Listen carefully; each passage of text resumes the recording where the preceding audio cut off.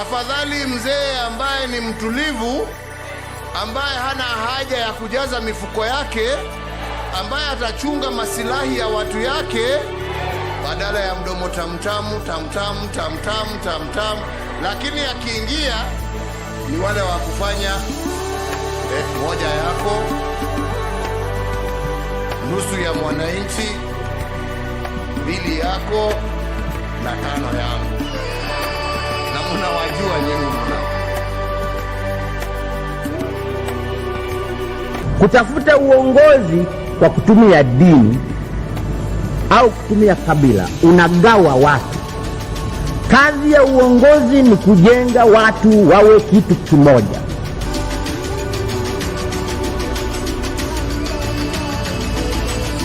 The 2.2 billion has been spent in the office of the president and State House between July and September. If you do that calculation, it means that we spend in that office 23 million per day and 1 million per hour. That cannot be sustainable.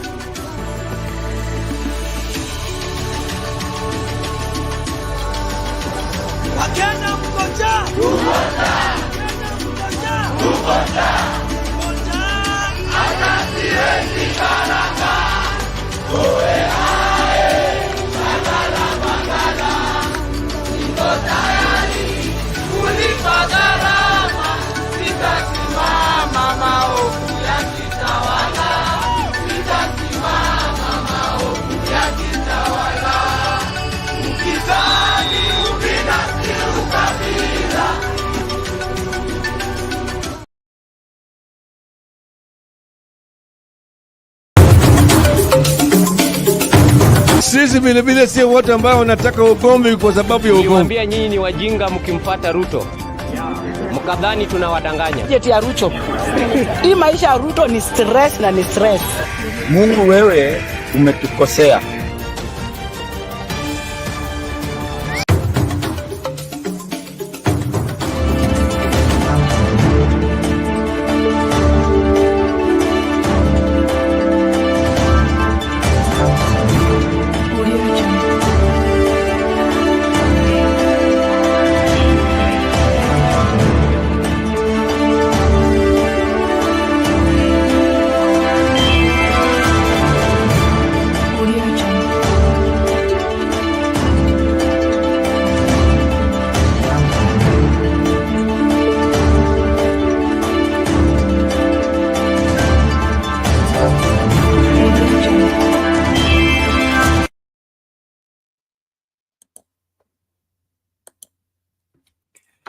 Good evening, ladies and gentlemen. We're glad you're watching. Thank you so much for making time to join us. This is Sound Candid Talk Open Forum Political Discussion Show, the show that gives you an opportunity to air what you feel and think about the latest development on our political front. Well, today was the third, and is it third or second State of the Nation address by William Ruto in Parliament, and it had its own hits and misses. One of the things that stood out in the address was the cancellation of the Adani deals after the Adani Group of companies were indicted in the United States of America for their bribery cases. Now, this is after months of outcry by the Kenyan people on how bad the Adani deal smells in the ears and in the fears of all Kenyans. It is a positive move, and I believe Kenyans are happy with the move to some degree. But suspicion cannot just be laid to rest. And so questions are being raised. Must the world indict somebody for there to be confirmation of the suspicious way of dealing? Must William Ruto and team wait for somebody to be indicted elsewhere before they know this is a wrong deal. Remember the speeches and counter speeches that we've been treated to in defense of the Adani deals by the Ruto administration, in how they have gone all around showing Kenyans on how uninformed Kenyans are, and they are the only ones that know what is good for this country. Well, it is proving that our administration under William Ruto is not fit to be in office, because they cannot tell anything until the rest of the world arrest the thing for them. This leaves a rotten egg in our face as a country and in its leadership, because what they call due diligence, it was due diligence to cover up, not due diligence to find the facts that surround this deal and be able to make an informed decision. It was all an endeavor to try and get away with all the excesses and all the bad things that were coming forth by reason of this agreement. Well, tonight, as we explore this particular discussion, I invite your input from wherever you are. Please make sure that you don't watch the show alone. Invite somebody so that we can all gang up and make a difference by reason of exploring all these issues surrounding the Adani and how the Adani takeover of Kenya would have landed us into misery and more misery. Now, this also begs the question, are we now safe or the fight continues? One of the things that bear mentioning is the response of the members of parliament to the declaration of the cancellation of the Adani deal. I find it very, very disturbing that members of parliament are celebrating, and they were part and parcel of all that is going wrong with this great country. What kind of people did we vote for to be our representatives in the parliament? Must they always swing and dance to what the executive says? That's also something we need to consider even as we start the conversation. Please make sure that you're on the forefront to be part and parcel of the conversation. The link to use to get in the studio is already in the comment section. Click on it, allow StreamYard to configure for you the camera as well as the audio, and you will be in this space for us to get talking. I salute everybody who is joining on TikTok, on Facebook, and on YouTube. Thank you so much for making it at Sound Candy Talk. Please, let's share the link widely, get more people to join. And if you're not a subscriber, please subscribe, turn on the notification bell to be sure that anytime we come on with this kind of show, you will be notified and you won't miss out at all. Sammy Costa, welcome to the show. Thank you for being here. Green, welcome to the show. Thank you for being here. Okay, M&A, welcome to the show. Thank you. Freedom, welcome to the show. Appreciate your presence. William Adilo, welcome to the show. Thank you for being here. Tunim Hamoud 77, welcome to the show. Our PS to Nani Huyu Gitonga, karibu kwa show. Asante kwa kuwai. Innocent Obiri, karibu kwa show. Asante kwa kufika. Favor, welcome to the show. Favored also, welcome to the show. I don't know whether it's one of the same person, but no problem. Let's get going. Appreciate everyone as you join. Please, we are live on Facebook on Ngozi and Bernard. The other channel has an issue. We'll just share the link there. But we want to salute everybody. We are also live on TikTok. Please, the TikTokers, let's be on the forefront. Like the video, share the live, get more people to come in and be part of the great conversation. Shadrach, welcome to the show. Thank you for arriving in good time. Apologies, we came in a bit late. There was a lot of clearance in order for us to be able to get this running without issues. And so we believe we'll have a great time as we explore what is at hand and what Kenyans need to double into their effort to fight for a more fair and more favorable Kenya for all Kenyans. It is great to engage with you. Please, I salute everyone who is joining. And let's start with that main story of the cancellation of the Adani deal.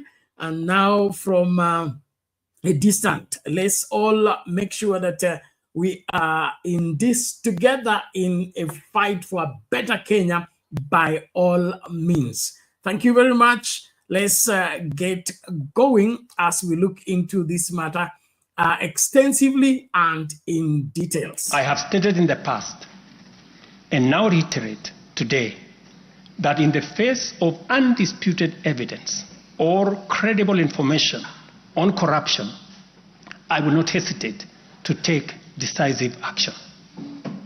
Accordingly, I now direct, in furtherance of the principles enshrined in Article 10 of the Constitution on transparency and accountability, and based on new information provided by investigative agencies and partner nations, that the procuring agencies within the Ministry of Transport and the Ministry of Energy and Petroleum immediately cancel the ongoing procurement process for the JKIA expansion public-private partnership transaction.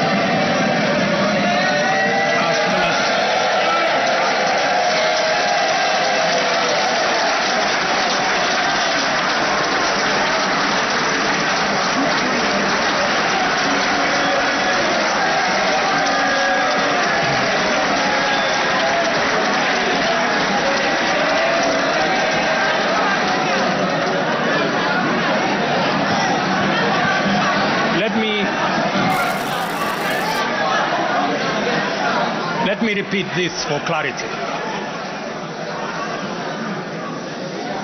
I have said that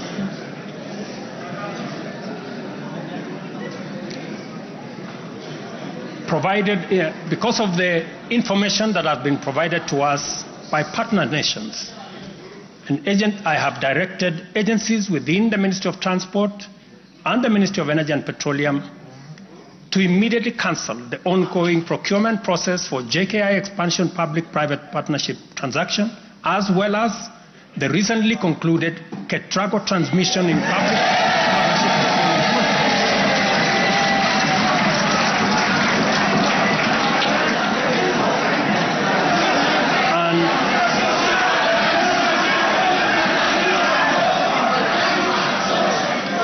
And immediately commence the process of onboarding alternative partners, because these are important projects.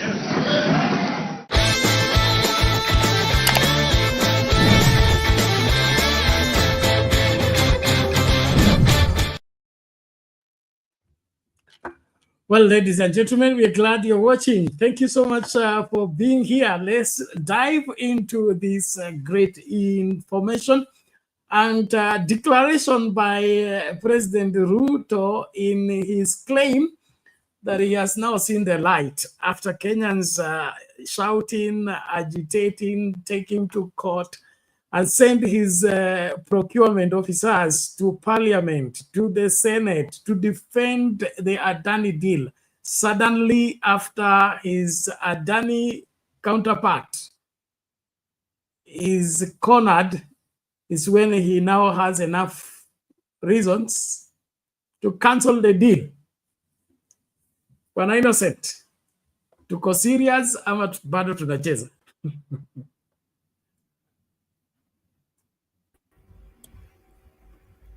Ametenda maajabu na siwezi kueleza. Siwezi kueleza. Hallelujah. Siwezi kueleza. Amefanya maajabu na siwezi kueleza. Amefanya maajabu. Hallelujah. Bernard, I just want to thank God because Kenyans have Bernard, habari yako lakini? Niko mzima, nashukuru, karibu. You look good, you smile well, and you seem to be the PS, a new PS. for the sound candidates too. Ama ni CS wa vitu zenye zinaanguka zenye tumeanguka nazo. Sasa sisi track mpende msipende, Adani ameenda. You know, Bernard, we prayed, we've confessed, we have pulled down all the strongholds, we have gone to Mandamano, we have carried banners, people have died, but at long last, things are happening, and we are seeing one by one, things are happening. And I don't know where to start from, but we had this thing yesterday when we had our normal debate, and we said, let's wait and see what cometh forth. And here we are. Freedom is coming. Freedom is here. And we can really enjoy. Bernard, we were here together last time saying that why could they even give billionaires, Kenyan billionaires, to do this work instead of giving it to these guys who are supposed to take it for 30 years. 30 years. Bernard, mtu wa 30 years ashaoa. Na maybe ana watoto, hata mtoto mwenye akona maybe miaka 4, 5, 6 huko. Yani imagine for 30 years, hii tenda tungepatiana mtu ni kama angekuwa naye, yani aoe, akuwe na mtoto hata ashaanza shule na bado hiyo tenda haijaisha. That is how far we could have waited. Bada Mungu ni nani? And that's why I have sung that song. God ametenda maajabu mpaka hatuwezi kueleza. Indeed, God is faithful. Bernard, I have a lot today to say, a lot to say. But I'll just do it in portions so that I don't finish everything. Bernard, I'll start with one guy who tweeted called Wanjala Makanda. And I looked at this, I looked at his post, and I could not believe what I was reading, and I didn't even want to associate it with anything. I thought it ni wale watu wa bloggers. I've sent it to you so that you can look at it. Ama you can put it for people to see what he what he said. And alikuwa amesema there is something which is going on, Bernard. And very soon, about the Adani, what will happen?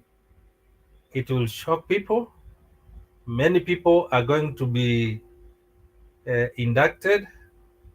Watu wengi wataingishwa kwa hii mtego, na inaweza hata kuharibia Raila Odinga his bid ya AU. I looked at it na nikashanga, okay. Nikanyamaza, okay, sikujua, nikafikiri ni wale tu watu wa Bogo. Akasema, you wait for 1 or 2 weeks, you will see what will happen. And indeed, Bernard, this is what you've seen. Within those 2 weeks, he prophesied, he said, here we are. Adani is out. Now, Bernard, let me start from this point of view. My GNCs, just imagine, just one indictment from UK made William Ruto to cancel the tender. Just one indictment. Kakitu tu kadogo walisema tu hivyo, akasema this guy wamefanya corruption ati nini, and he was able to cancel. And exactly these are some of the things that the agencies were giving, and he could not cancel it. Paka wakasema sincerely if you are forcing it on our throat, tutaenda airport. Na akasema occupy airport. I remember people went to the airport, wakaenda wengine wakashindwa kuingia, but some of them even took Ubers na taxis, wakaenda wakaingia ndani. That is how far Kenyans were willing to go, mpaka walionekana huko ndani kusema please cancel this. That is number one. Number two, Bernard, I could see wakina Mudavadi, wakina Mutua, yani supporting this Adani deal. Ati hakuna nini. They said a lot of things. Bernard, I remember you. I know you know what they said. Number three, Bernard, my own man whom I have supported for so long, Raila Odinga. And I said here in this nikasema, please go slow, Mr. Raila. Usianze kuingilia maneno zingine mingi hata kama unajua. Na nikasema tuwache niwache, since maybe akiongeanga kuna kitu inakuja inatokea baadaye nikaacha. But you see, it has soiled him. And one of the things, Bernard, I'm seeing here, number one, the 4 experts which were donated to this government, walipatiwa some of these they were given some of these vacancies, CSs, like Opio Wandai, Nabadi. And I'm surprised that today, not today, yesterday, because tushafika a new day, that Opio Wandai alikuwa kwa committee still supporting the bill, yani the Adani deal ama the agreement, na akasema itaendelea, while the president has already written hiyo message yake yenye alikuwa ameenda kuongea kwa parliament cancel the tender. So I am wondering whether this government is working together, because if they knew that the president was going to cancel this tender, there is no way wangewacha Opio Wandai aende kwa committee, aende kuendelea kusupport the ongoing projects of Adani. So there are things, Bernard, I want to speak. There are so many, but I just want to start with my introductory kusema kuna watu wanachezwa hapa. Raila asipoona vizuri from that thing nimekutumia, wasipoona vizuri, this is going to bring Raila down, because it was mentioned, wanakasema ati wasipoangalia vizuri maybe walikuwa wanataka kutumia Raila ndio aongelee alafu waweko ndani, and they are going to give now wanaenda kutuma, how do you call it, ile ya kukataza mtu kuingia hata countries, inaitongaje? There is a word inaenda kidogo, but Raila ni kama anaenda kukatazwa. If he is going to take the AU seat and he cannot be allowed to move outside Africa ama to move within countries, then hatakuwa AU chairman mwenye anatakikana, and that is one of the things yenye inaenda kumwangusha, which that guy was saying. So ni kama Raila was soiled in this, the experts are being so soiled in this, but we thank God that Kenyans are the happy people. Let me stop there, Bernard. I have a lot to say. Okay. Thank you for the good start and good observation. But I wonder how the link between Raila AU seat and the indictment of the Adani Group. What is the link? The link is because from the information which was sent by the US to Kenya, telling Ruto to cancel, imesema vizuri that now they should start investigation. All the people who are involved, who bears the greatest responsibility on this, lazima waanze kukuwa investigated. And all the people who have supported this, they are capable of it. And one of the person who supported it na akasema ashaenda paka India was Raila Odinga. And it's one of the thing that imementioniwa hapa, wakasema ni kama ilikuwa nika game wanaplayia Raila so that he can support it, na kisha support ndiye aende kuangushwa. Na sipoona vizuri, these are the things they are going to use now, start now kukampenia huko nje. So it was mentioned before it was done. It might be one of the reasons yenye itangusha Raila, because they are going to use it. It's written there.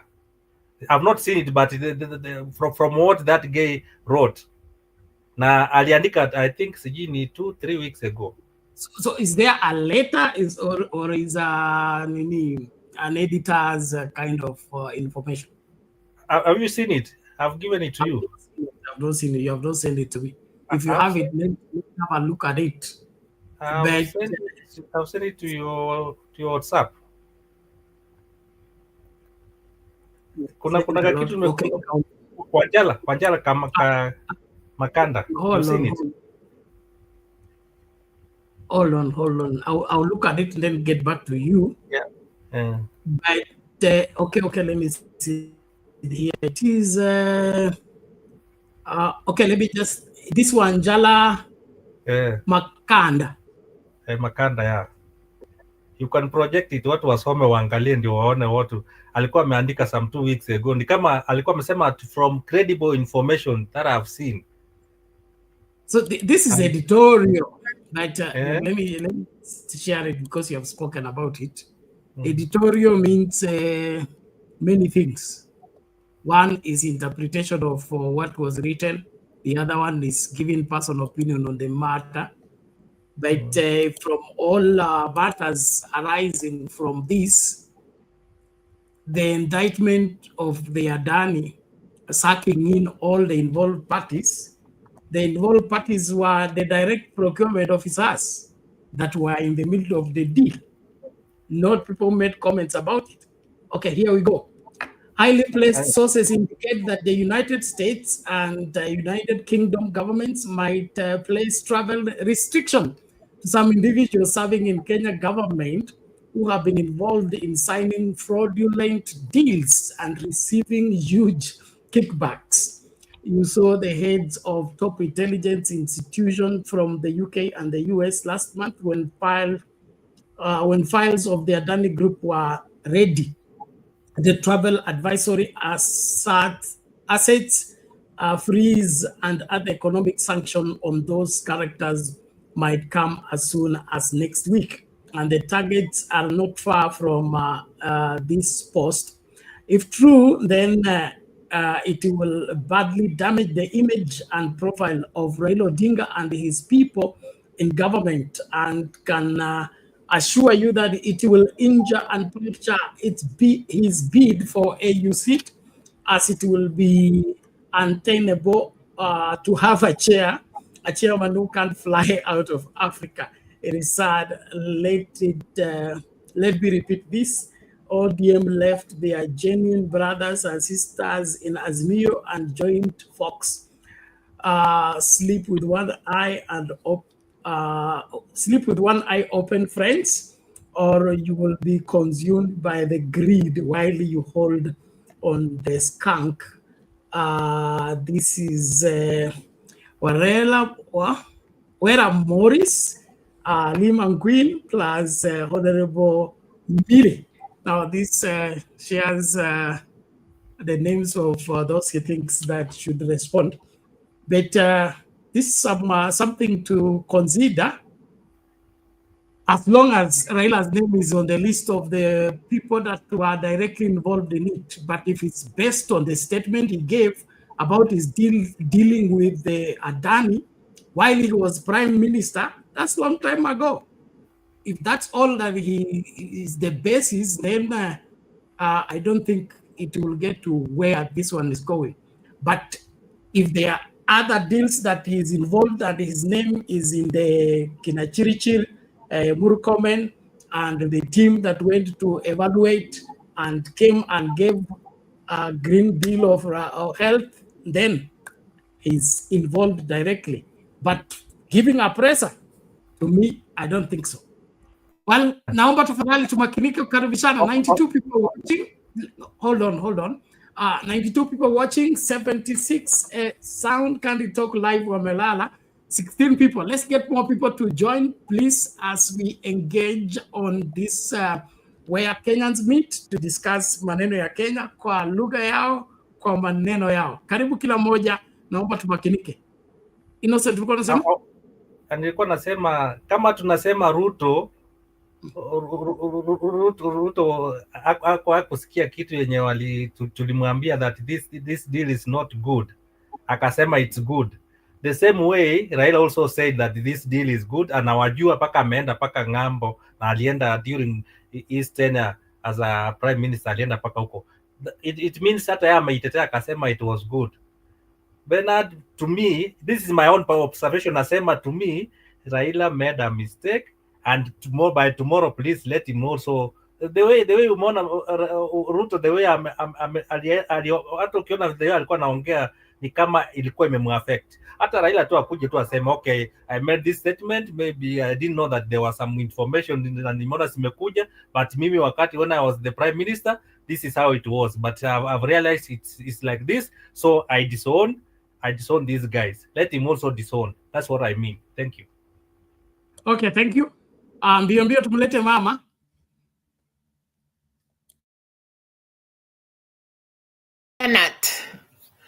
Ingetaka mambo naona imechacha, naona Kip ako hapa, naona Innocent leo ameongea kabisa. And again Bernard, nafikiria ukitafuta ile statement baba alisema, so that we can be clear.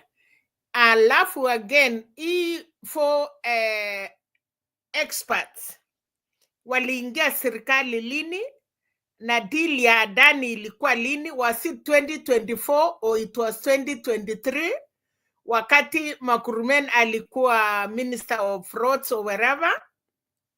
Na walisema wameenda sana. So one, I don't want to defend anybody. Nikikumbuka baba alisema the Adani, the company, alijua, akusema the real person. Unaweza sema kitu. And again, kuna watu wamesema kwa sababu US wako na Ruto ndio wamemforce a withdraw, but my main reason is this. Hata wakati niliona members of parliament wamefurahi, wamesimama, is that now after deny, na tulikuwa tunaambiwa 30 years, na tulikuwa tunaambiwa kuna consequences ya kwamba mkisign deal and then you fall out, what will happen to Kenya? So for me, I want to say baada ya kujua mtu ni mwisi, na kwa sababu Kenya walikuwa wamekimbilia, now the US, United Kingdom, ile imefanyika hapa kwetu, ile watu ya serikali ya US walimpatia contract na waka cancel. Are they victims? Ama Kenya tu wakati amepatiwa na imekansoliwa, those are the victims. We need to see this thing sana. Ya pili, my brother Innocent anasema ita affect Raila kwa mambo ya OAU seat. Kwani hii kiti ilikuwa na nini penalty? Hii ni mimba gani hii ati sasa ikikusa kitu itakuwa miscarriage? Haikushika mimba vizuri? Ama ni ile daktari aliwekelea akasema mama asisimame, akuwe bed rest, kwa sababu akitoka kwa kitanda hiyo mimba inatoka?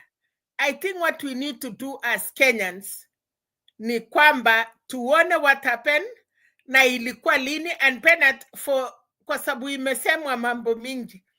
For me, I want to know when the deal was there, ilianza lini, who was the PS on that time.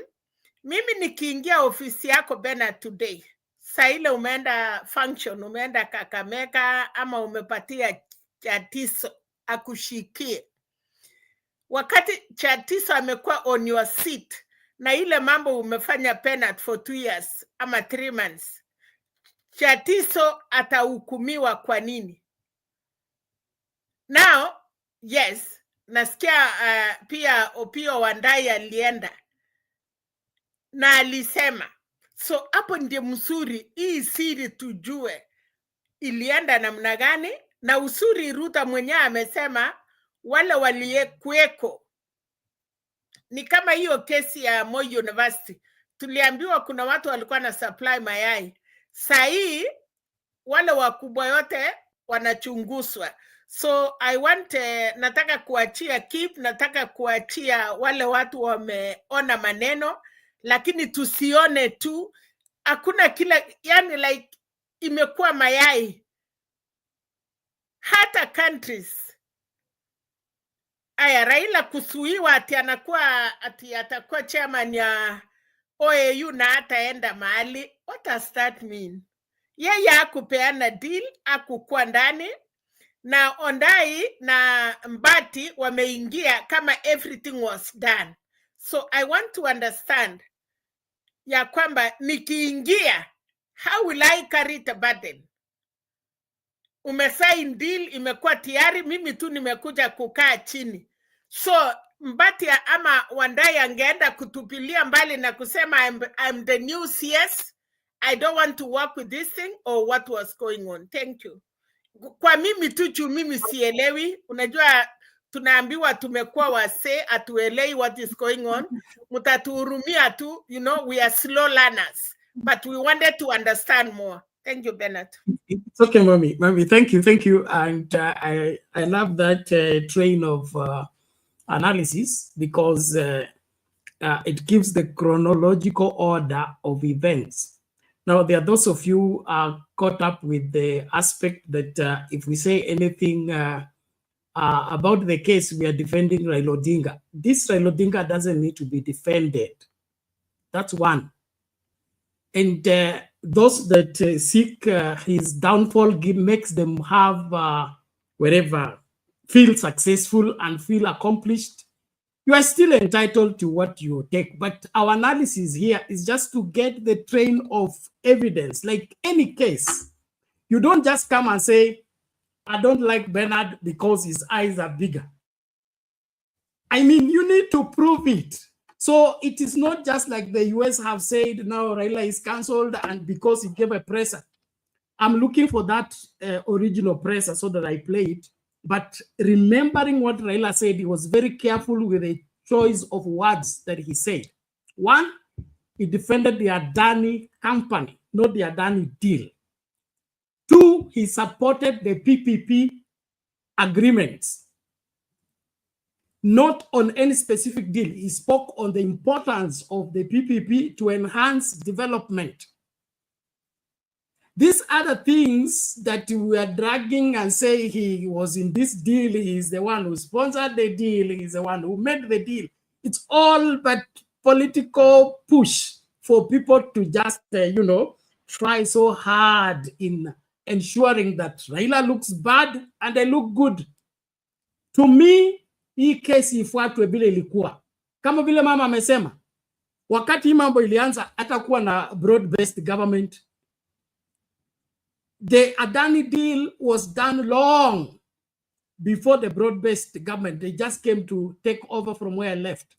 And Wandai's speech, that is cabinet stand. If the cabinet has taken a stand, there is what is called collective responsibility. You report what is there until there is fresh communication on the same. So let's not be so caught up into our sentimental attachment to some hate or some rumors somewhere, not to judge matters for what they are. So let's follow everything for what they are, place responsibility where it belongs accurately, without ulterior motive. Thank you. Shortly before people comes in, let's just play one video, then flow from there. Where are we? Here we go. Sorry, there is a video here. Okay.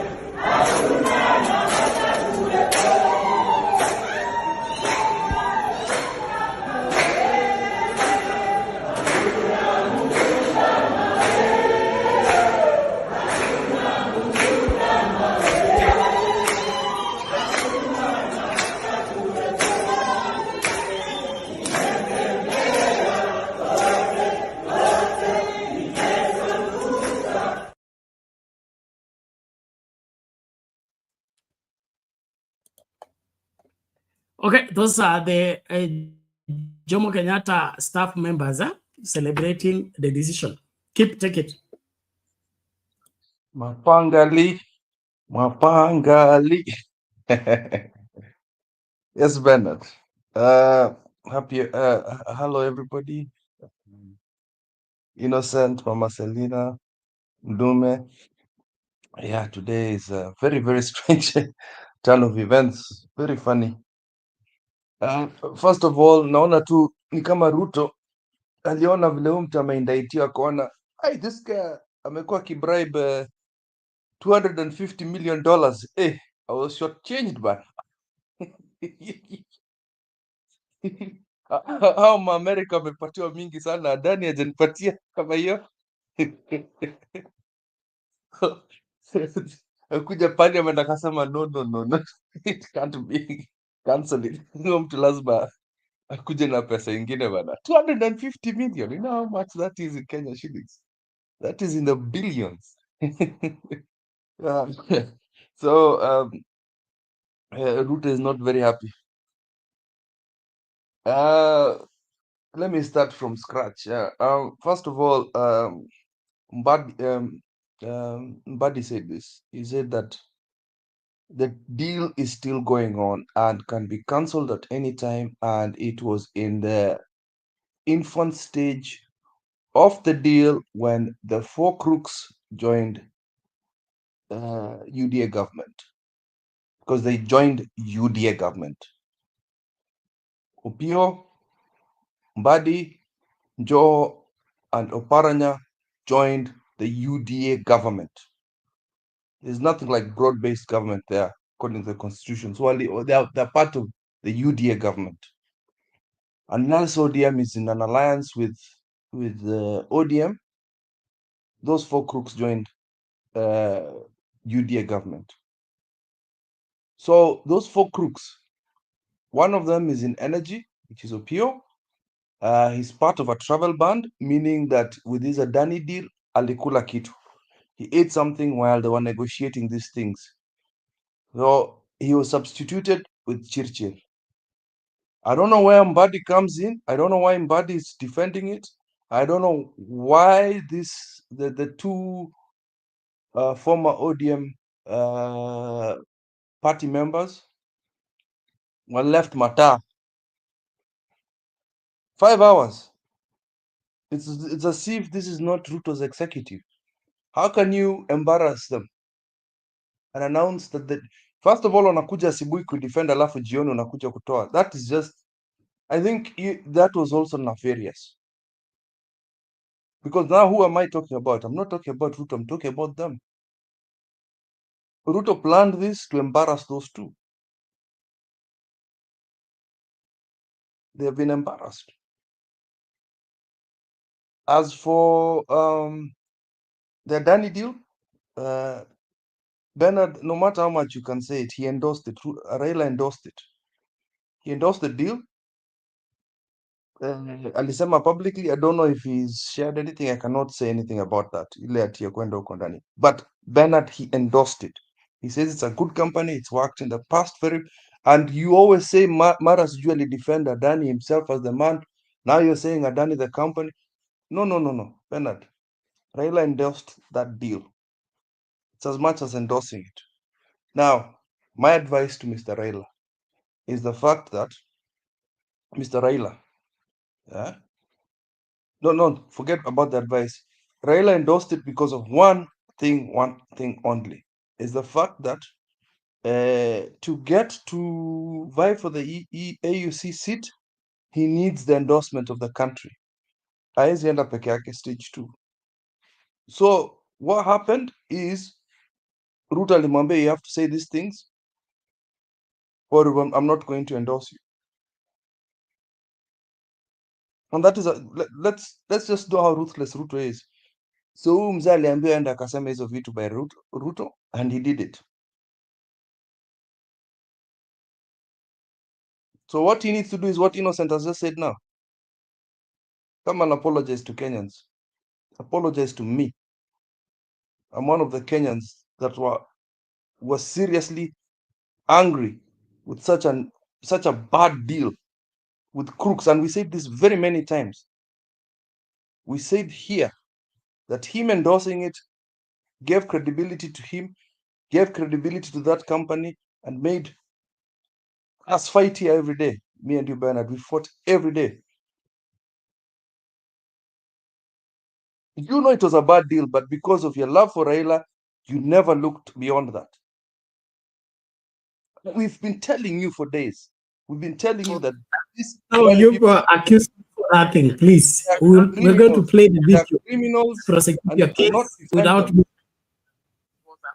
I'm not defending anybody. Me, I search for the truth. I want the truth, not somebody to be implicated for what he did not do, to be blamed for what he's not responsible for. Kazi yangu, he did not endorse the deal. He spoke well about Adani as a company and endorsed the PPP agreement between government and private in accelerating development. As who? As who? As what? As who? He said, what do you mean as who? Yeah, who told him to endorse it? As who? Hey, he was told to endorse it. He did not endorse Yeah, the who deal. told him to come there? Who the hell does he think he's to come and endorse it? Agreement and said it started during Kibaki's time and it was in the works, the expansion. And what does Adani got to do with it, Bernard? What does Adani got to do with Kibaki time? What do you mean? Yeah, the PPP. Yeah, you said the PPP. What does Adani got to do with the PPT?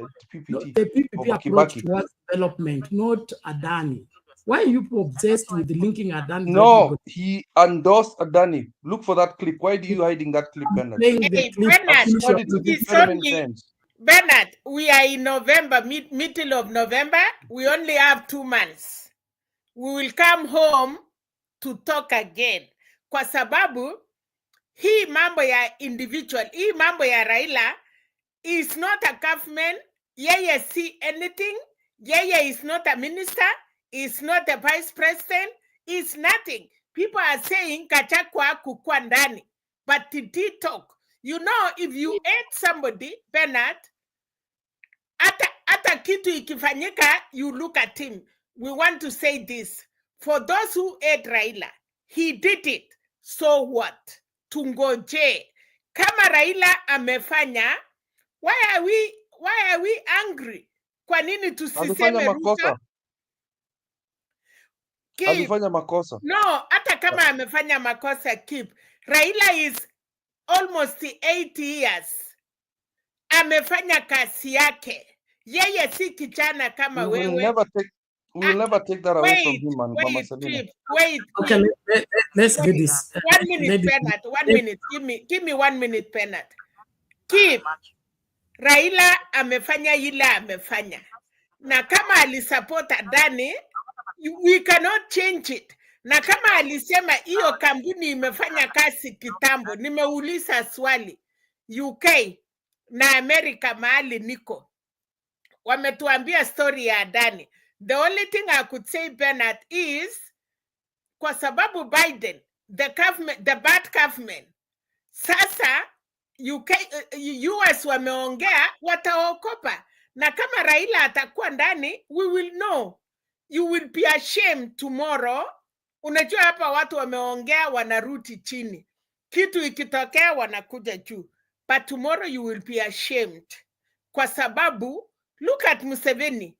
Hii mambo ya inchi ya country. Nobody will come and interfere in your internal affairs. But my thinking is, keep. We are talking of Raila from Monday through the whole year, every year, as our life. Tomorrow when Raila is not there, who are you going to talk to? Mbati, Wandai, they went in kama PS. Na walipata mambo imeendelea. Nimeuliza swali rahisi Penat. Even this skip. Ukienda ofisi ya mtu na ukute, unaenda kutupa ile mambo ulikuta Penat, or you are the handover. Niki handover ofisi. If you hand over to office to me, Penat, nitakwambia hii mambo umeniandia over ni mbaya, or I will continue with it. Ifike mahali imefika.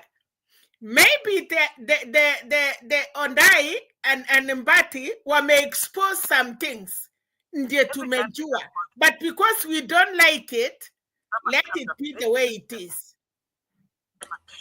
Now, Mami, let that rest there. I really want us to have a conversation that is moving forward and not to be recurring, going backward 10 steps and forward 1 step. Let the chips fall where they fall. I'll wait for my next turn then. Let the chips fall where they fall in all these issues. I gave a noting on something on our group. I said, I don't believe in make-believe stories, because make-believe stories will always tax you to keep them going. And when you run short of what to substantiate about the stories, you twist it or you change the goalpost. I have been in this public life for ages, and one thing is sure, that if something doesn't involve me, I wait for the final verdict. I don't make the story, I don't create the story, I don't even sponsor the story. I just let the players play, because the outcome is sure and the players are known. That is how I go about everything. But this aspect of trying to force something, it has to be like this, because this has to be, we have to make it look like this. Your case is financial. And I don't appreciate when it's being done. That's all I'm saying. You can be right, you can be wrong. Raila can be right and can be wrong. And it is in his right. It is right for somebody to be wrong. It's a right to be wrong. It's a right to be wrong. So this aspect of making somebody's wrong to be more wrong than every other person is wrong.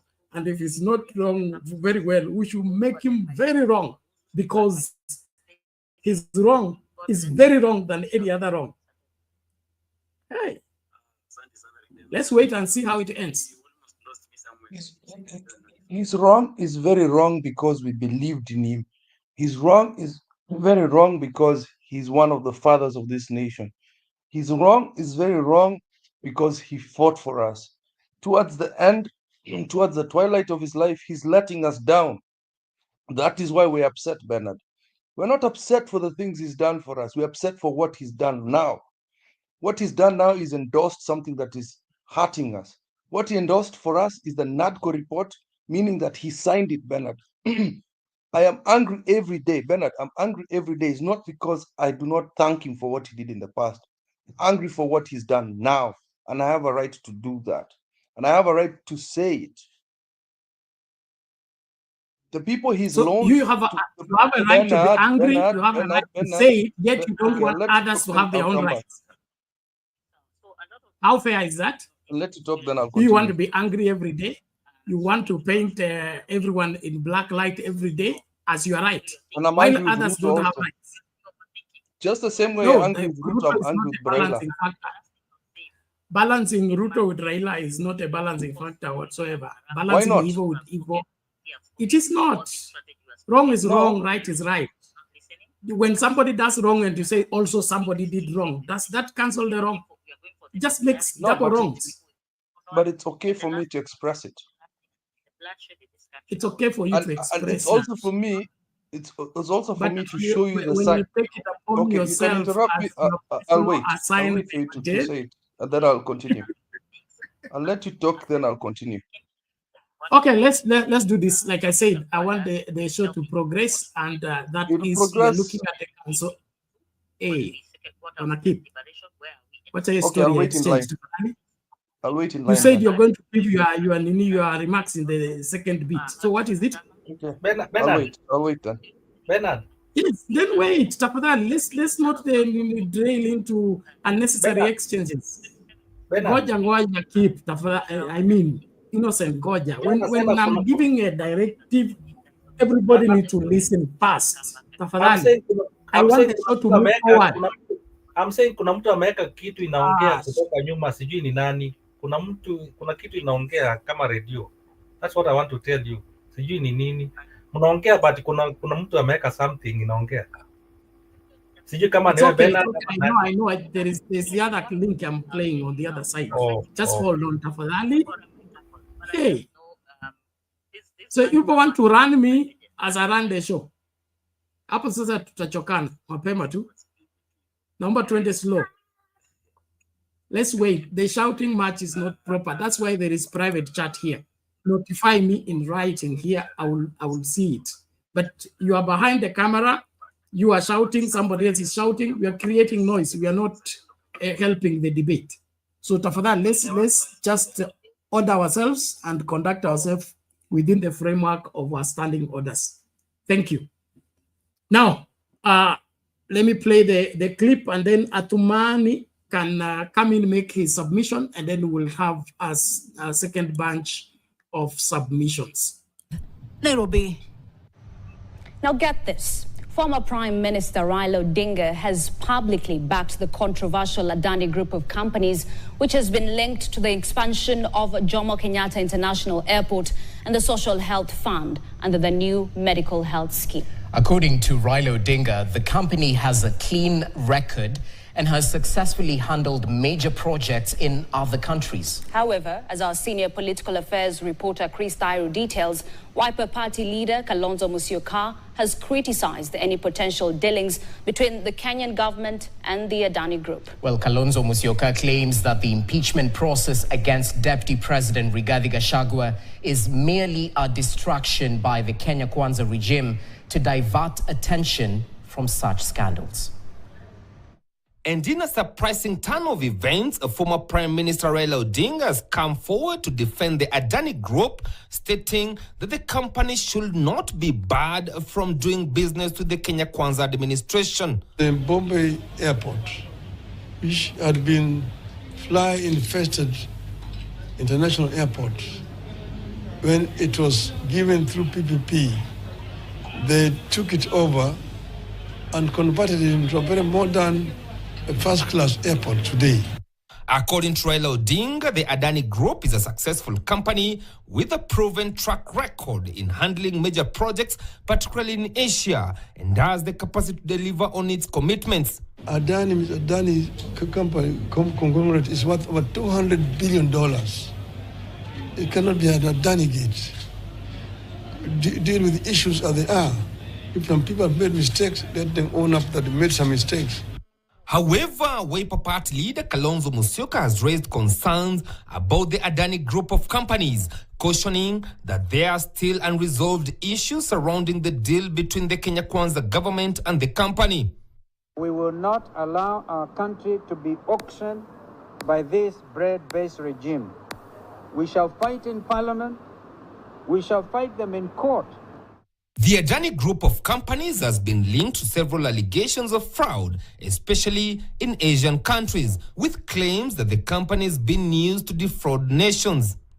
I urge all agencies concerned to address all the concerns raised by Kenyans on these projects and ensure that we do not spook foreign capital away from the Kenyan economy. Already, several activists have moved to court seeking judicial intervention to block any dealings between the Kenya Kwanza administration and the Adani Group of companies until public participation is conducted. Chris Thairo, KTN News, Nairobi. To security matters now, where a section of Tana River Muslim religious leaders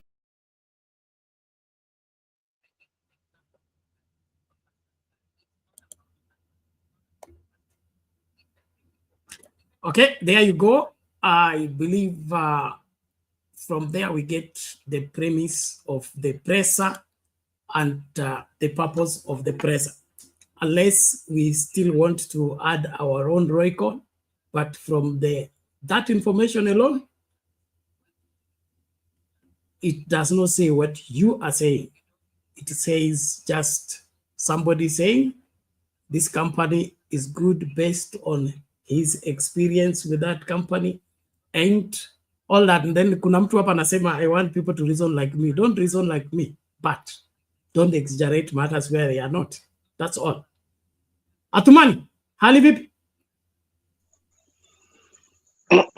Safi sana ndugu yangu Bernard. Na kupata huko pande huu. Kumbe wewe umegeuka basi. Karibu lakini. Sijageuka. Unajua hii nimebadilisha simu nyingine, ile nyingine imeniletea moshkili kiasi. Na nikaona ni ngangane nipate kuzungumza mawili matatu. Ndio maana unaona kuna tofauti wa majina, but ni msimamo kama kawaida.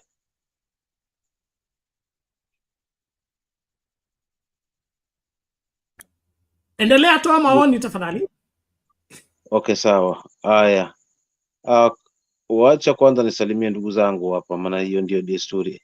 Innocent mama yetu. Pokea zangu ndugu yangu hapo, mdogo wangu Kipu na wengine wote upande wa pili kule wakiongozwa na Tune, upande wa comment section na wengine. Mimi yangu ni hivi. Huu mjadala mnazungumza hapa. Lawama inafungamana na jinsi maneno ya meenda. So kiupande wangu mimi naweza sema hakuna lawama, pia upande wa mzee kidogo. Unajua hakuna sio kuwa na kosa, lakini haimaanishi kwamba kutenda kosa ndio kutenda kosa si kosa, kurejelea makosa ndio kosa. So kwa hilo pekine labda, lakini kina mambo fulani ambayo kikweli hayakwenda sawa. Maana kama ulivyocheza hii, nikimtazamo wangu alikuwa anajaribu kuionyesha kwamba hii ni sawa, haina shida, lakini baadaye unasema kwamba haina shida. So vitu kama hivyo kidogo vina utata. Pili, kama ni jambo ambalo lilikuwa limeanzwa kitambo, basi angejiingiza kwenye hii ngoma hii, angeacha tu ama akapinga.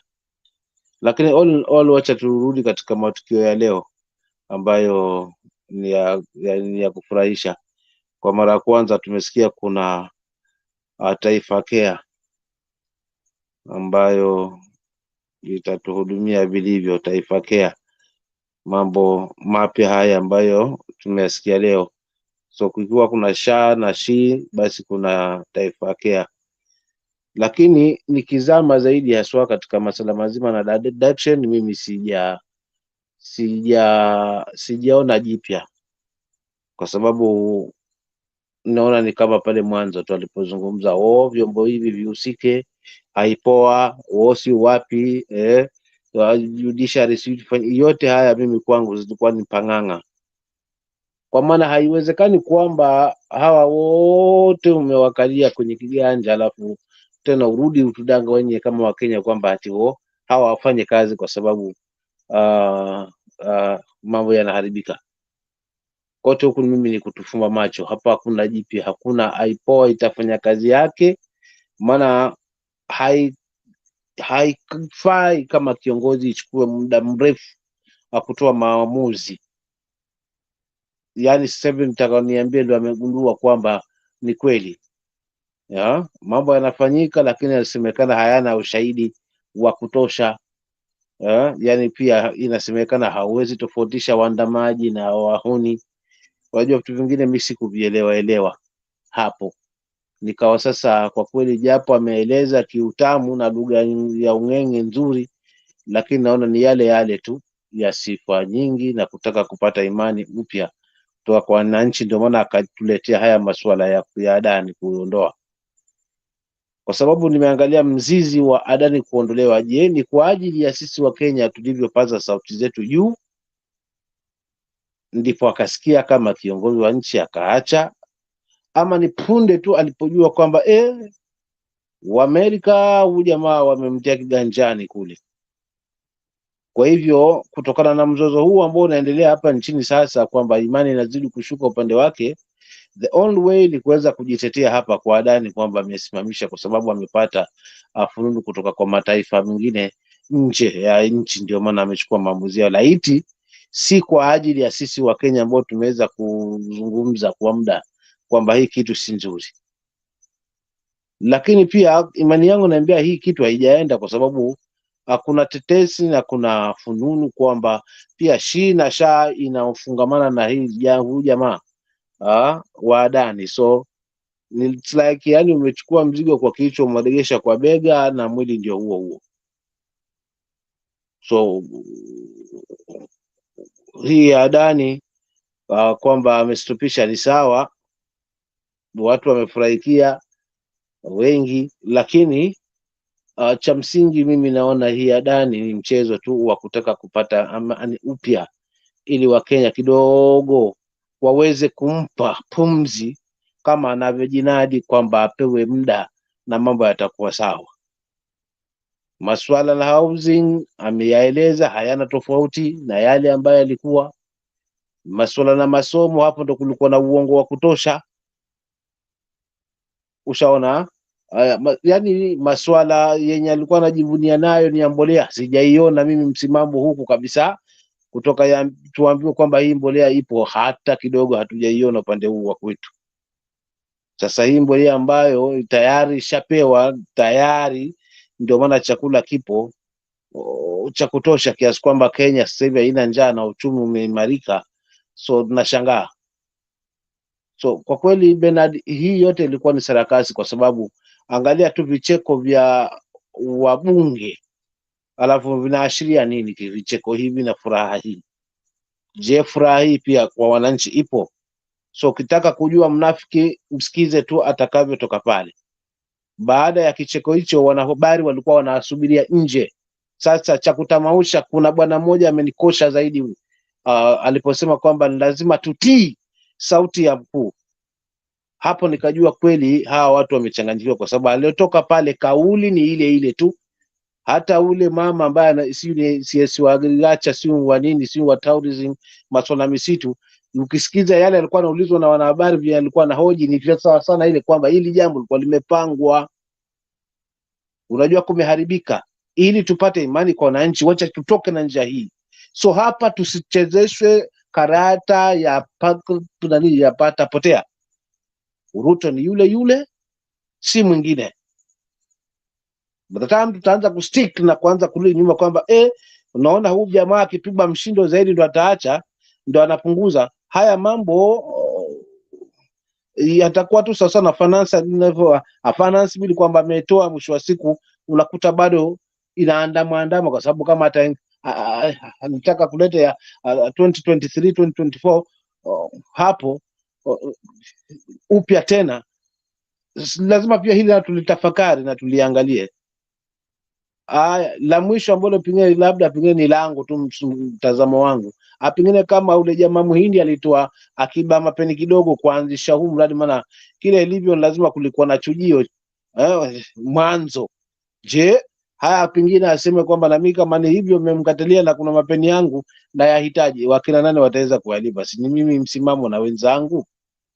So kwa kweli hakuna haja ya kumwamini huyu jamaa, kwa sababu kila anakitafuta ni at least angalau Wakenya wawe na imani na wawe na subira, kama ndilo lengo haswa la mkutano huu wa leo pale parliament. Wakenya wawe na subira kidogo, wampe muda, maana anajua kwa kadri ya mambo yanavyochemka hivi siku zake yani ni kidogo tu, na amani pia hana katika nafsi. So kile wanafanya hawa political class ni kutafuta njia ambayo kidogo tutakuwa na imani hapo. But kwangu mimi sioni jipya, na tusijaribu kuamini huyu jamaa kwa aina moja la nyingine. Bado tubaki msimamo wetu ni ule ule. If we do need good governance, Ruto must go. Aende pamoja na watu wake, kwa sababu tayari ndani ya miaka miwili hakuna ambacho pengine ni tofauti. Hii panganga hii ni panganga kawaida tu. Ndio hiyo, na nitaachia hapo mimi Bernard. Asante. Okay, thank you, Msimamo. A good outlook indeed, and I think it's Ruto's strategy to create problems and pretend to be solving them so that he can endear himself to Kenyans. If you follow the track record of unga ipande alafu iteremshwe dola ifike mpaka 60 alafu inject in irudi chini useme nimefanya kazi mpaka imeteremka. So the livelihood of Kenyans is least affected by the performance of the Ruto administration, because his performance is not a delivery. It is actually an acting that wants to create a public image of a hard-working person when there is not much work taking place, especially in securing the livelihood of the masses. And if there is anything that we need to focus on is that, where is the Ruto performance in the day-to-day lives of Kenyans? How much people have, okay, we have what we call people moving from slum to middle class and things like that. What's happening now when you look generally in the country? Are people moving from Kayole to Kibra, City Cotton, and the other slums, or people are moving from the slum to Kayole and other parts? So if the migration is downwards, then it's not bottom up, it is up bottom. And, Bernard, yes. I want to add something. Kindly allow me to add something. Nilikuwa nataka kuongezea hapa. Kwa nini nasema hii kitu mimi sikuwa na imani na, yani sikuiamini. Yeye amesema sekta ya elimu imeimarika zaidi. Kwanza kaajiri walimu wa kutosha tofauti na wenzake. So tukijiuliza kama sekta ya elimu imeimarika zaidi, hapo ndo tutapata jibu. Je, imeimarika kikweli kiasi kwamba tuamini? Na hiyo ndo imebeba ujumbe wangu, yani uzito wangu wote, kwa sababu the way ameweza kuieleza ni uongo mtupu. The way amejaribu kuipaka mafuta na kuinadi, sivyo ilivyo. Sekta ya elimu ndo kwanza ndio imedhurura kabisa, ikifuatwa na afya ndo imedhurura kabisa.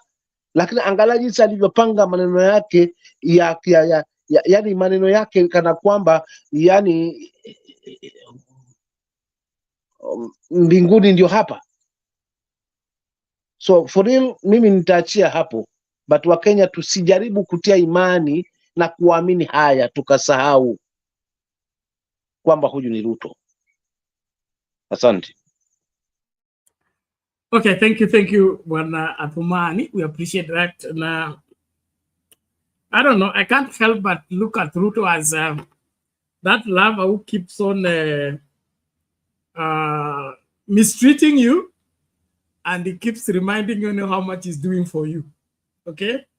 Anakukosea adabu na kila kitu, kiambia mimi nakulipianga rent, mimi nakununulia chakula, mimi nakununulia nguo.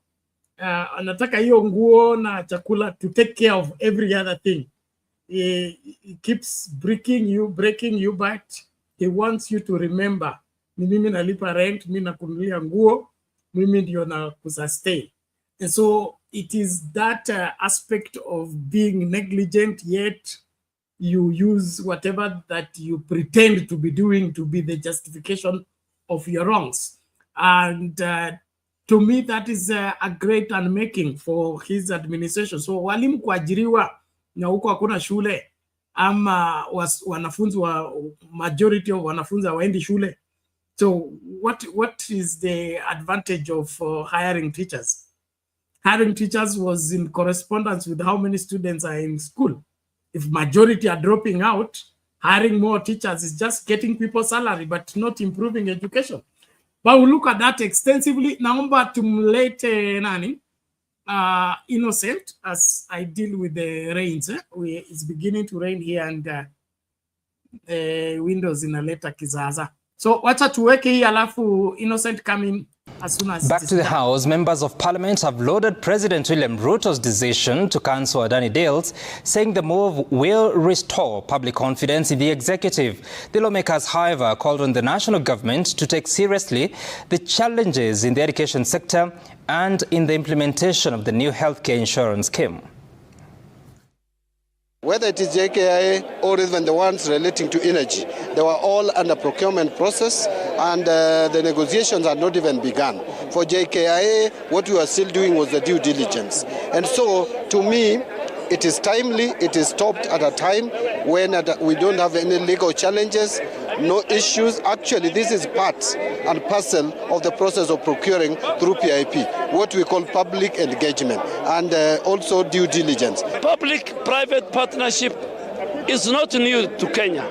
The SGR, the Express Highway, majority of our power producers are on PPP. So we can still go back, do due diligence, get a reputable firm, because we must fix our airport. From day one, the Adani deals were suspect. The Adani deals were wrongly placed, wrongly centered, and wrongly oriented. And therefore, what the president has done is to be accountable to the concerns of the people of Kenya. President Ruto is coming out as a listening president, and this administration is changing the way they engage with the members of the public. Takeaway is the issue of Adani. I think that the issue of Adani has been a very major thorn in the flesh of Kenyans in the context of public trust and the contact that we have seen with JKIA and the fears that were there. The moment Adani has been indicted in America, it technically means that Adani cannot continue dealing with Kenya. We should also extend to health, because we are aware that Adani was engaged in other public-private partnership. Tukianzia hii ya Adani, Rais ameonyesha Wakenya kwamba nimesikia sauti zenu, hii maneno ya Adani yote tuyafutilia mbali. The state of the nation is as follows. Kenyans are hungry, Kenyans are broke, children and the education system is broken. With a very low inflation of 2.7% is a big indicator of our economic growth. With a GDP of 5.6%, it's also a big indicator of economic growth. And I want to appreciate him for mentioning increment in agricultural production.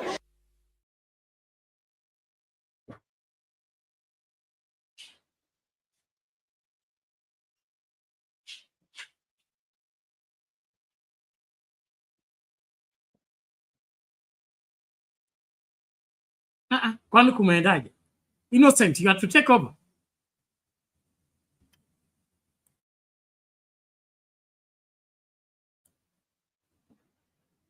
Innocent, are you still there?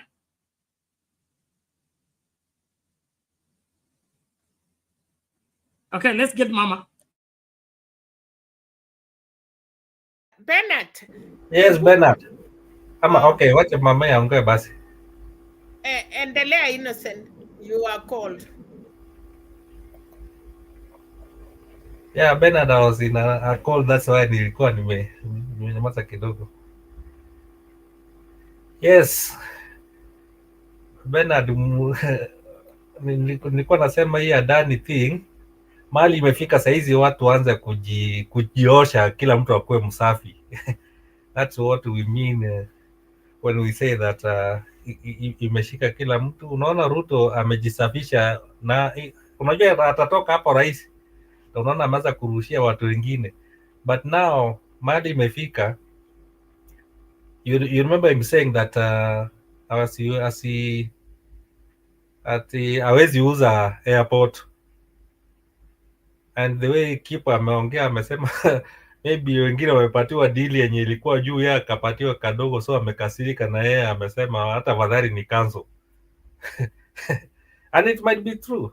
Now let me comment something about what people are saying about Gachagua. Gachagua aliongea, ukiona during his interviews kwa TV, na that is one of the thing yenye ilifanya akakuwa impeached. Aliulizwa maneno ya Adani na akasema mimi Adani hata sijuangi story yake. So na akaambiwa support, na akasema we support kitu ajui, so ata support nini? So Gachagua didn't know the deal ya Adani, alikuwa amefichwa. So you can see kuna watu walikuwa wanafanya vitu na wameficha, na alisema tu vizuri, hiyo clip iko especially ukiangalia hizi ma TV za Wakikuyu, sijui zinaitwagaje, Kameme, sijui nini. Kuna mahali alikuwa amekuwa interviewed na akasema ati aliulizwa a support na akakataa. So that is one of the thing yenye ilifanya. By the way, Gachagua kuna vitu zingine alikuwa na support zenye asikukuwa yani asikukuwa mzuri, zenye zilikuwa tumesema, and maybe that's why one of the thing yenye ilifanya akakuwa impeached. So let me continue, Bernard, from where I left. I was giving you some few things from the cancellation. Now let me go one by one. What I was saying about the experts, and nilisema these experts hata kama wameingia juzi na deal ilikuwa imekuwa signed. Innocent, just a moment, 1 minute. Okay. Abok Erastus Ondiek, when you log in, you allow StreamYard to configure for you the camera and the audio. You allow it to control it. If you don't, you will not be able to get on the screen and participate. So when you click on the link, it will ask you to control the microphone and the camera. Allow it to take the control and it will deliver you on the screen. You'll be able to participate. Thank you. I hope that helps. Innocent, go ahead. Yeah, nilikuwa nasema these experts wenye walipatiwa hata kama wameingia juzi, you know, one of the things we didn't want is them to join, but wakajoin na tukaacha vile walijoin. But you see now, and one of the thing yenye hata Kipu amesema na mimi kenye kinasemanga, they did not join as ODM, they joined as individuals. So maneno ya ODM inatoka wanakuwa kama individuals. So wakijoin kama individuals, this thing lazima tuongelee, na nilikuwa nawaambia last time that ikifika kama ni Oparanya, hata kama alikuwa ODM na kuna vitu alikuwa amefanya mbaya, lazima tuziongee, tuseme juu sasa they are not ODM, wameenda kama individual and they are going to join these people. So Opio, what I was saying today that kama waliingia huko na alikuwa anaenda ku defend the, you've said that Bernard alikuwa na defend this collective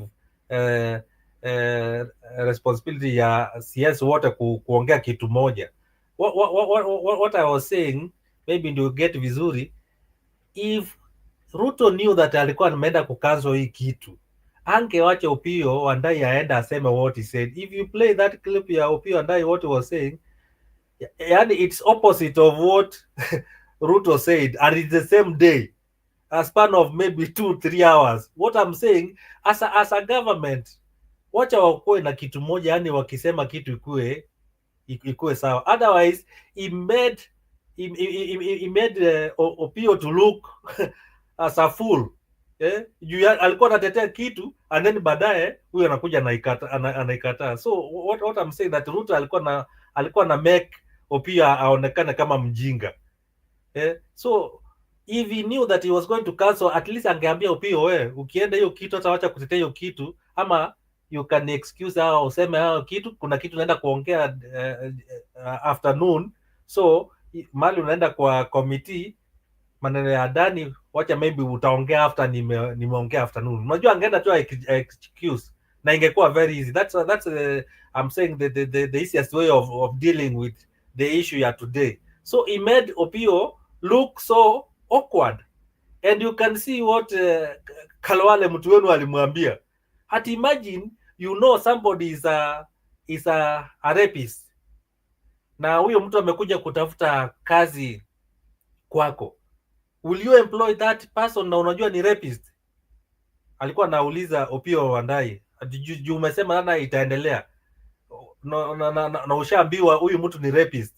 So since wewe hujaona kirepo watoto wako na unataka kumemploy akuje kufanya kazi kwako, you see, those are some of the questions zenye wanauliza, and those are the right questions. So wakina Opio Wandayi alishindwa kujibu, ama alikuwa still anaitetea, but you see now afterwards ndio unaona why one of the reasons MPs walikuwa wanafurahia kwa parliament. It's because they had heard what Opio had said. na some of them walikuwa I don't know whether uliona clip, yani uliona kuna mali walikuwa wameongea kwa WhatsApp. Unajua unaingia kwa WhatsApp unaanza kuambia Opio bana, wewe ulikuwa unasema nini? Walikuwa na muenjoy sasa. You know, they keep on enjoying one another. Atu unasema hivi na nini. So that's why in parliament they walikuwa na clap. They were very happy that tu waliambia huyu asiseme ama asitetei kitu na anaendelea. And hata Onyonga alikuwa ameambia Opio asifanye asiende kutetea kitu yenye ajui. So one of the thing like Kipu was saying, usitetee something yenye kama you are not sure of it. And why tunasema Raila alikuwa, I think alikuwa fixed.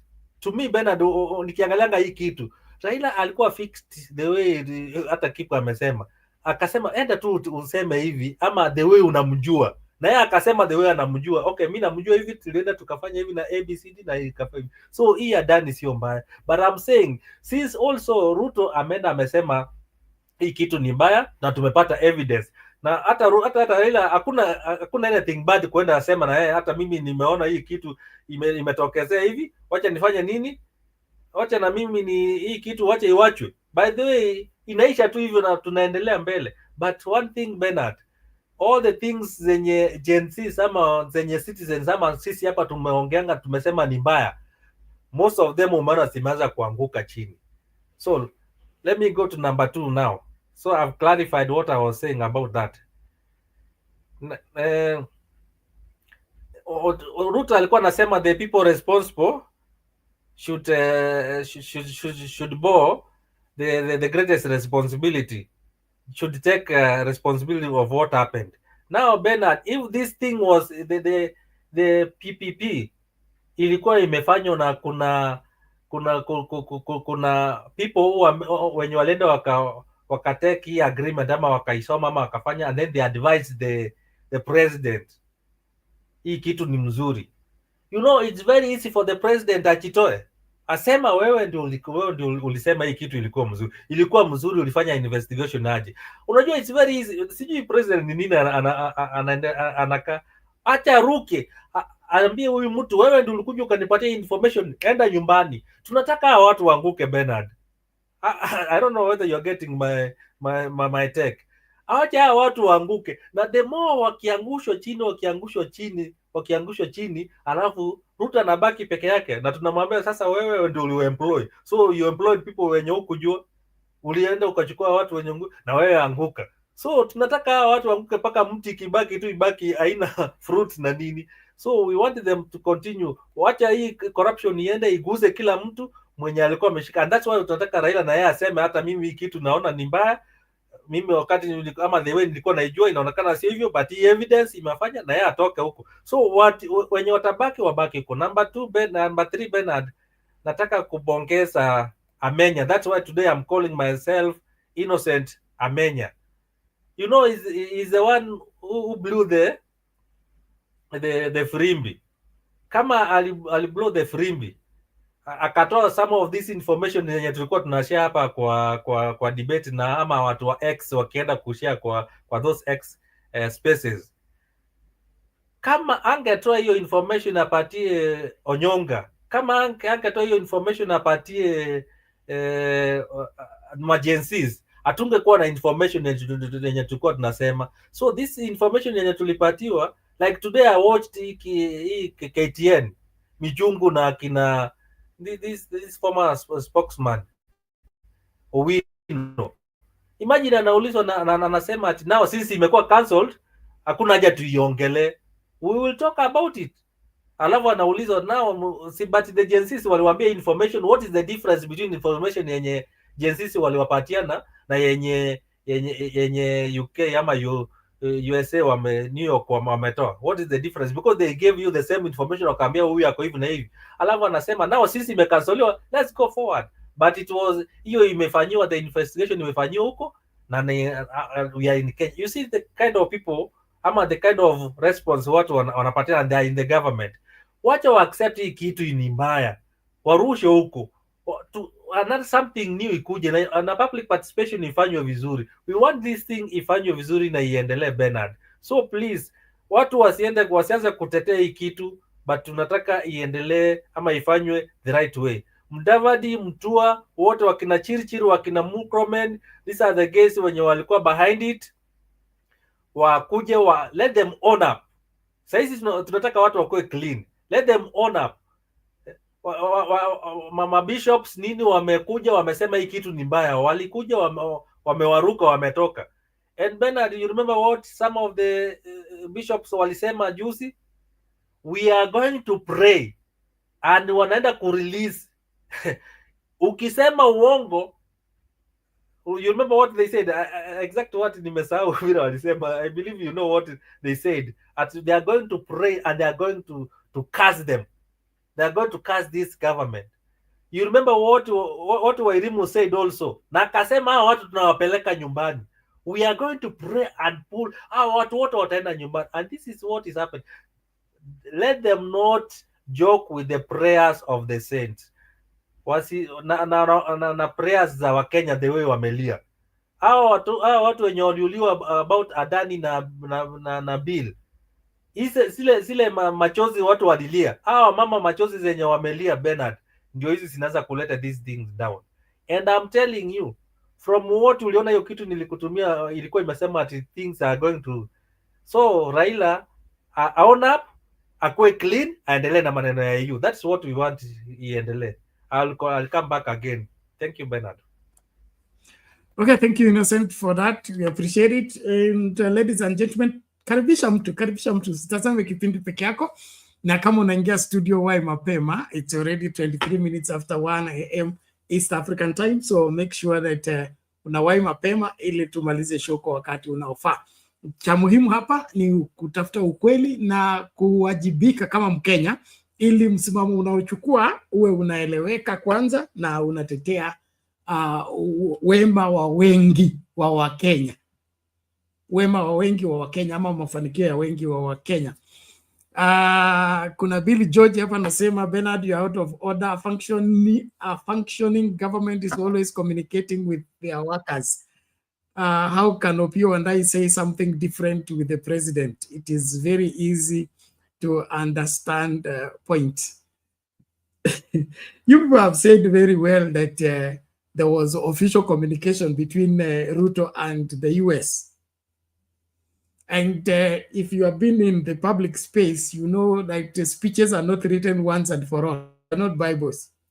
They can even be revised 5 minutes to presentation if new information comes that is necessary for that particular speech. If that speech needs to go a certain way and there is information that has just come in, that information can be captured and it may go against what was the stand of the government at 11 o'clock or in the morning.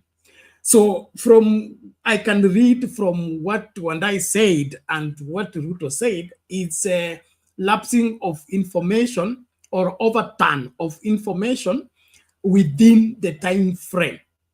Was it to embarrass Wandai? I don't think so. I believe as late as in the morning, there was still a determination of keeping Adani here and ensuring that Adani continues, even after the corruption issues in the US. But now with it being blown out of wherever, being blown up and the whole world is concentrating on it, and then there is now rejection of Adani, that's what forced William Ruto to adopt a different approach to the same. So I don't think it's all about embarrassing the Wandai and then looking for exoneration as, of course, Ruto being a politician, he would do that. But kwangu mimi is not sitting well. It's just a matter of pressure. You know, Big Brother has a very strong thumb on this administration. And some things are being done not because of Kenyans. They're being done as per requirement. And then unasema eti Chirichiri na Murkomen wafanya nini? Hao ndio walileta Adani. Hapana. Wewe uko Ministry of Education, wacha nikueleze. Wewe kama ni Provincial Education Officer na umetuma mtoto wa fulani Alliance ambaye hakupata marks ile ya kutosha, kwambia hakikisha huyu mtoto amekuwa admitted. Wewe ni principal wa hiyo shule, sio? alafu provincial education officer amekuambia hakikisha huyu mtoto amefanya nini, ameingia kwa hii shule. So ikiwa uchunguzi utafanywa na huyu mtoto ipatikane kwamba hakupata marks ile ilikubalika kuingia kwa hiyo shule, alafu waseme wanafuta principal principal ataenda na provincial commissioner ama provincial education officer anabaki principal akiendanga. Bwana Innocent, possession of kitu ikiibwa penalty upatikane nayo hata wewe ni mwizi. So shauri yao ndio nakwambia, hata kama hao waliingia jana na wamepatikana na hiyo possession of the stolen item, wanaitwa wezi. So Opio is capable hata kama aliingia. So Selina, I'm answering you, kama waliingia jana na wameendelea kushika kitu ya wizi, otherwise aseme hii kitu mimi nilipatiwa na arushie mwenye alimpatia. Si wewe ndio ulinipatia, si Murkomen wewe ndio ulikuwa na hii kitu, ulifanya hivi, shika kitu yako iendelee mpaka ifike tutapata mwenyewe. Thank you Bernard. No, my point is aliyeleta Adani ni provincial commissioner wa education. Yes. Wewe ni principal wa shule. Okay? Na amesema hakikisha huyu mtoto ako admitted. So tukianza kufuata hiyo trail, tuseme principal aende ama administrative officer wa shule aende, atasema pana, orders from above ndio ilifanya hii. Now if the orders from above are the same ones, okay, that told you make sure huyu mtoto ako admitted na ukamuadmit, then imeleta mushkili. Bas kama kuna mtu wa kwenda, let the orders from above be the first one to own up, not Murkomen, not Chirichiri. Kama Adani ndio walitoa ndege ya kwenda US na ikabeba mkubwa akaenda US akarudi na hiyo masuala yote, then akasema hii deal mpaka tukupatie, then akasanction ifanye hiyo story ya single sourcing, okay, tutoe hao wengine wote tukuache wewe peke yako upate hii deal. That means Adani wetu hapa ako ndani, wacha yule Adani wa Amerika, wewe kwetu hapa. Na kama kwetu hapa ndio mhusika mkuu, mbona sasa tunaanza kusema kwamba vijakazi wake watimuliwe? Of course Bernard, watatimuliwa. Yes. I heard what you said, and this is what I'm saying. Imagine you have been given orders from above without a written document and you are doing it. Ndio nimekuambia umepatikana na simu ilikuwa imeibwa na huyo mtu akakuuzia na hako kupatia hata receipt ama ID, photocopy ID. Mwenye umepatikana na simu, that's why unapata watu wanafungwa kwa jela kwa sababu wamepatikana na simu ya mtu mwenye alikufa. So akituambia ni mkubwa na ana evidence, sisi hatutaki kujua ni yeye Murkomen. Wacha ikuwe hapo. Ndio watu waanze kulala. Unachanganya mambo mawili tofauti. Ndio nakwambia from today waanze kujua that ukipatiwa orders from above without a written document, you should not accept it. Okay, there's a clip I think we played here that somebody was giving the chronological order of events that ensured that this deal was coming, and so they changed the chair of the airport authority, make Chirichiri the minister, is it the minister, make Murkomen the minister, to prepare the way so that when this deal comes inaenda nywe. So hii hata kuna vile tunaangalia kwa vyovyote vile, it will still end up on the same desk where every case arrives to, and of course we will find an excuse for it if there is any. But from the look of things, the matter around this thing has been faulty from the word go, and I don't think any right-thinking Kenyan would support such a thing, even from the fact that somebody wants to repair your house and live inside it for 30 years. I mean, where is the guarantee that I'm going to be alive to take it in 30 years? And then after 30 years, I 18% of that particular house akae hapo milele mpaka akufe. Who signed such a deal? So this is more than what meets the eye, and I'm happy that we should get it forgotten completely. And if there will be any new bidding, let it be local. No story of handing over the wherever the entry of the country to a foreigner. To me, it doesn't sit well at all. It doesn't sit well, although everybody's entitled to their opinion. Thank you very much. Asil TV anasema this government does not coordinate Bernard Ruto and his Kalenjin government. Where does the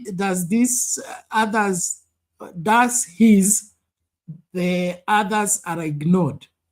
Uganda police came to Kenya, took Besije, and the Kenyan police didn't know. Hapo sisemi kitu. Mama Celine. Yes, Penat. Nataka niseme moja tu alafu niwachie kip. Naona hii story ni mzuri. Mimi nataka kusema vile nilisikia wachumbe walipotoa maoni, nikasikia Mbadi alisema hii deal hakuna kitu hii kukua imeisha, ilikuwa kwa process na hakuna mtu kutustaki ama itarudi kufanya nini. It was just still paperwork. So mimi wacha niwachie hapo, wacha nisikie wakurugenzi vile wanasema. All right. Now, just before Kip comes in, a reminder, and please, if you have responded to this, I would wish to know. Let me know. You either inbox me or unainua mkono about the funeral we are talking about.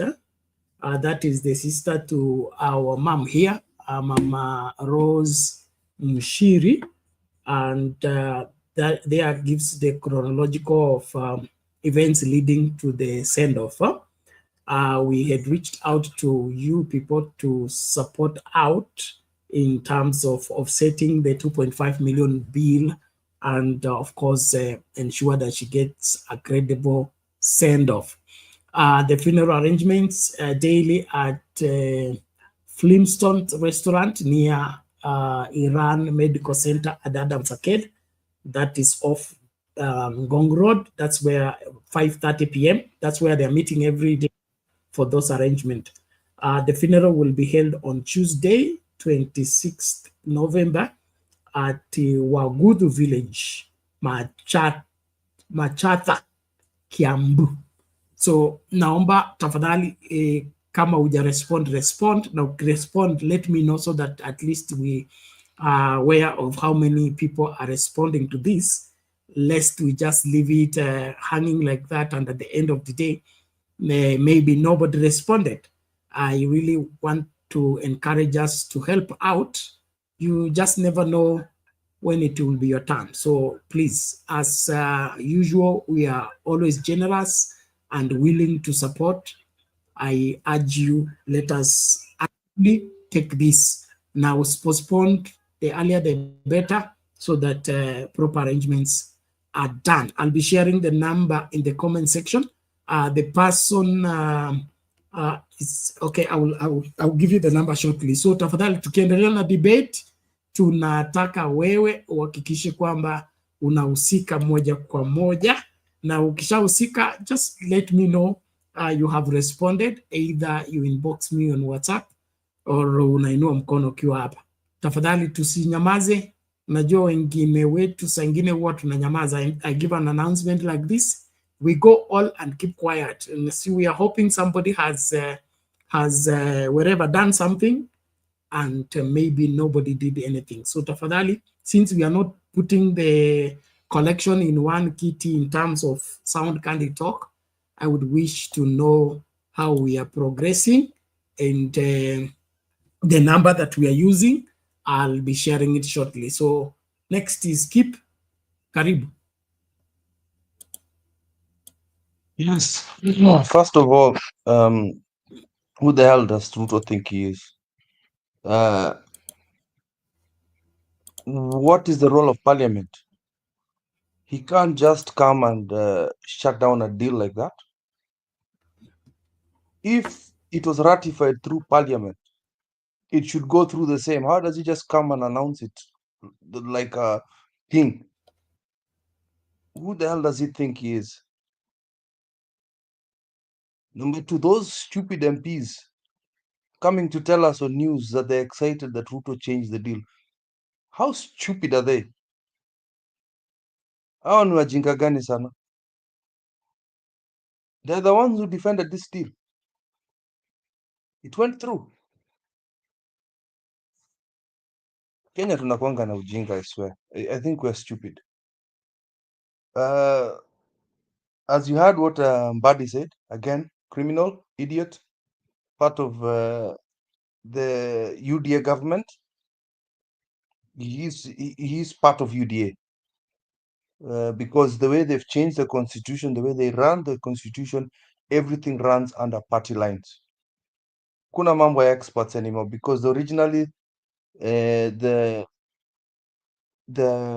CS roles were people in society that have done so well that they're brought into the CS roles to do their jobs. Kama ulikuwa unafanya, if you are CEO of a mining company, unaletwa unafanya hivyo. If you are done work, for example, only Kenya only have one energy producer. If you are done good job as an engineer, CEO of Kengen or Kenya Power, unakuwa mtu wa energy. Ama ulifanya kwa Total or whatever company you brought in. So the so-called idiots that were brought into government by Ruto have done nothing for us. Opiyo Ndaya tunasikia alikula pesa because that is what Mbadi is telling us. The deal is still fresh. The deal is very fresh because Adani does not only deal with airports, it also deals with energy, it deals with healthcare. It's a consortium of companies that Raila Amolo Odinga endorsed. I'll not stop saying that.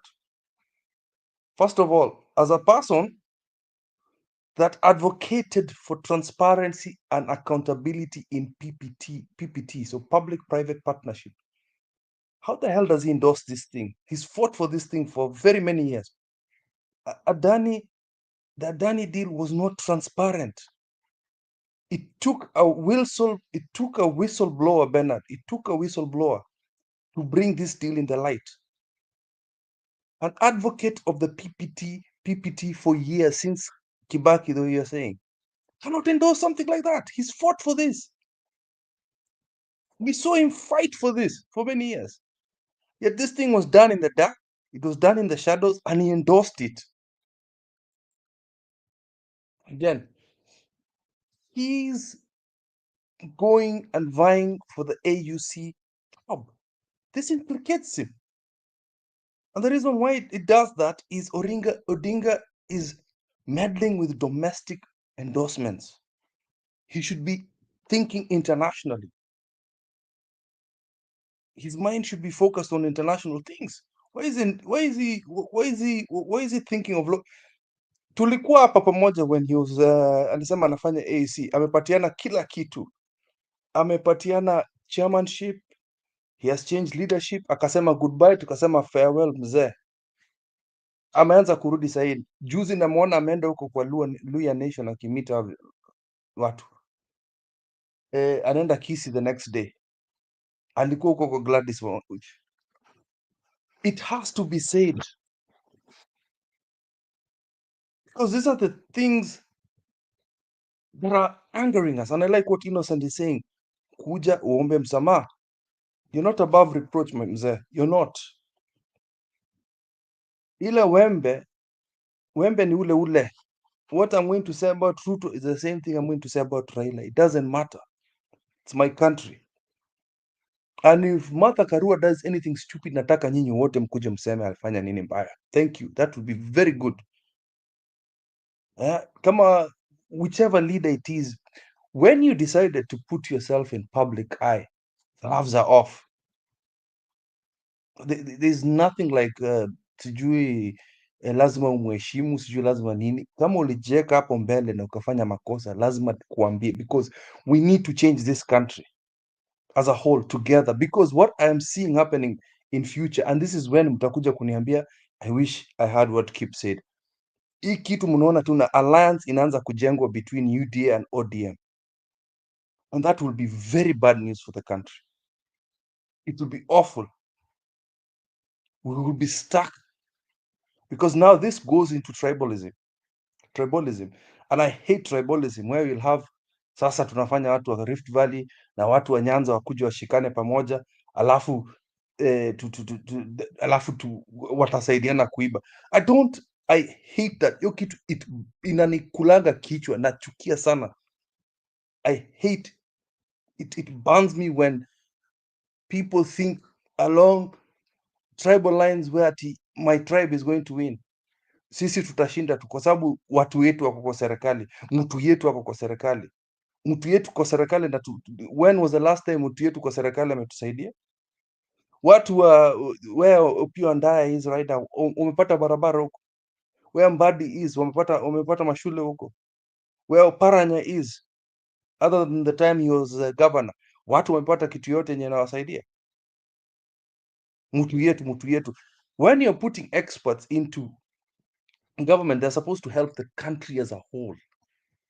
So this mentality of us Kenyans thinking either ametoka kutoka chama chetu ama ametoka kutoka jamii yetu, ni fikira yenyewe ambayo inanisumbuanga kabisa, kwa sababu tunafaa kutoka kwa fikira kama haya.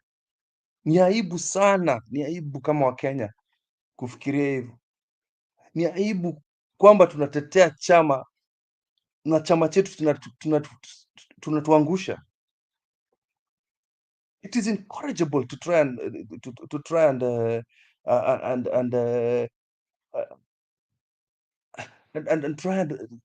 plead the case when the case is not. It cannot. You cannot. Huwezi tetea, ni ngumu. It's hard. Baka some of us are losing our voices on both sides. You know why I speak like this? There are voices on the other side, Bernard, who are not as mild as you. There are voices I've spoken of ODM that don't speak the way you speak. At least you speak with kuna watu wanaongeanga vitu zingine hapo. It just goes to show me in future guys will turn a blind eye and vote for Ruto. And they will vote for him because we're punishing the Kikuyus. We're punishing Central because and I hate that. I really hate that thought. Sorry? Don't take that line of approach to this issue. I'm not taking it. It's what Kenyans are doing, Bernard. It is what is happening every day. I see it in... Sorry? Ngoja kwanza tafadhali. Don't raise too much that cannot be handled, one. Two, the issue of election fraud has been on all along with alliances or without alliances. So let's address it as an issue that is with us, not necessarily an alliance between UDA and ODM or otherwise. We have had election fraud 2007, 2013, 2017, 2022. All of it was based on those alliances, yes, but some of those alliances, we even don't have control over them in terms of we can agree there will be no alliance and they form an alliance. That is one. Secondly, on the issue of endorsement, I will leave it to English. I'm an English student, not English somehow expert. I did business English. The clip we listened to, if that's all that Raila said, he supported Adani, the company, and supported the PPP. It's an endorsement. Support is endorsement. Kwani wewe tukuambia mara ngapi? I'm telling you what is reported, not what you interpret it to mean. You are running away with your interpretation. If I say sound can't talk, I say sound you cannot tell me citizen is wrong. You cannot tell me nation is wrong. You cannot tell me KTN is wrong. If I say sound can't talk is sound. If I say I know what sound can't talk is and how they work, that does not translate into I agree with the agreement between Sound Candid Talk with Mtembei TV in pushing this agenda. Okay? There is the agreement between Sound Candid Talk and this other party that is different from what Sound Candid Talk is and what this other party is. What I don't find very well presented is when we say that saying that Sound Candid Talk is good is similar to saying that this agreement with these people is right. Those are two different events. And so it is not a matter of defending Raila or defending his name. It's a matter of, if the matter is given, let it remain within the framework of its presentation, not blowing it and making it say what it did not say. That's all. You're grasping on, now, Raila and his name, they are just one and the same thing. You're grasping on straws. He has its own issues. So if we are addressing election fraud, let's address election fraud. If we want to present matters Adani, let's follow the chronological order. They are the culpable people. They are the people who are involved directly. They are those who are involved indirectly. But you don't make a press conference now become the boardroom, the cabinet, the decision makers, the surveyors, all the people who signed the deal. To me, it is distracting people from the real thing. The real thing is the people who are sent to strike the deal, the supporters of the deal, the people who negotiated the deal have direct link to the deal. We are distracting our people from all that to make one presser somewhere to become the author of the deal. I've said my own. You're grasping on straws. You're grasping on straws, my friend. And a day will come, and we will have this talk again. Because when leaders act in a manner likely to annoy its citizen and its followers, it has to be called out. It just has to be called out. There's no ifs, no buts. There's no. Nobody is stopping you. Even repeating it every day will not help much. Let's find a way of moving forward, because what has been done has been done. Singing it every day and preaching it as if it's the only thing within the framework of a conversation, to me, is also not helping the conversation. No, we have to see what's wrong, then we get it right. Except you are applying to be the but you have not current accepted manager. it, you see. So No, I have to sing it until you want to be among the handlers of Raila Odinga and project his image the way you are doing it, then apply it to the rightful office. Please. I suggest that. Keep. Raila did you see, not I can't speak because you guys, you don't want Chenini hapo tafadhali. Keep.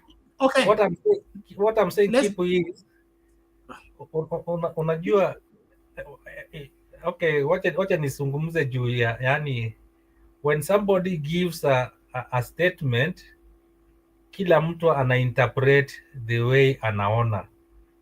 So ngoja Keep.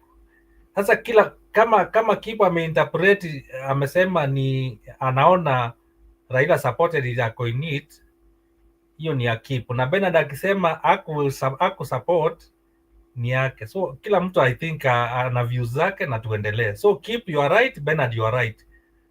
Na Citizen wako right, KTN wako right. Kila mtu ame give the way and understand.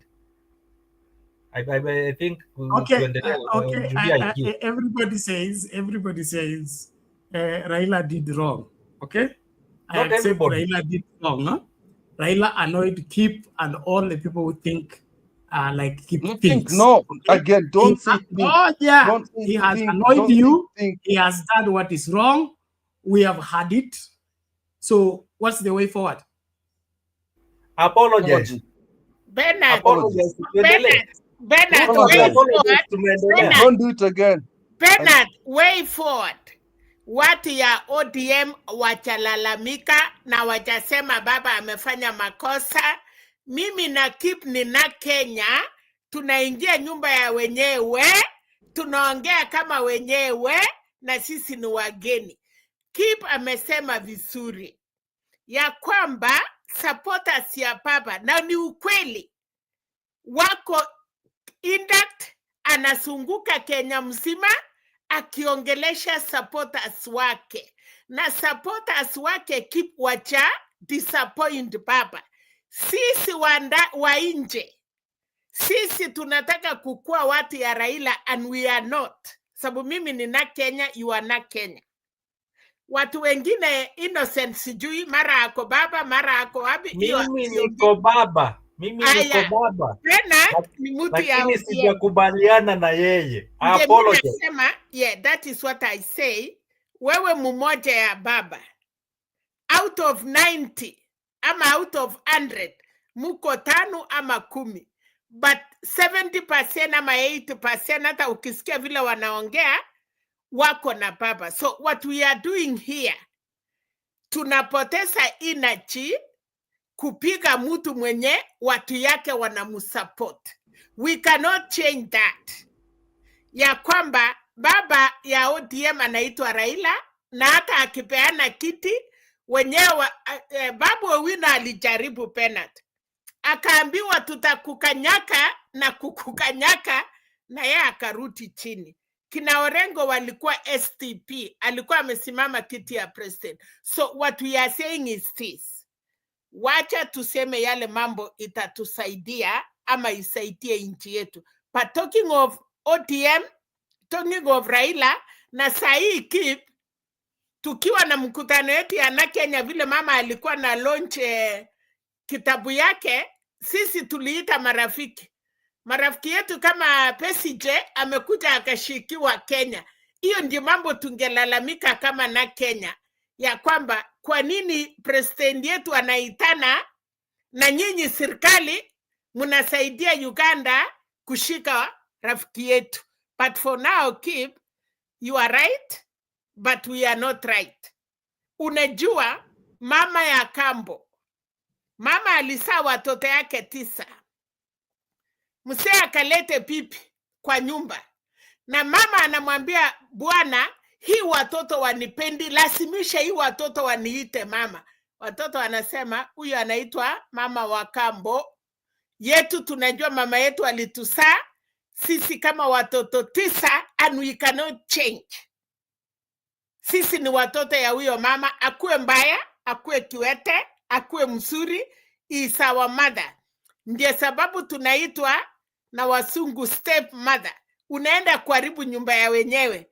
There is no way a stepmother can be the mother of the children.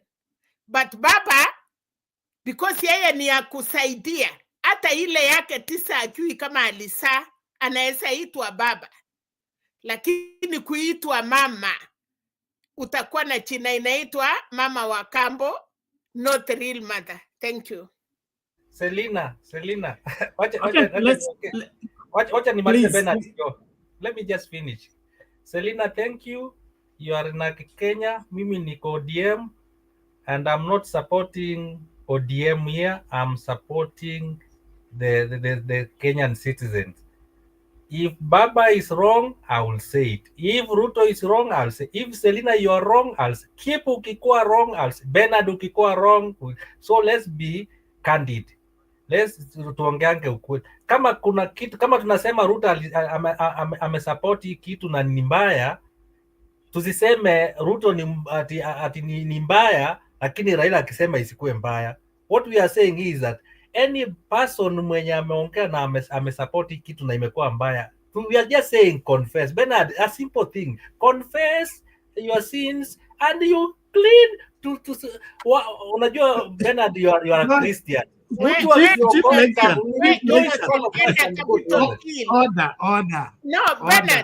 No, Bernard. Innocent. Moja tu Bernard. Innocent kwa sababu yeye ni ODM, aende Capitol Hill, amwambie baba yake, you are wrong my father, I support you, go say sorry. Hiyo ni ukweli kabisa. Go to Capitol Hill. Innocent.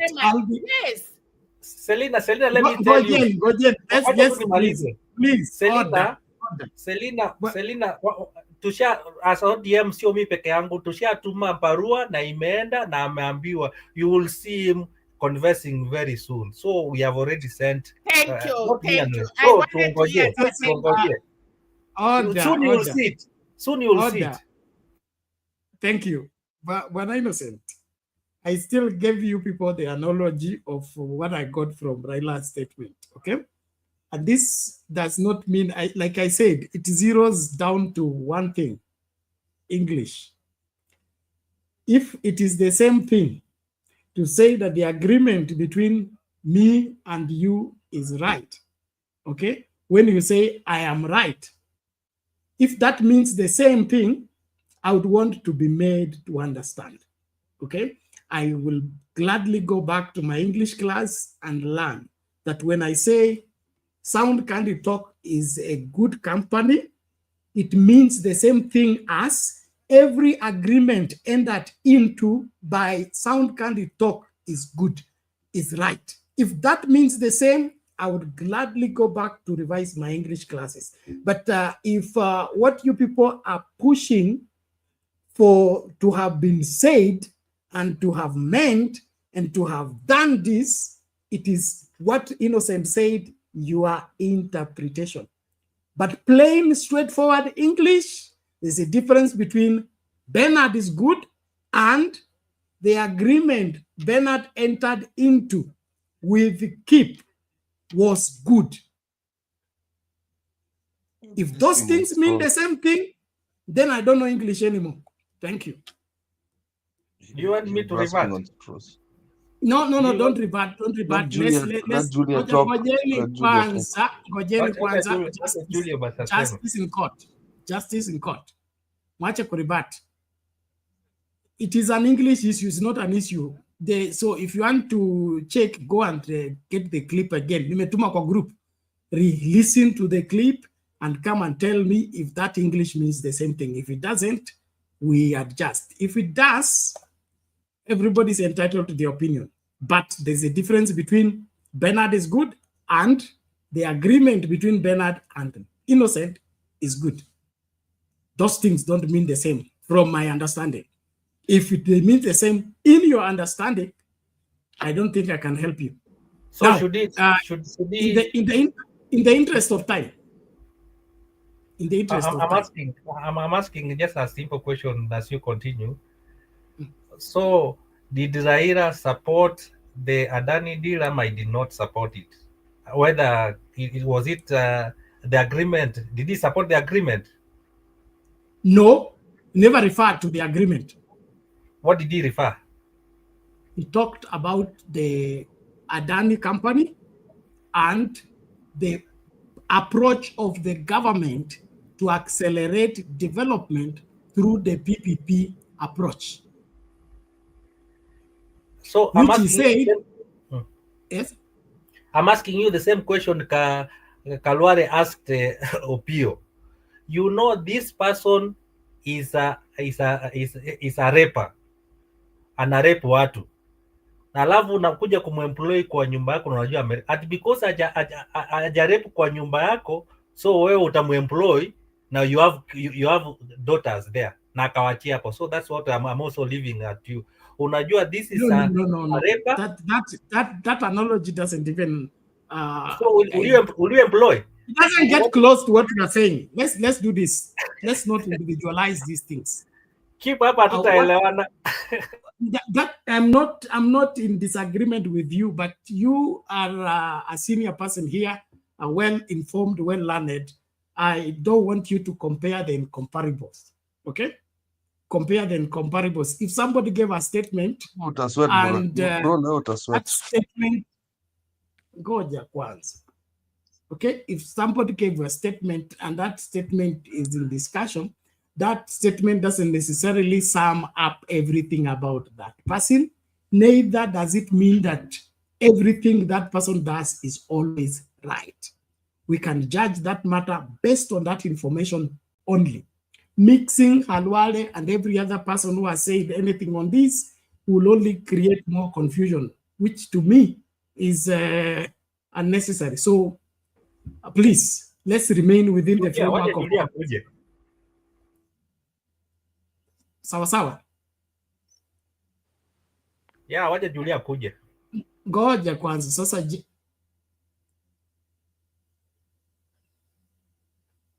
Okay.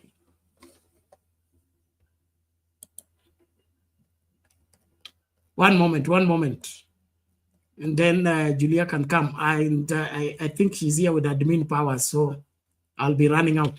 Just as a reminder, we have a new show that has come on, inaitwa Matukio ya Siku, inakuja kuanzia saa 2 masaa Afrika Mashariki hadi karibu saa 4 kabla hiki kipindi kianze.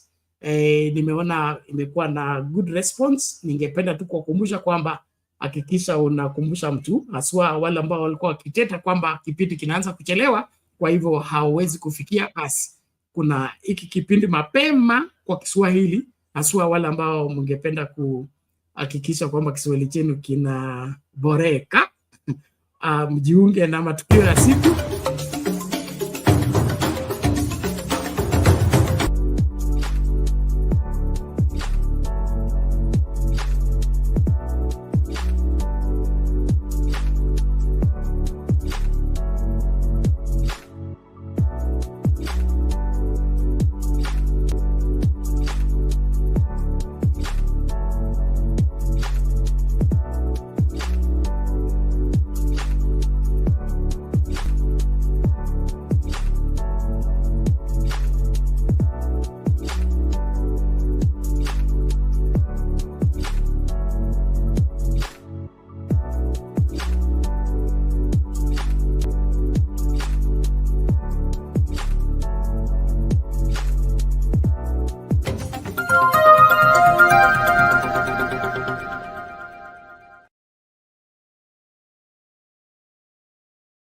Please note that and remind somebody. And if you're watching, you're not a subscriber, please subscribe to the channel. Follow us on our various platforms, Facebook, TikTok, and be our ambassador. Get somebody to subscribe. Square wewe peke yako ndio unakuja hapa alafu unaendelea kuenjoy kipindi peke yako.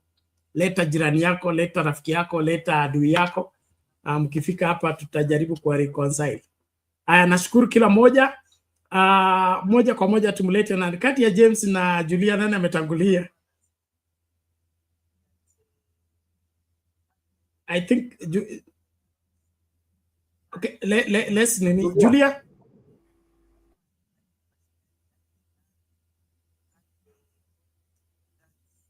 Mwalimu Julia, are you still there? Okay, let's have James. Mwalimu akijiandaa. Unajua walimu mpaka watengeneze notes. Nothing personal mwalimu. James. Na wasalimu wote. Kip, Mama Selena, Innocent, Bernard. Bernard, naona siku hizi wewe umepoa kazi ngumu sana. Nataka siku moja uchukue penseli udraw hiyo map ya Kenya. Anything yenye inaongelewa ndani ya hiyo mchoro ujue it's up for discussion.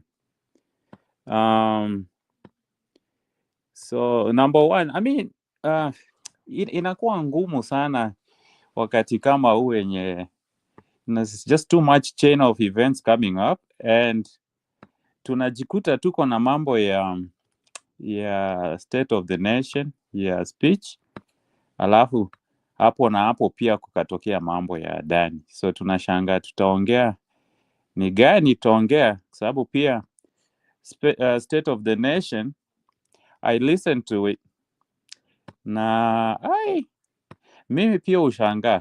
Bernard, unajua sometimes tunafaa to pull back kidogo, tujiulize kusema kweli watu watakuwa wanaongea kwa mafumbo alafu waseme Kizungu ndio tuende tuandike word by word Kizungu vile walisema. Kuna mafumbo na sisi wa Afrika tunapenda kutumia mafumbo. Tunapenda kuja kuongea kwa wakati fulani tukimaanisha it's direct words but we have a different meaning. You are not here nor there. So mambo ya Ruto leo nilisikia akiongea, nilikuwa nashangaa. Ruto ana sound kama ule prefect kwanza akiongea mambo ya corruption, eti tutachukulia watu hatua, akiongea mambo ya femicide. Jana nilisikia alisema before kuja huku alikutana na women leaders, akasema amewekea sijui how much million, it was some chunk of money. Unaongea jia femicide, that has been happening since last year when they even did a kamwandamano kwa street. Was it this year? Mambo ya Wahu, dada ya Kanyari. Was he out? Actually, he was out of the country, so he didn't know there was femicide in the country. The irony also with that part of the femicide, I don't buy it, because how many women were pulled out of that quarry? And that was the time to act. It's either he knew what was going on because ya mwandamano, and we could also just say that was also a good time to say this is too much that is going on in the country, but he didn't. Alienda katetea. There's a lot of things aliongea akisema even the numbers that were produced through Kindiki, that those were the wrong numbers. Women were killed at that time. Women were killed during Gen Z. Ukisema femicide tu ni time yenye watu they are being picked by criminals. That's when you want to go to the state of the nation and act tough, that I'm actually putting money to speak against, to show my support. But you have killed more women this year than the criminals. You go from there and you talk to the issue about corruption, and you wonder, this is that. It sounded to me like a prefect. Mwenye he's the lead noisemaker, but he wants to be tabulating a list of people who were making noise. Just because he's a prefect, then he has the authority to talk about noise making in class. But we know the prefect talks more than the noisemakers in class.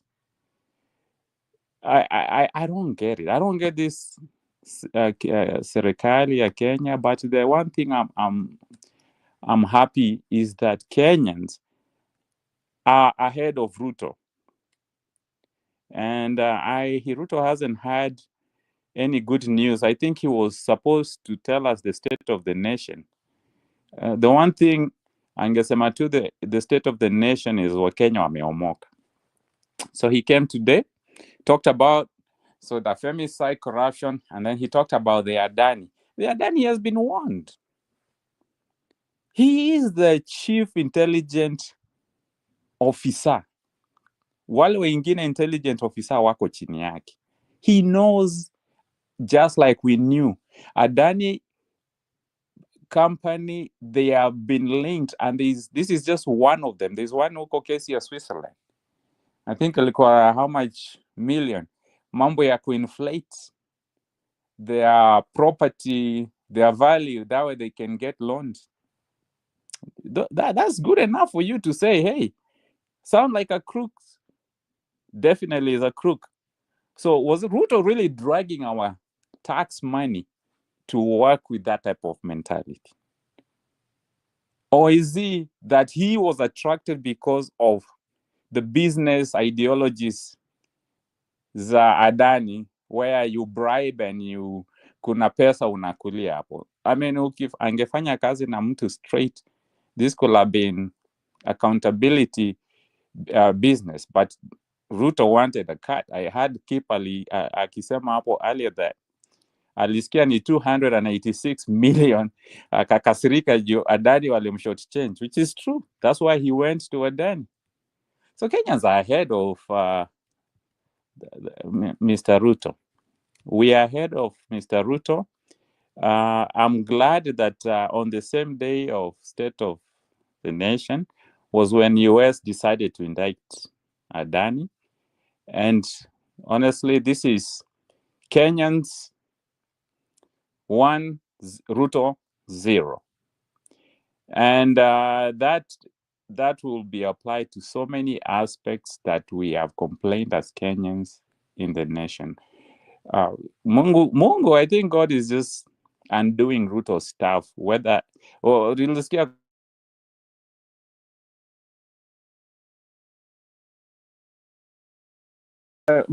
God is undoing Ruto's actions, and I'm proud of the way we have continued to speak as Kenyans. Na tafadhali Bernard, penye mimi sikubaliane na wewe ni mambo ya kuchambua maneno.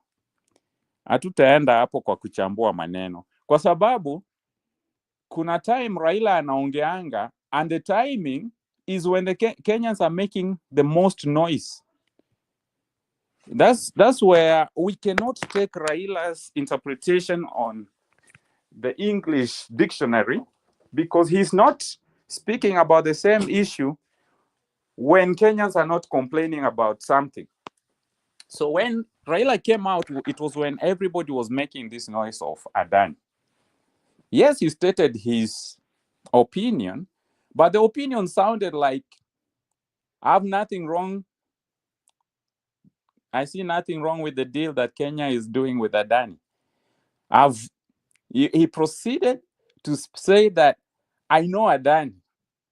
I can vouch for Adani. If someone actually knows what English is when someone speaks, they don't have to say I'm endorsing, and therefore I'm endorsing. If it is a timeline where Kenyans are complaining, you are coming out and sounding like you are assuring Kenyans, no, this one, Ruto is okay to do business with.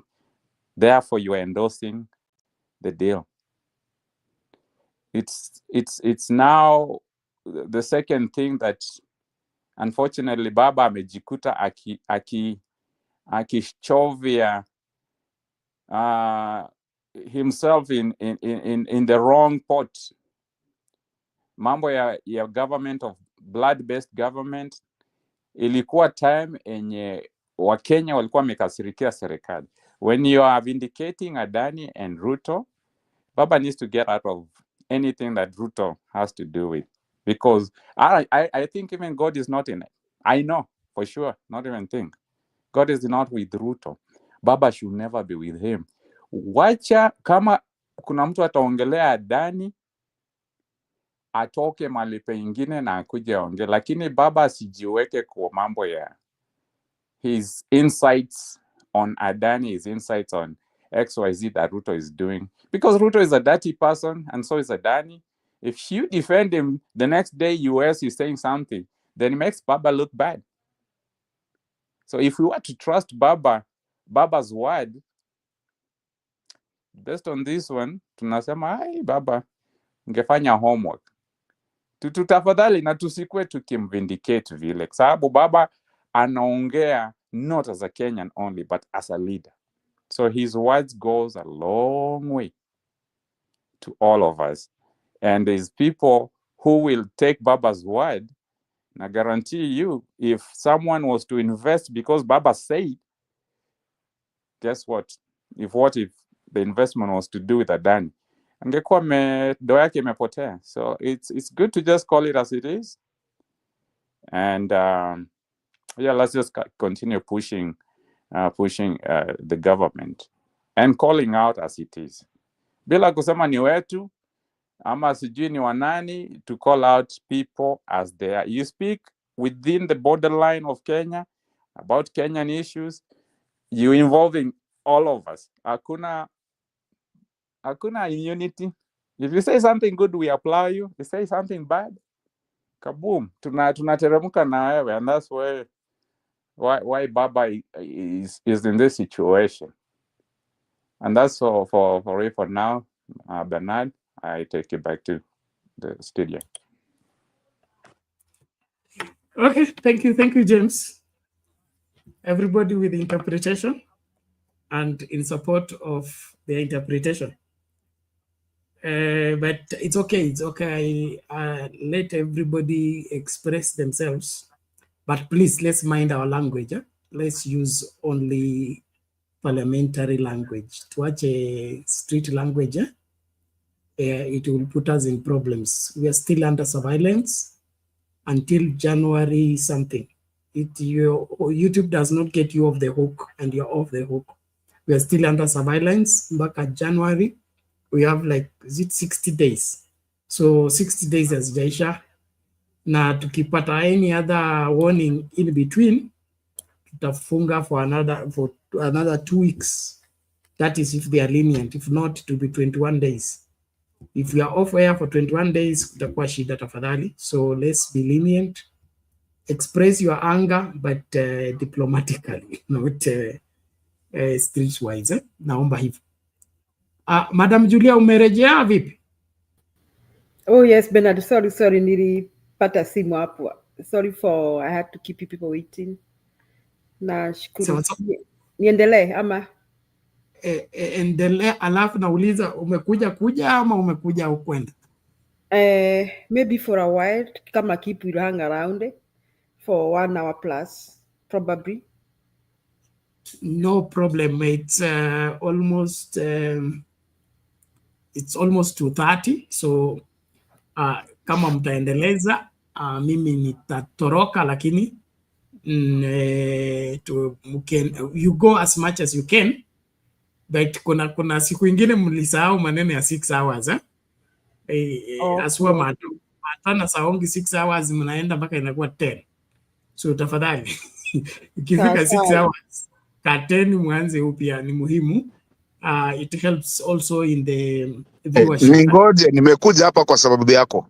Ai Mato, acha hiyo ya. Mimi si, I'm not under arrest. I have a warrant for my arrest. You issue it to the right authorities. Thank you. So, Madam Julia, please take it. Yes, and you wait for Mato. Mato, kwani umefukuzwa? Whatever Mato is saying, I don't know why he's taken off. So, my take is, I just wanted to say that I think one of the most disappointed persons today is Raila Amolo Odinga and his crew, his so-called committee of experts, because of what Ruto did today. And I don't know whether they were prepared for that or they know that Ruto is likely to do such things, or they are pretending not to know Ruto, or they're in the same game, hoodwinking Kenyans, whatever may be. Like Bernard is saying, we may want to make interpretations. Nimejaribu kusikiza speech ya Raila tena sana na tena kulingana na vile Bernard anasema ati kila mtu akona interpretation yake. And Raila said, according to what I heard, that he had the opportunity to interact with the Adani groups in Gujarati, that is in India, with their projects in Gujarati, Mumbai, and he appreciates their work, the work they are doing for the people of India.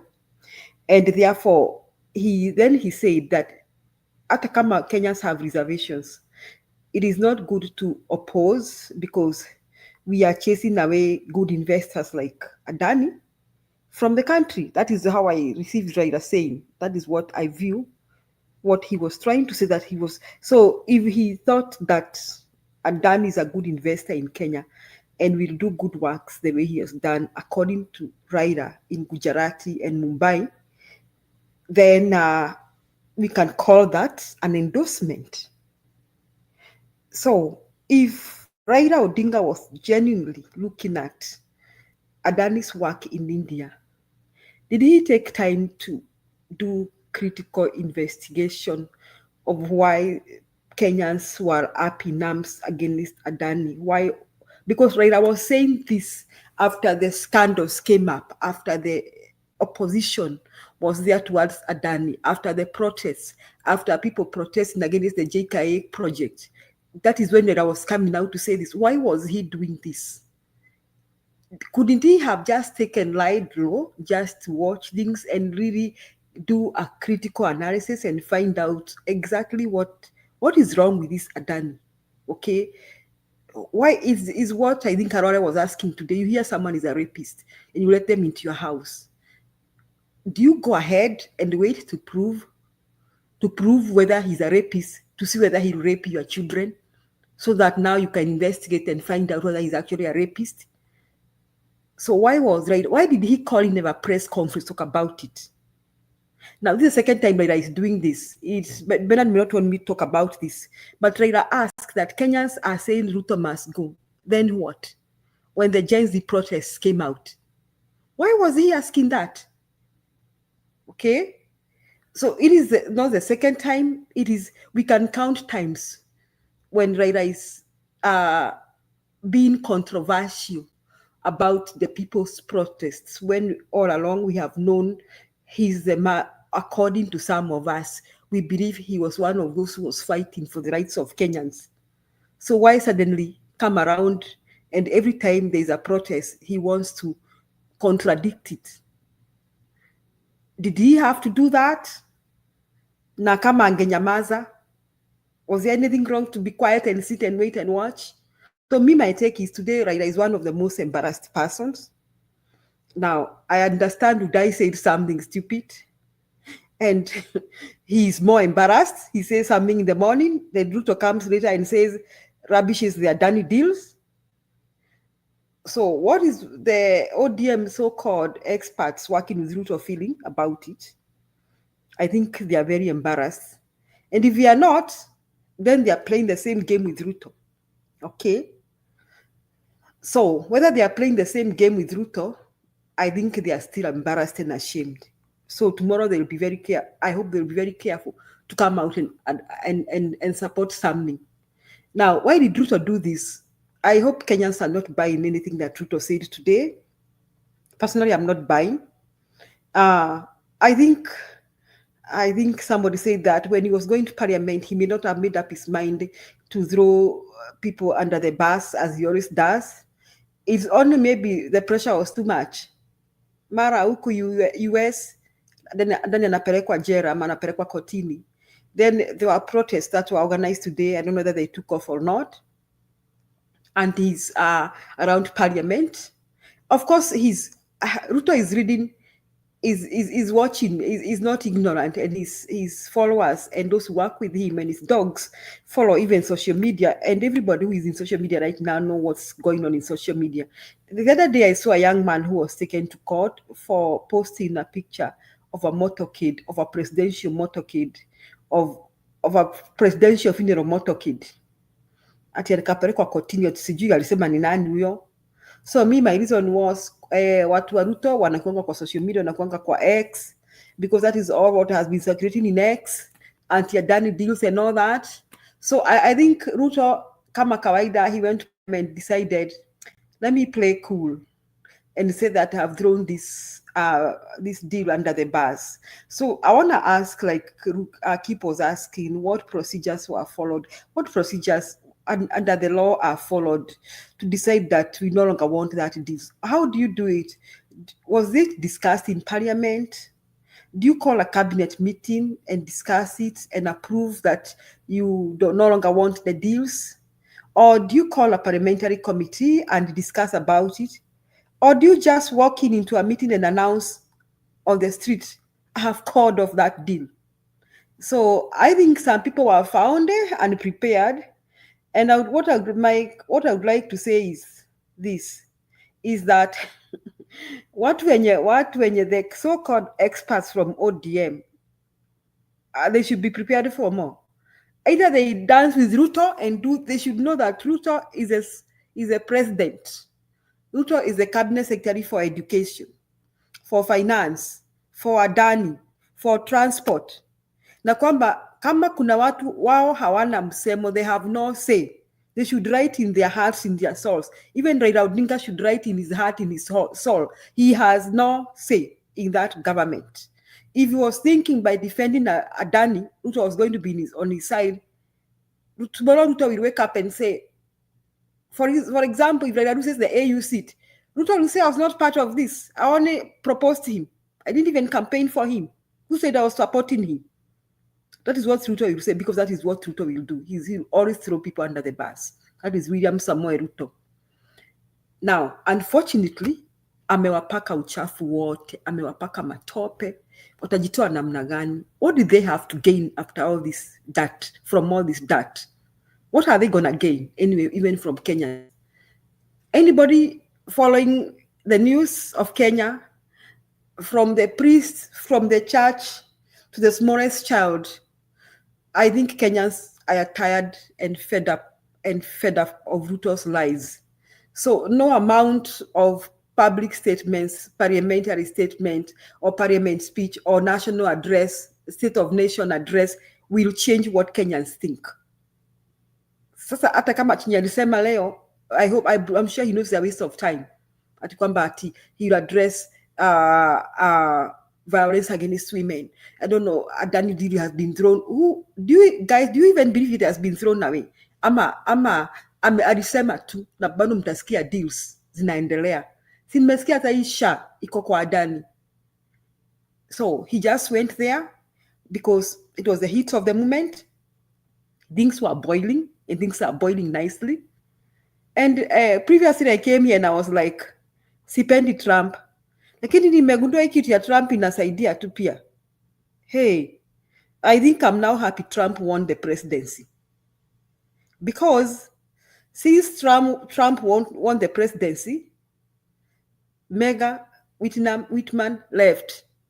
Ruto has thrown away the Adani deals. And I think Kenya, we are going places. So I think this was a blessing in disguise. So me, what I would like to say, those people who are embarrassed today is Raila Amolo Odinga and the so-called ODM experts. And I think Kudai will never come out to talk like that again on behalf of Ruto. I think they'll be very careful. All the same, I really don't care whether they care about what they say. If they want to fall into the same ship, that is good. After all, they are birds of the same feather, because I want to conclude by saying two people cannot work together unless they agree. Light and darkness cannot work together. So kama kuna mtu ameona ni sawa tu kufanya kazi kwa serikali ya Ruto, ni kwa sababu anakubaliana na yale yote Ruto anatenda. Na ni sawa tu, that is their choice. It is good. They all, those who want to join that house, let them go ahead and join. After all, we want a clean house. We want to drain this dirty, filthy swamp. Because sooner, hii serikali inaangamia. Asante Bernard. Okay, thank you, Madam Julia. That's good. Ladies and gentlemen, as we continue to engage, please make sure that you are not watching the show alone. Let's get more people to join. Subscribe kama uja subscribe. Keep wewe subiri hapo. Nilikuambia ukitaka kuongea, unaongea kuhusu unapitia wapi. Mbona nyinyi watu ndio wakubwa tena mnavunja sheria? Niko swali tu. Shouting in between communication is called noise. In English. Nitangoja alafu niulize swali. Let me give directives alafu nitakupatia ulize swali lako tafadhali. Thank you. I was saying kama uja subscribe tafadhali subscribe, and then follow us on other handles, Facebook as well as TikTok. I also want to remind us that the funeral for the sister to our mom Rose Mushiri is on. I've shared the number where you can send your contribution. And please, I would love you to notify me if you have participated into that particular contribution, because we are not taking the money on behalf of. It's going directly to the WhatsApp group, the general WhatsApp group where this collection is taking place. To Sami Kawu. There's a name there. Let me get it. Just give me a minute. Here we go. One moment. Okay, Sami Kabanga. Okay, Sami Kabanga. The number is 0724906824. Please, let's respond appropriately. And when you do, let me know you have done, so that at least there is some form of reporting. To see achie tu hapa alafu nobody responded and it appears like we did something. Let's do something. Like I said, hii ainanga kuchagua, it can land anywhere, and we all grieve together with those that are grieving.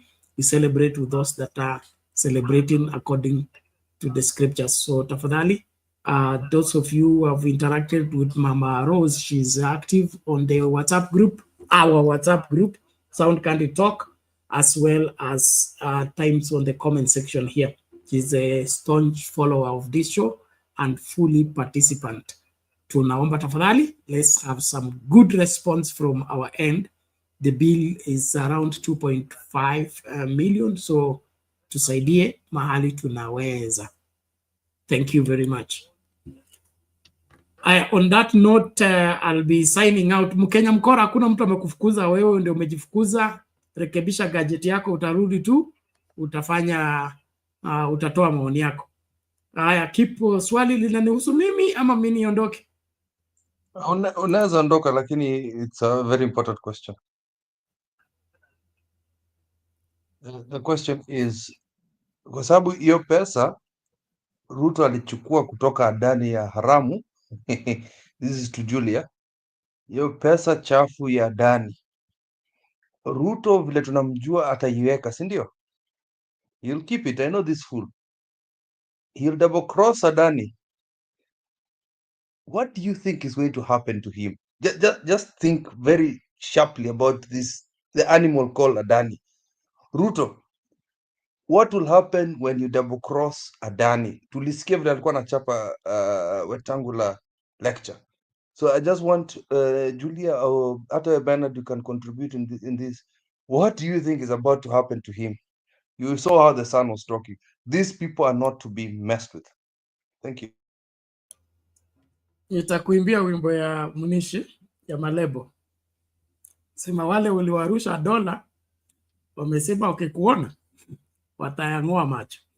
Hao sio wapole kama mimi.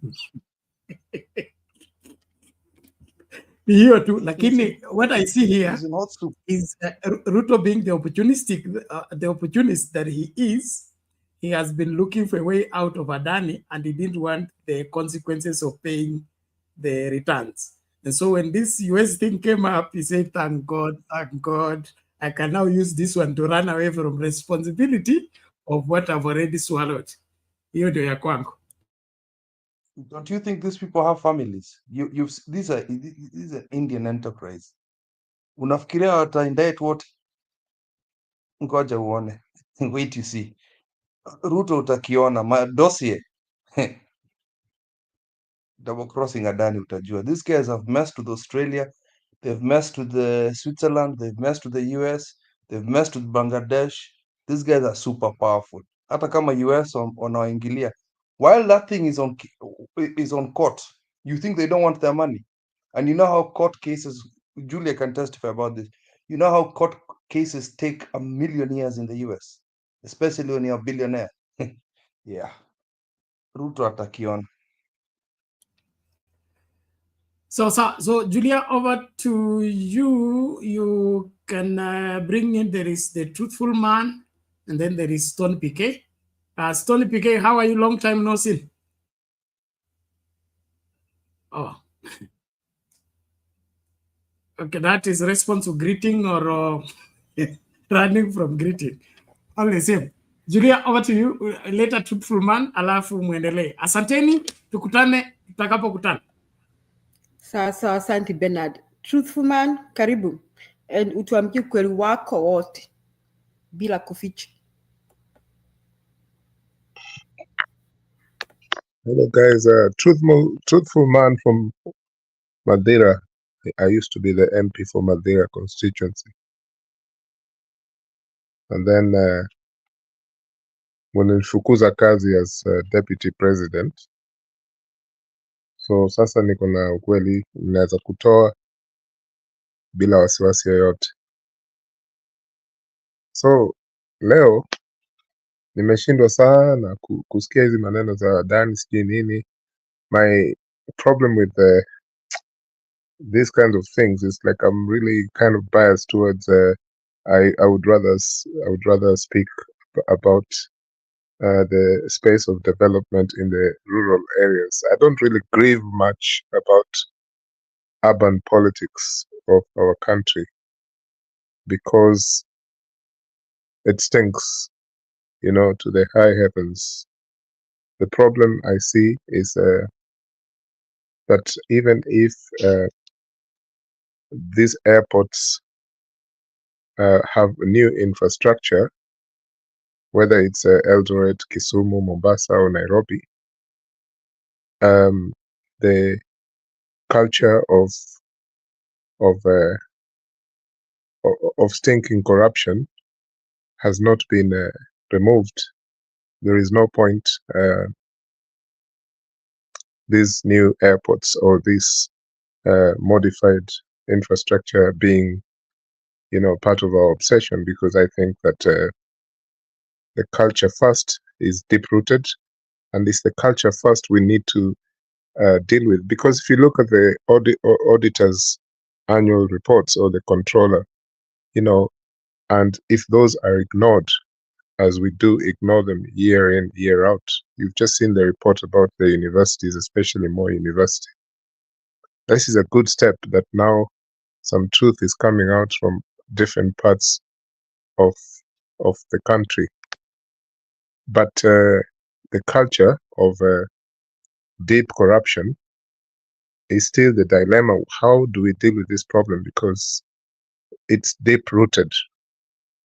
So no matter how much we talk about Adani or whatever, and they cleanse the airports, in fact, the day when the police there at the airport stop asking for bribes, ati unaingia hapo kwa airport, you drive in, and they don't want anyone to even stop for 2 seconds. And if they do, they have to part with some money. The parking areas in the JKIA, there's corruption everywhere. It's a drug hub. You just land, and when you come into this airport, welcome to Kenya, welcome to the land of corruption. So it's the culture which personally I'm mainly concerned about than the infrastructure that we are talking about. So it is something that you can see, especially in the private sector. There's been a lot of corruption cases in the private sector, that it's only now that people are able to start talking about openly, because during Moi's time, even Kibaki's time, I would say to some extent Uhuru's time, the big corruption in the private sector, which actually feeds into corruption in the state and various arms of state, was never talked about as openly as we do now talk about them now, whether it's international or private. And we have all those political banks that have been around for the longest time. I can mention one which is well known, that was inside the Nakumatt property near Koinange Street. I'm not going to name the actual bank, but it was known to be connected to the Nakumatt empire, and it was a political bank. And some of those people who own that political bank, they're still alive today. Those are the kind of things that have fed into the corruption, that even when, say, for example, deals for contracts such as this Adani, when they emerge, you wonder how the state starts, placing itself in such a way, in such risky situations. But of course, they are confident that those risky situations are supported by, for example, political banks. Which banks, for example, do we know that the state borrows money from? The domestic banks. Apart from the international banks or financial sources. Today, I watched a clip,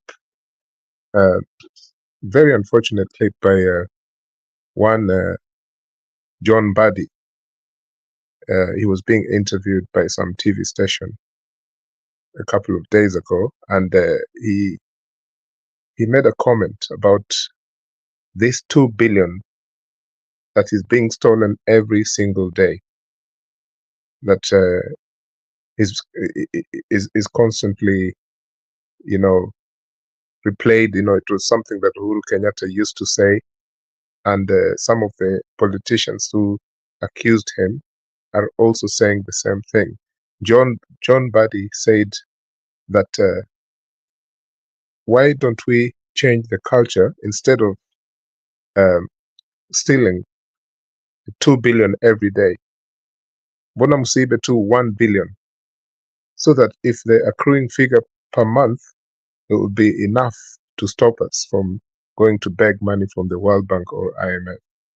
Now that's the person who is supposed to be a finance minister. It's a sort of argument you often hear when people say that our countries are corrupt, and the money is siphoned out of the country, but Europeans are corrupt, but they use their money to steal. However, they still build infrastructure properly, even though they are corrupt. So they keep their money within. So you hear that kind of stupid argument.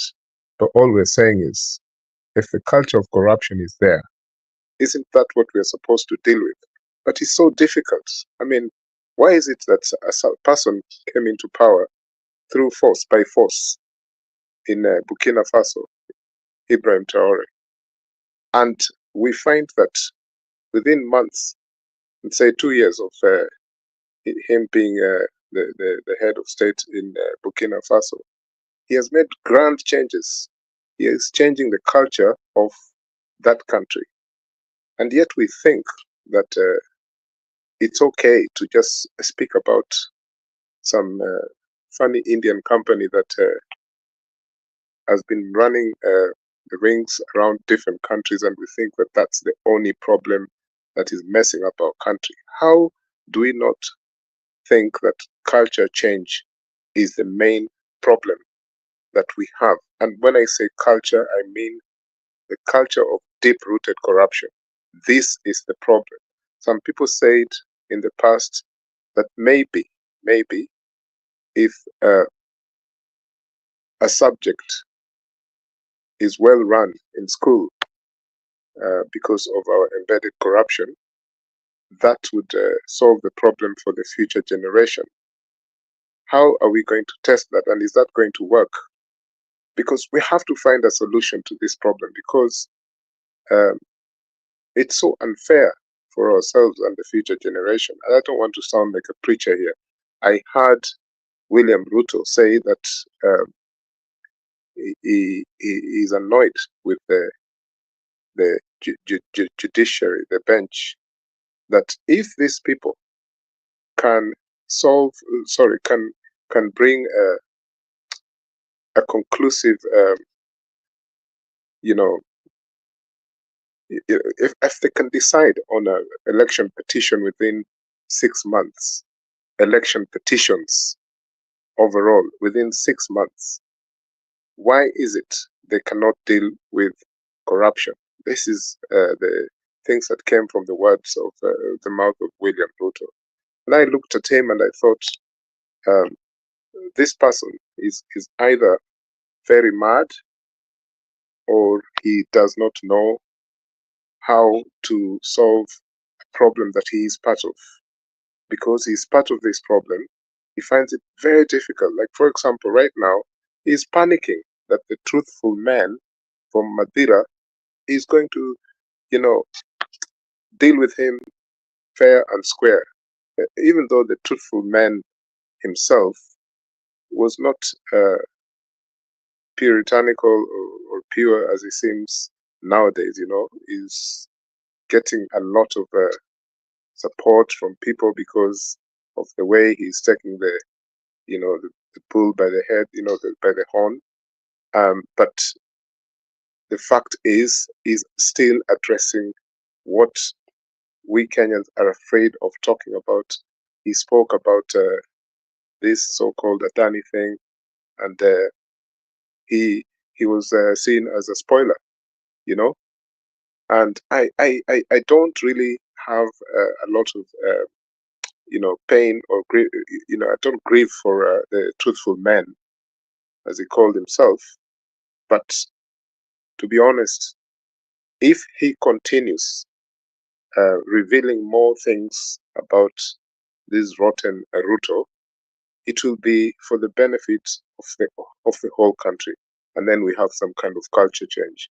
I am not concerned about whether this airport needs to be rebuilt or leaking roofs or whatever. There's enough money to do that, and even using just basic, I'm not an architectural expert, but if they can just use basic local instruments of construction and do the thing, and make a facelift of the place and all other airports or places that need a bit of colorful change, because the culture of what we have is the biggest problem. For me, my last point here, what really hurts me the most, and it really hurts me, is that we have a political class who are earning a lot of money from the public for doing nothing. And it's time that maybe if we can have a near revolutionary kind of politics that comes up maybe in the next 3, 4, 5 years, where we ask the people who are going to represent us, these people who are going to be the next MPs and senators, whatever, are they going there for money? And if they're not going for money, they need to pledge to the people that these salaries that they earn has to be reduced drastically. Because for me, this is one of the saddest things that we face in our country. And I could go on and on and on, because we all know what's happening. But I'm not interested in grieving for Nairobi in JKIA airport or anything like that. I just think, as the truthful man said, the truth will come out. Thank you.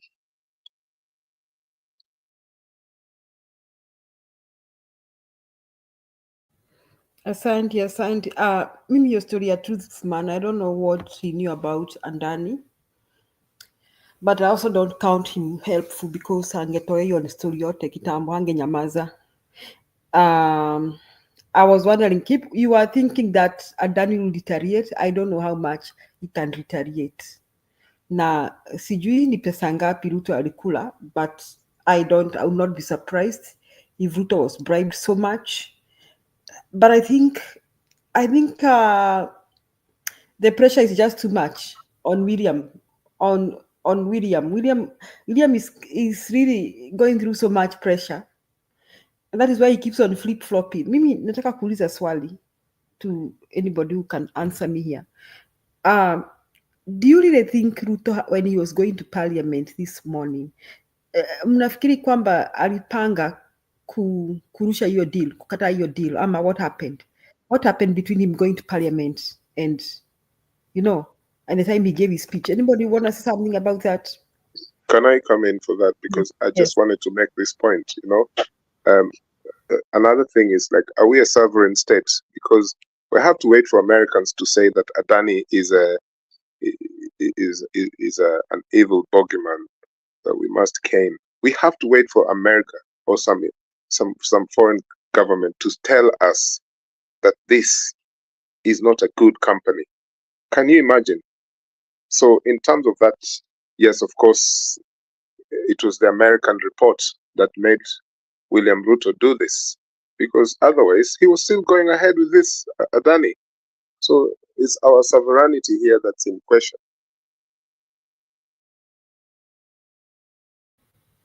I don't think it's our sovereignty. I just think it's hypocritical, because I don't think that Ruto had any I think it was just hypocritical. Personally, that is what I think. He's just acting. He doesn't even believe in what Americans are doing. He doesn't even believe in the fact that Adani should be sued in a court of law. But so my question is, I don't know whether anybody want to answer me that question. Yes, Ashlot.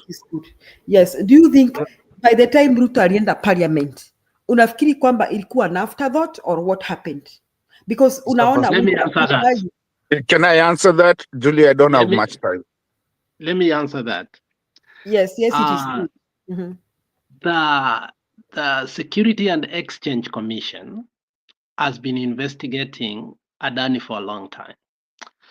And I think I said it earlier, because the company Assure Power, which is the American company, and that's why the Americans had the audacity to investigate the Adanis. Now, the good thing about America, the blind investment, there's something called blind investments. Blind investments, I'll give you an example of a blind investments that you can do with Americans within America, and you can do dubious things through lobbyists, and you can get away. For instance, somebody like Mitt Romney, who was a former governor for Massachusetts, when he was running for governorship, he put all his companies under what we call black investment. In black investment, you just declare the money you get through the public or something like a check or something of the sort.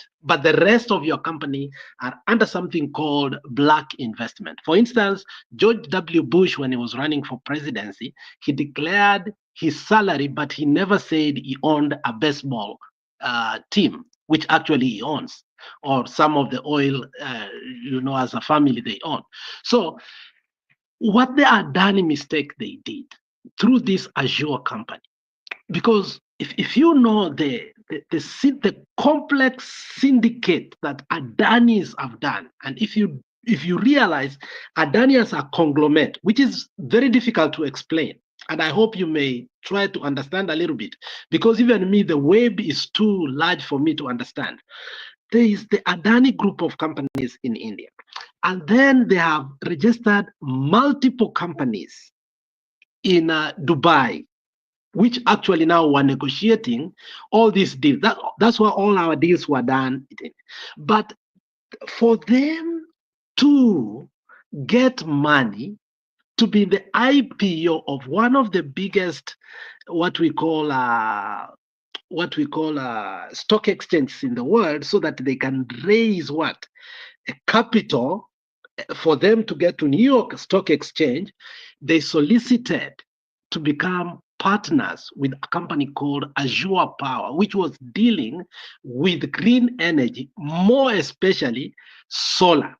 And it went to India, it collapsed, and that's why the India Financial Economic magazine started investigating it. But because of its ties to BJP party and Modi, and they were bankrolling the BJP party, they protected them. Now, the Americans started investigating them.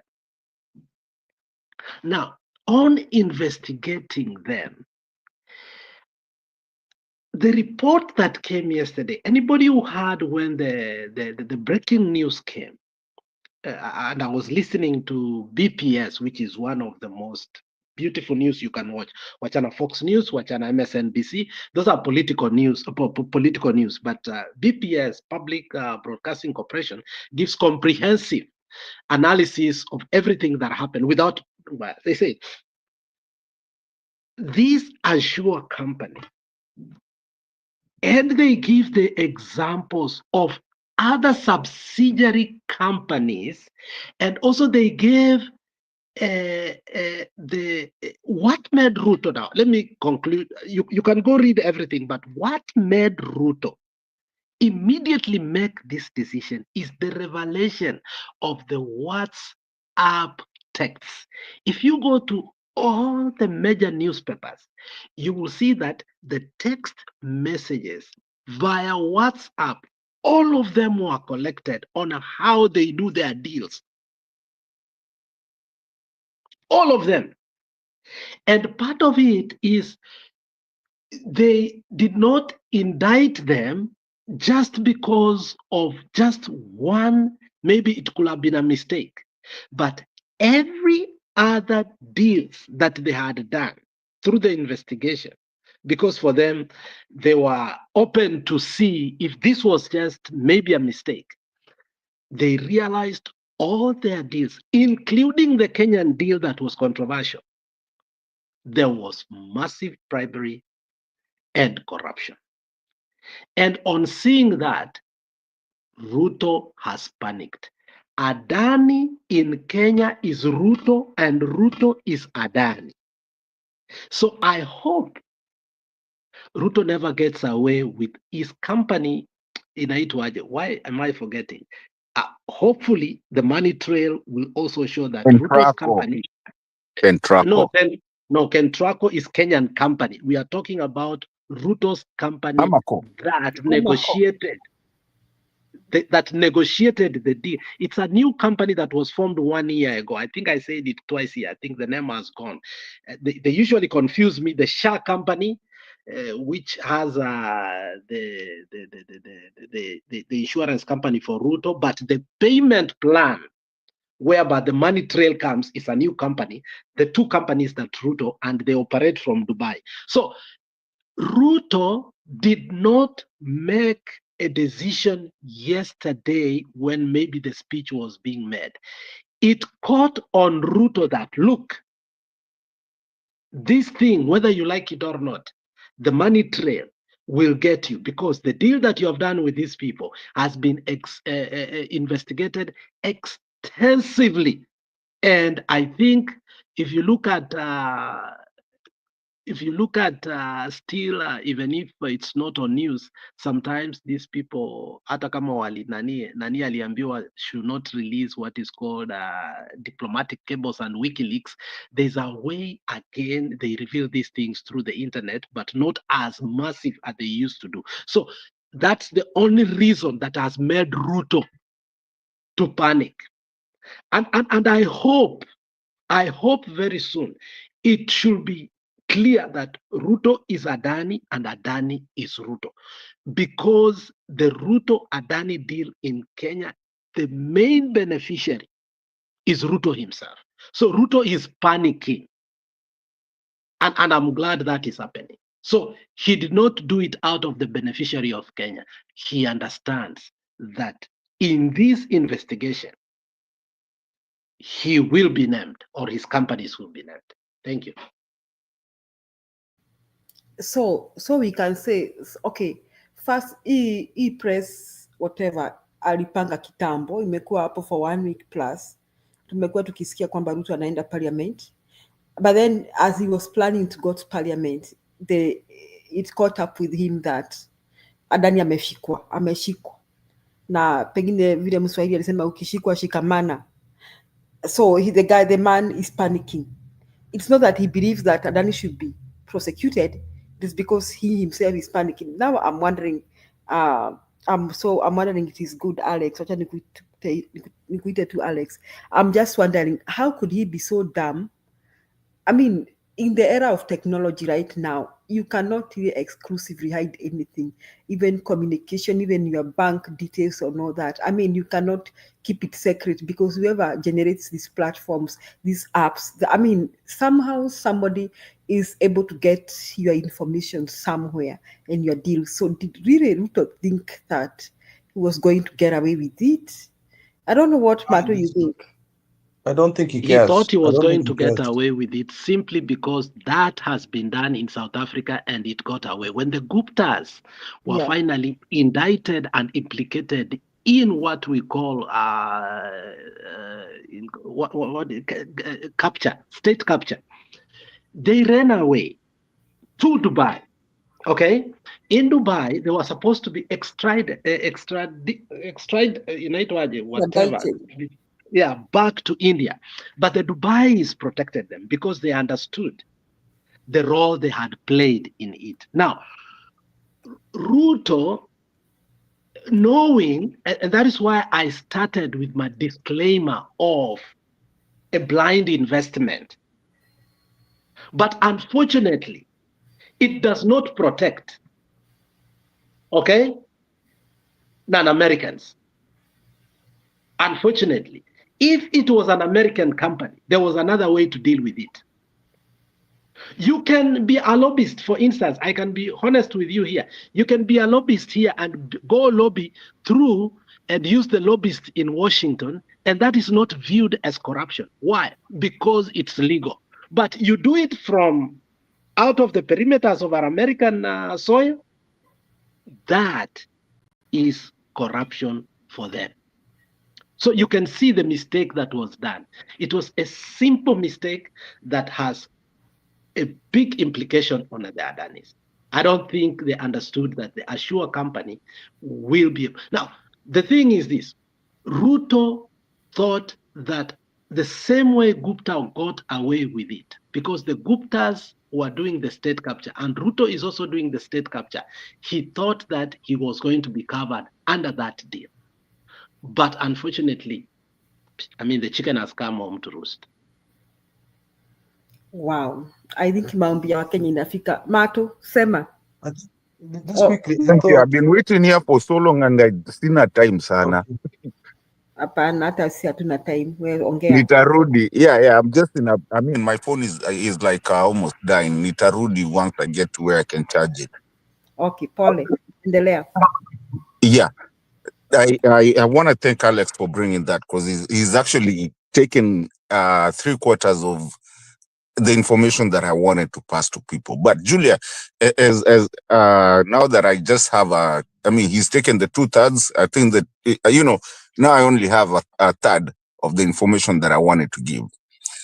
Julia, I'll go not the economical way, because Alex has already elaborated that. I'll just go to the kind of like the investigational way. The way some of these countries work with the investigation and their jail system and their justice system is not the way we do in our countries. Especially, and when I say countries, I mean it. I'm not saying country, I'm saying countries. They sit down on your file and they work on you slowly until you're hit. By the time they are hitting you, it's case closed. So basically, especially these international crimes, the way they work with them, and it's the same thing that you've seen the Akasha brothers were picked up real quick, and they're in New York. New York, first of all, like Alex said, that's the stocks market, market hub. Every investigation agency is there, whether be CIA, whether be FBI, whether be whatever.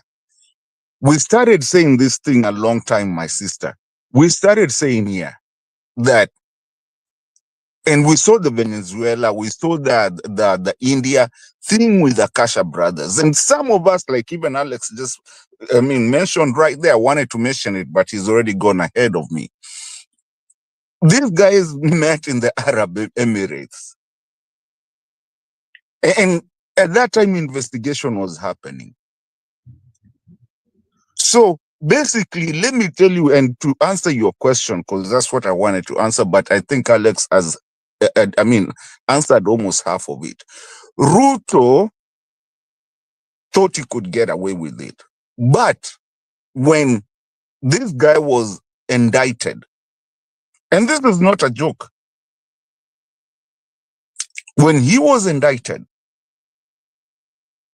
Ruto knows his name is going to show up because of the businesses that is done from the Arab Emirates with them. We say this thing kitambo. He is going to be, some name will tokea somewhere that is connected to Ruto. It might be Amako, something will tokea somewhere. Why? Because he actually, and just as I complete, he also signed a deal. And Kenyans, I want to remind you guys, Kenyans, you're not off the hook just because it's cancelled, that deal. They had a deal that was, in case the deal gets cancelled, this money has to come out of Kenyan coffers. And like Alex is saying, Adani is Ruto, Ruto is Adani. So this was foreseen that it will never go through. And if it doesn't go through, there's still money that Kenyans are going to cough. But the reason, and remember, Gen Z told him, we told him, he's been told, we don't want this Adani thing, even by some MPs like Okia Mtata and everything, and he's pushed through it. He never saw the indictment. That's the problem. If there was no that indictment, he would have never pulled back. He would have kept on going. Why? Because he's still gonna get something, and they're still gonna get something. But now, when you're faced with jail time, or somebody who's been jailed, who's being jailed for that, and you're faced with them, and you're going to be mentioned in that case, then at that point, then you have to distance yourself. Kama mtu, just a normal person, mtu mwenye anajua, ama kama wewe ni mwizi, unajua hiyo time, wewe enda ukakufe peke yako.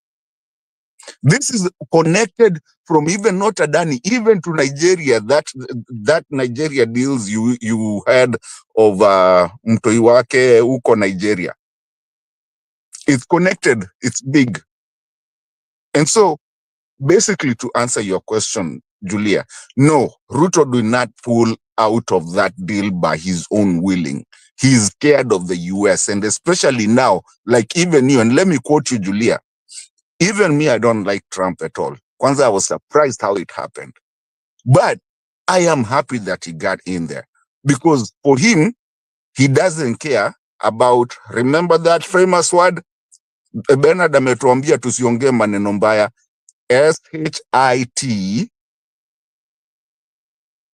SHITHOL. Yes. So you understand. So for him, he doesn't care. Whatever wanafanya huko, wakitaka washike, they don't care. Hata Ruto mwenyewe ataweza chukuliwa. So I think that answers your question. Julia, my phone is really dying. That's why I was trying to come in mapema, mkiwa na keep. Lakini, let me get to a place where I can charge it. I'm almost home. And then maybe we can continue kama mtakuwa hapa hivi. But let me tell you, the investigations za watu hazinanga mchezo. Hizo watokotwa wote, and remember, we told these guys a long time ago. But Ruto ni nani? Like you said, yeye ndio president, yeye ndio kila kitu, and now his name is there. ICC loading. So, can I say something quick? Yes, that we bring in PK. Stone. You guys, my dictator, because he's not my president, he's my dictator. Unafikiria Ruto ni nani? He doesn't care whether you find any documents about him or any dossier or whatever. We have so many dossiers on Ruto. We have so many dossiers about, tuna paper trail, tuna nini, it doesn't matter. My dictator does not care about that. My dictator still thinks there's hope for a relationship with the US. And if the media not here in Kenya, there, keeps seeing his name mentioned because the US cares about that, his name or Kenya being mentioned with the Adani indictment, it will cause problems. So even this morning, he didn't care. He wanted to go through with it because there's a lot that he was gaining through this Adani deal. The SHA, the electricity, the airport. This guy was taking over the country. Adani was taking over the country to provide services. So it was a lot for Ruto governments, Ruto companies to gain from. His thing is, he still, because it's still right now, Biden is a lame duck president, right? There's a transition till Trump comes in January. So anataka to play again the darling. He wants to look like the darling. So I don't think he cares. He just wanted to get it over and done with, get rid of Adani and have hopes to have a relationship with a new sugar daddy. He's hoping Trump will be his new sugar daddy. So you guys, until next year, I wanted Trump to win because of this specific reason, but until next year, the jury is out. That's all I wanted to say. He does things on the fly. There's nothing like planning there. I'm sorry. Ruto is not that intelligent. He's a stupid man. Thanks. Wow. So he doesn't give a damn. But finally, he gave up the Adani deal. Today, we are yet to interrogate that. PK, haya maoni unayonaje?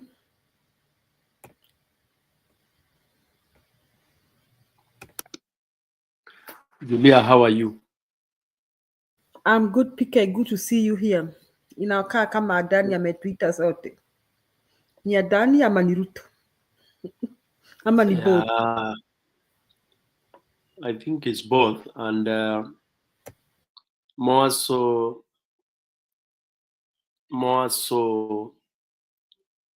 to come and ask whether the sycophants in solid sound candid talk still exist, or up to even today, whether we still have them, the mtu wangu, whether they are still there. That's why I came, actually, because I mean, I have not come to debate. As I've always said, I don't debate. How do you debate when you are saying Ruto ni mwizi? Sasa try to debate, wewe unasema si mwizi na mimi nasema ni mwizi. I don't participate in those things. So I came to find out kama bado mpo wale watu ambao wamekuwa wakidebate kuhusu Raila mtu mzuri, Adani is a good business. Yani, all what we've been saying for all these years, if we still have people hapa kwa hii studio, I don't care about Kenyans out there. Kenyans out there have said it. Sisi ndio tunajidanganya hapa, the so-called analysts, elites, you know, the debating, the arguing, discussing, analyzing Ruto.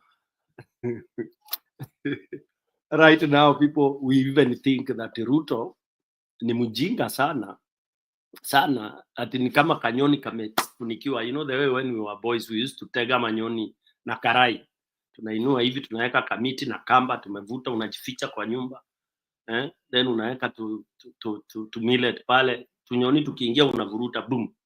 So people think that Ruto is cornered.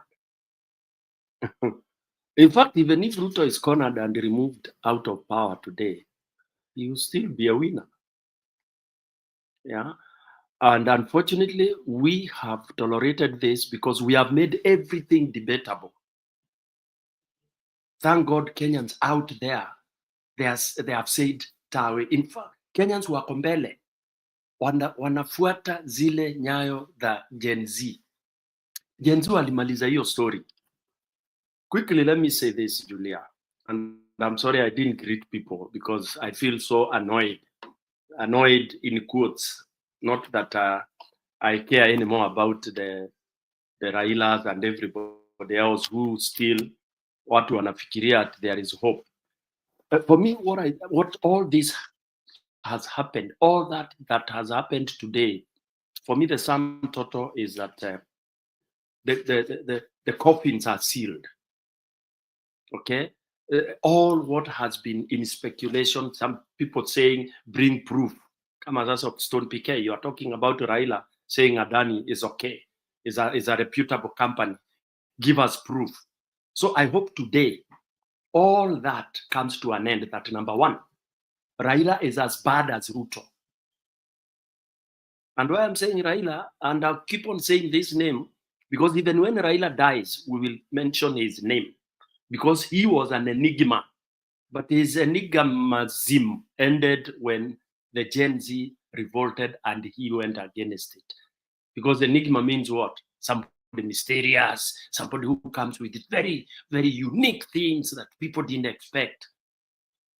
But now there is no card that Raila can play that you and I, and even the most downtrodden person in the village doesn't know. Everything has come to pass. Number two, there is nothing that Ruto will say, whether he's on top of the cathedral or he's on wherever he is, that he will say that will convince Kenyans to be humble. It's done. Hakuna, hata inzi saa hii yuwezi kusikiza Ruto. It's only sound candid that now we are discussing and analyzing that Ruto has stopped this because of Trump. It is done. Now what Kenyans are waiting for is, when do we kill these people? Kill them politically or even physically? That's what Kenyans are waiting for. Mnachokesha wa Kenya. Kenya wanasema lete huyo Raila saa hii, lete Ruto, lete hiyo ODM. How many of you have listened to how ODM people are talking? The Wandais, kumbe hao watu walikuwa fools, they were skunks. Can you imagine somebody saying that when Adani is a thief in India, is an angel in Kenya? Huyo ni mtu amesoma huyo. Yani haki ya Mungu, mimi nimestuka. At these were the so-called rules that are so elite, educated. Wandai. This other guy, huyo anasema tuibe nusu tubakishe nusu. Haki ya Mungu. Tuibe nusu tubakishe nusu. Julia and those fellow panelists. What are we talking about? We are talking about where these people, they should be out of the surface of the earth. Watoke Kenya kabisa. Whether watapigwa marisasi, watakatakatwa, there should be no Kenya is Kenya is not a constitutional country. We are not. It was suspended by Ruto many years ago, even before he became to whatever. Even how he became the president. Next week utasikia utasikia Raila akikwambia hakuna kura ziliibiwa, and the psychopaths will start saying baba akishasema amesema. Atasema. Yes, he will say unajua hata hiyo kura ilikuwa hakuna kura iliibiwa, na tutaanza kuimba hiyo wimbo. What I'm trying to say is that it is done. There is no story. There should be no Adani or Adani this, Adani. Sasa ile kitu imebaki ni kutimua hii wezi wote waende. Na sitaki kusikia watu wakisema sijui sasa wacha tutimue huyu, tuache huyu, tutimue huyu. We should do like what Singapore did. And Julia, I've shared with you some clips you can play in between for people to see that Kenya cannot be salvaged by Bwana Asifiwe syndrome. Kenya does not need prayers at all. Prayers will not, they'll keep on nurturing thieves.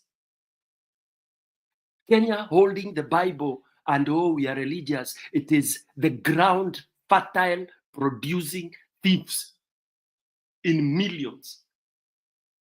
Kenya needs somebody else, not Bwana Asifiwe, not we are constitution, not this. It requires a very serious, tough, surgical moment. If it doesn't happen, then you will debate, you will discuss, you will talk your sciences, you will give your analysis, you will do all what you are doing, saying Ruto is going tomorrow, saying Ruto is going, na hakuna mahali Ruto anaenda. Remember today, when he gave his State of Nation address, he stood there proudly, and it was His Excellency the President, Dr. PhD holder Samoei Ruto.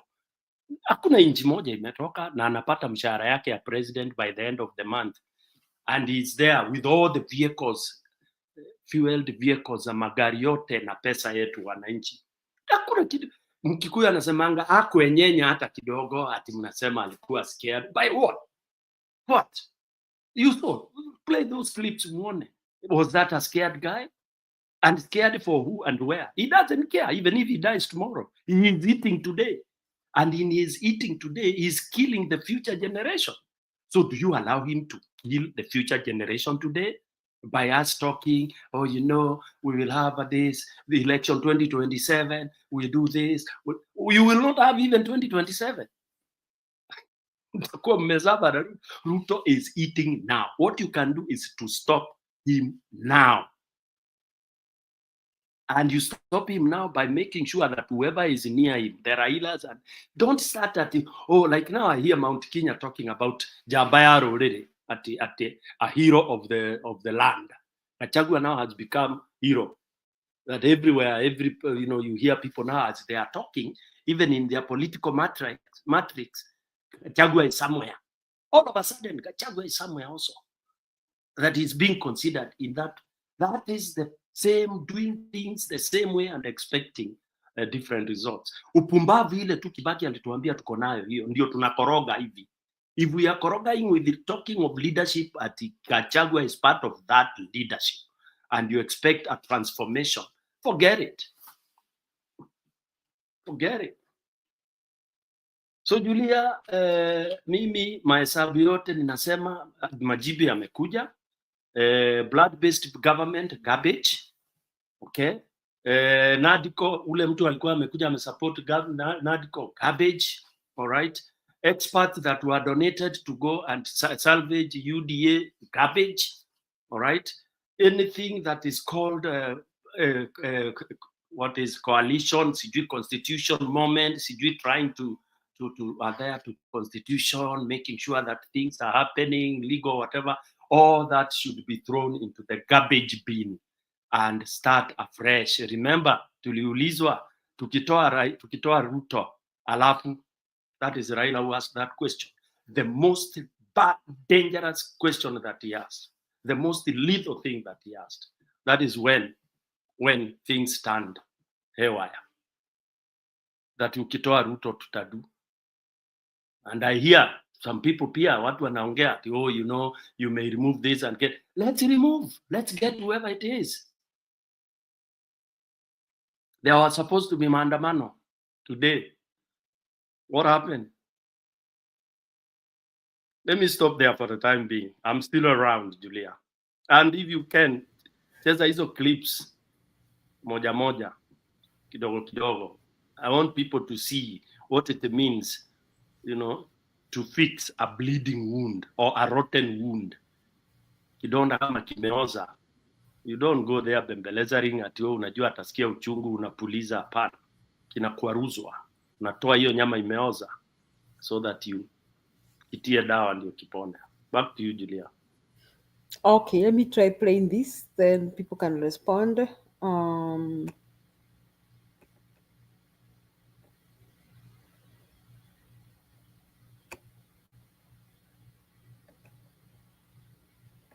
How will you handle the situation like corruption by our politicians? The elected president was specially designed to deal with the problem of possible corruption among our politicians.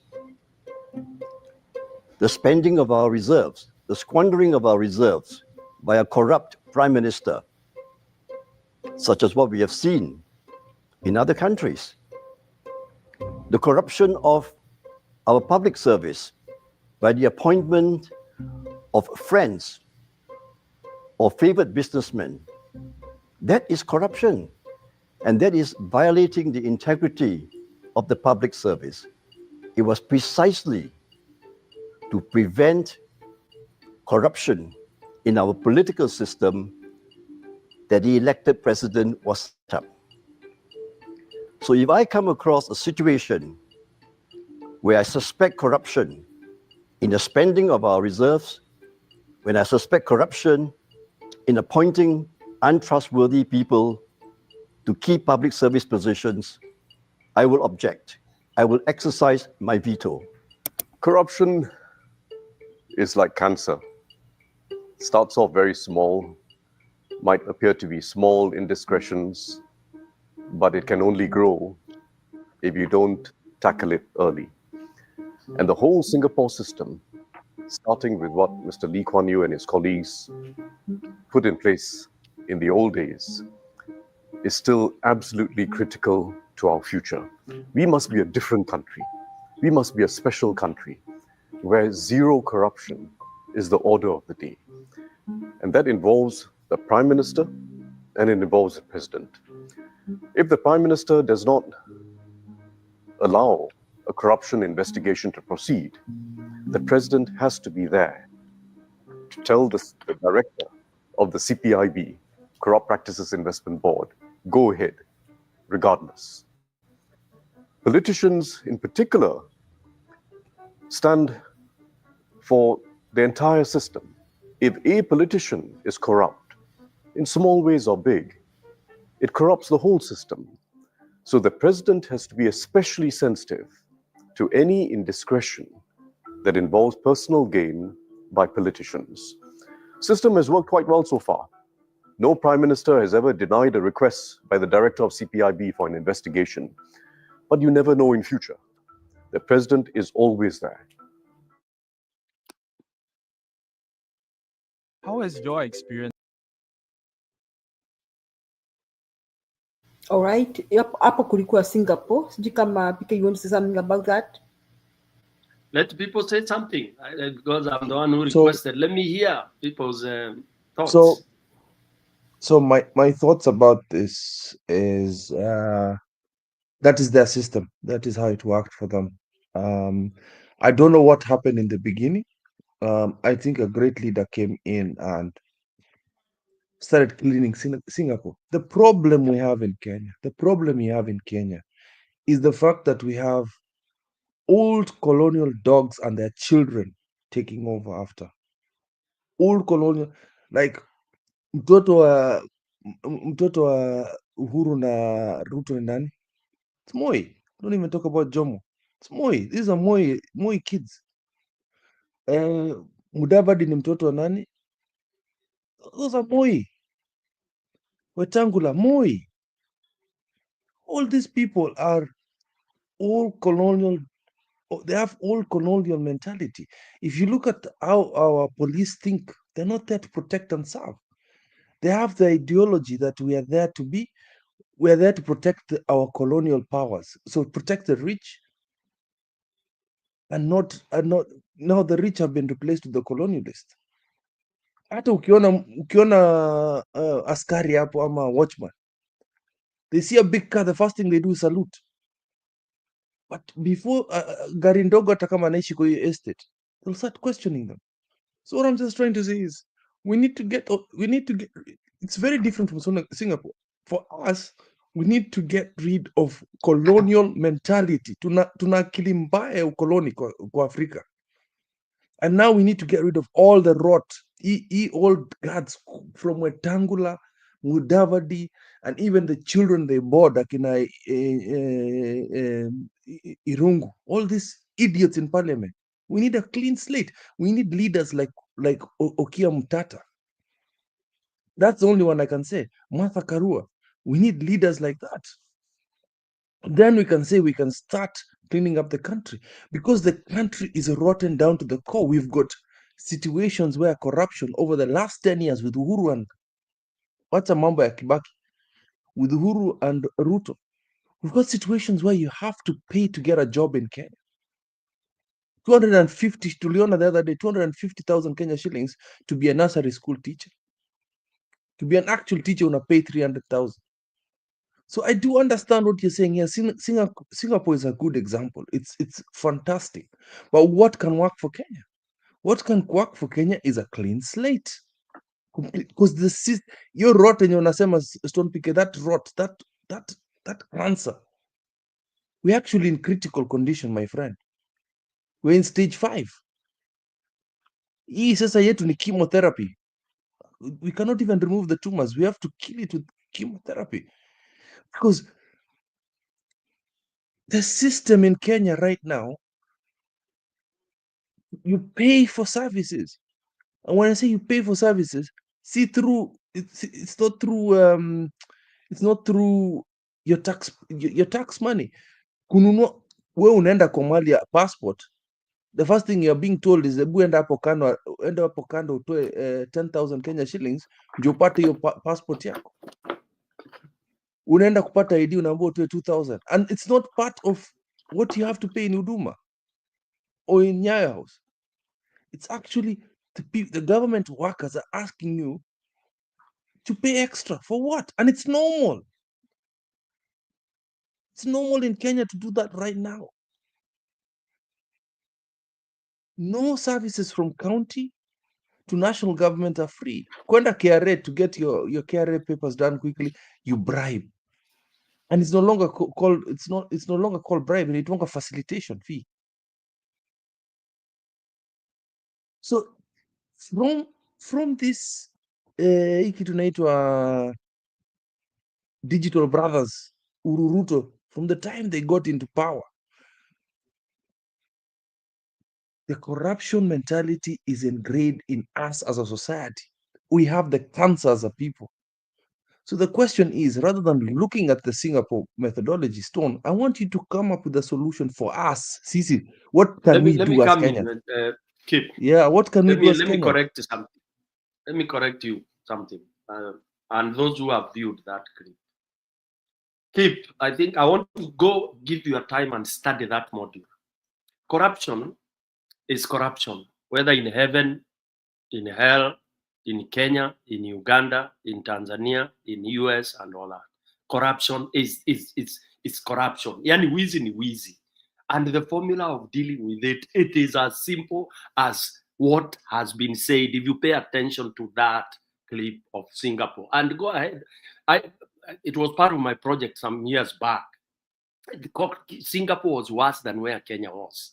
Singapore was colonized. You see, you have to start somewhere, and they have said it. You have the president. Thank you, Stone, my big brother. I wanted to say that thing. Where was Singapore when we got independence? Let me finish. You say it. You worked in the UN. You tell us where, the economical, where they were.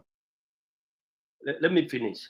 So what is happening is, they have said it. It's very easy. They are zeroing on the president and the prime minister, number one.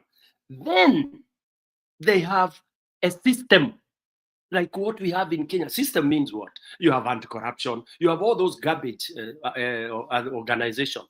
They cannot function when Ruto is the president. They cannot function when Raila is the president or the prime minister or whatever position he will be given. So you need somebody who will now be there. The two people at the head who will now put on iron gloves, and do what you've just said. It will happen within a year, bro. It will happen within a year. Wacha huyo unasikia chief anaiba huko ama anaitisha kijana apewe kadi. Because in Singapore, you detect that thing. You call the number. The chief analandiwa ni kama nyuki. Na unajua unaenda towards hanging, my friend. It can happen. So basically, you're saying we need a good leader. We need one good leader. Not even good. Not good, bro. Good is it's undertone. We need a very serious, dedicated, benevolent dictator. Ule mtu atanyonga mpaka ndugu yake, hata natoa kija na ni bro na munyonga, naweka sahihi, anaenda kunyongwa because amepatikana, amenyanyasa mama, amenyanyasa, amechukua land ya neighbor yake, ananyongwa na inaandikwa hapo amenyongwa. We need that in 24 months. Kenya itanyoroka vile hujawahi kuona. Otherwise, in the absence of that, hakuna formula ya kumaliza. Umeambiwa is a cancer that begins small. So what happens when it has stage 5? Kipu vile umesema. It is mtu asimame aseme hii cancer iko stage 5. Huyu mtu atakufa. Either akufe na to prevent wale wengine from getting cancer.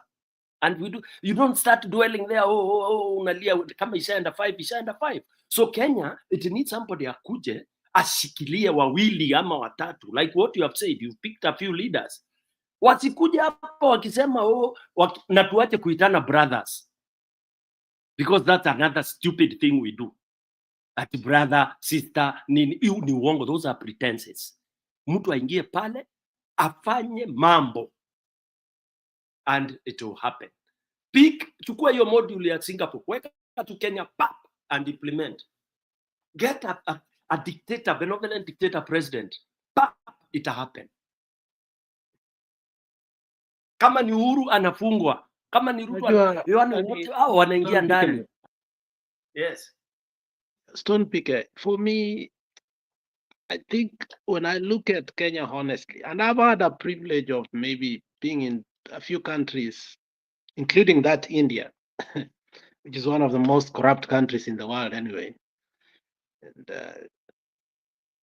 Kenya, mali tumefikia, I'm telling you, even that strong leader you are talking about, that benevolent leader, however dictator he might be, inaweza kuwa ngumu sana to handle that country.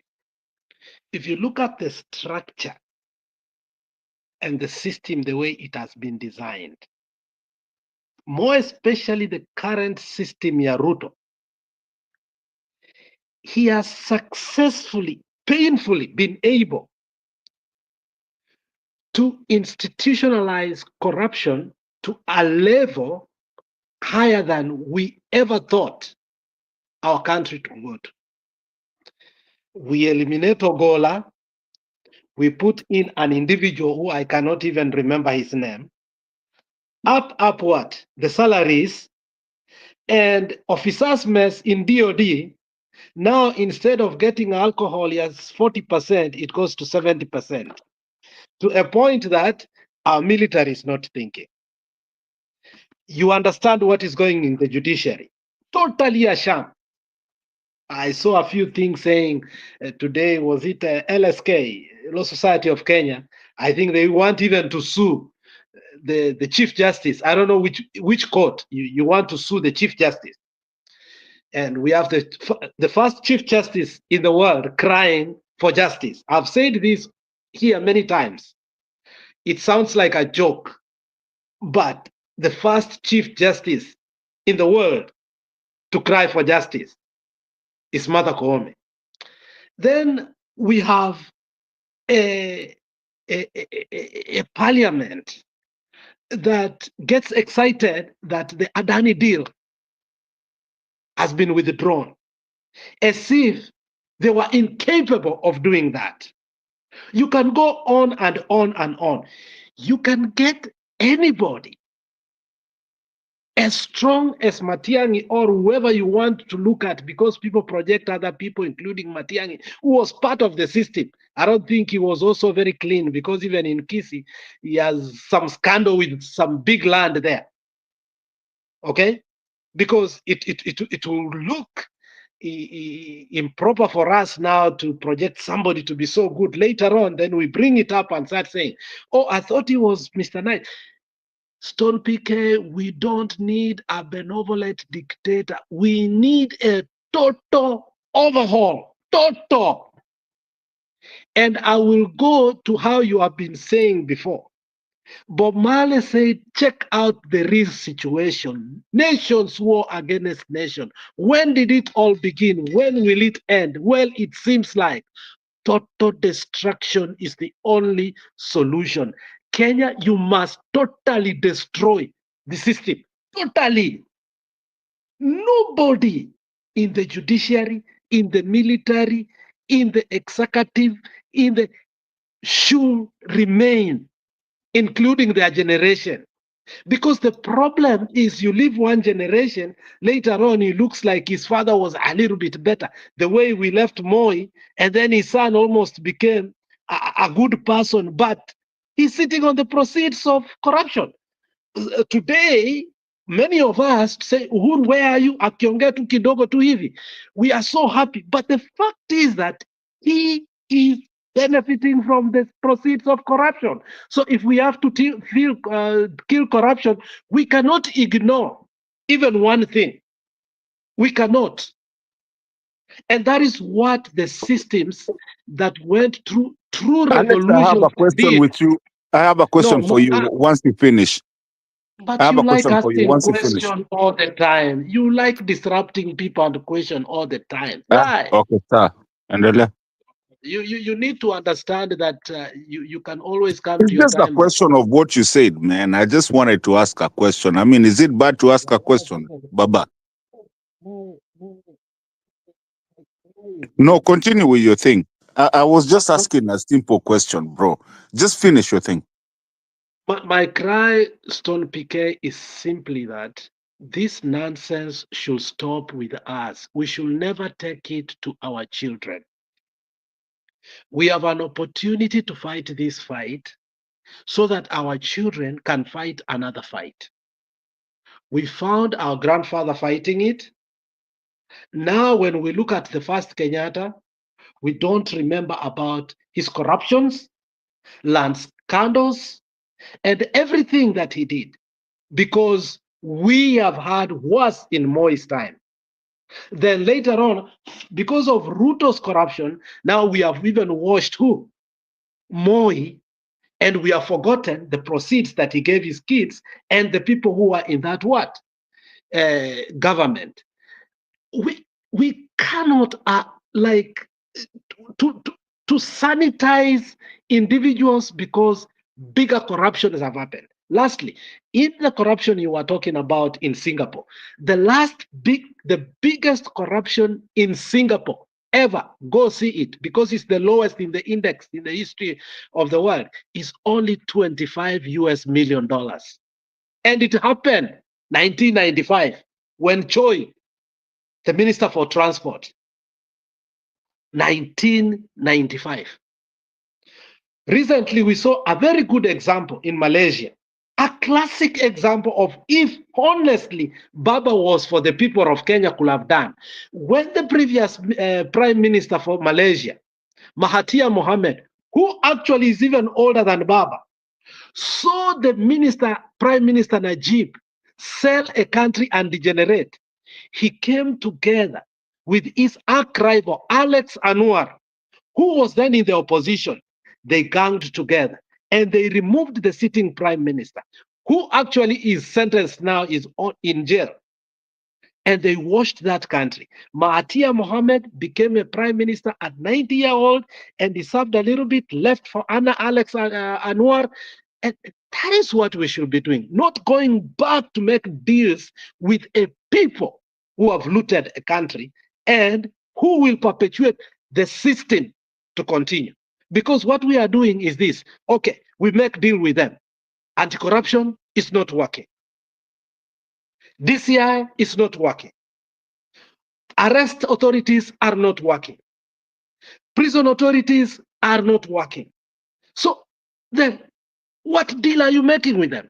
Then we find minister telling us, the minister himself now, who used to say Ruto skunk, start telling us now, because what are they doing? Slowly they become part of the system now, saying, Bas, stop stealing 2 billion a day, start stealing 1 billion. What does that tell you? It tells you that if you leave anyone to go to the president with the system, they will be corrupted. The problem is not individuals. The problem is the system that we have created, which we must accept that it must go. And we know what a system is. And if we don't know what a system is, we must define it and start saying, this is what is ailing us. You can put an angel in Kenya, but with the system we have, he cannot prevail. Thank you, Stone.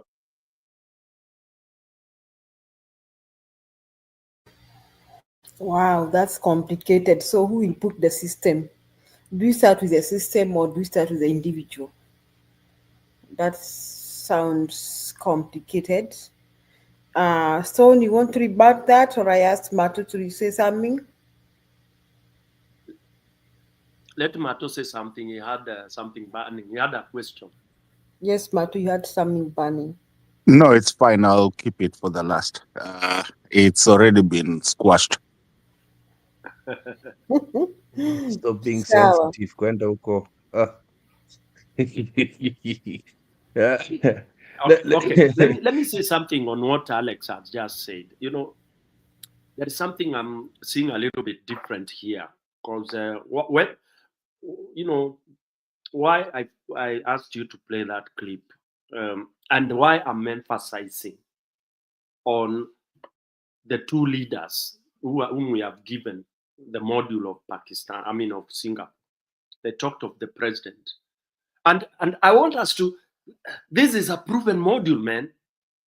It's hata tukianza kudebate tukiweka madoido ingine mingi. Singapore is a role model. If you picked what they did, you would at least make up to even 80% of success. I mean, it's working up to today. It's not a history. And that's why they are saying, whatever system you have, like in their corruption, they have two bodies that fight corruption. Two bodies, okay? Which all they report to, they go, they are independent, like the way we say in Kenya, all right?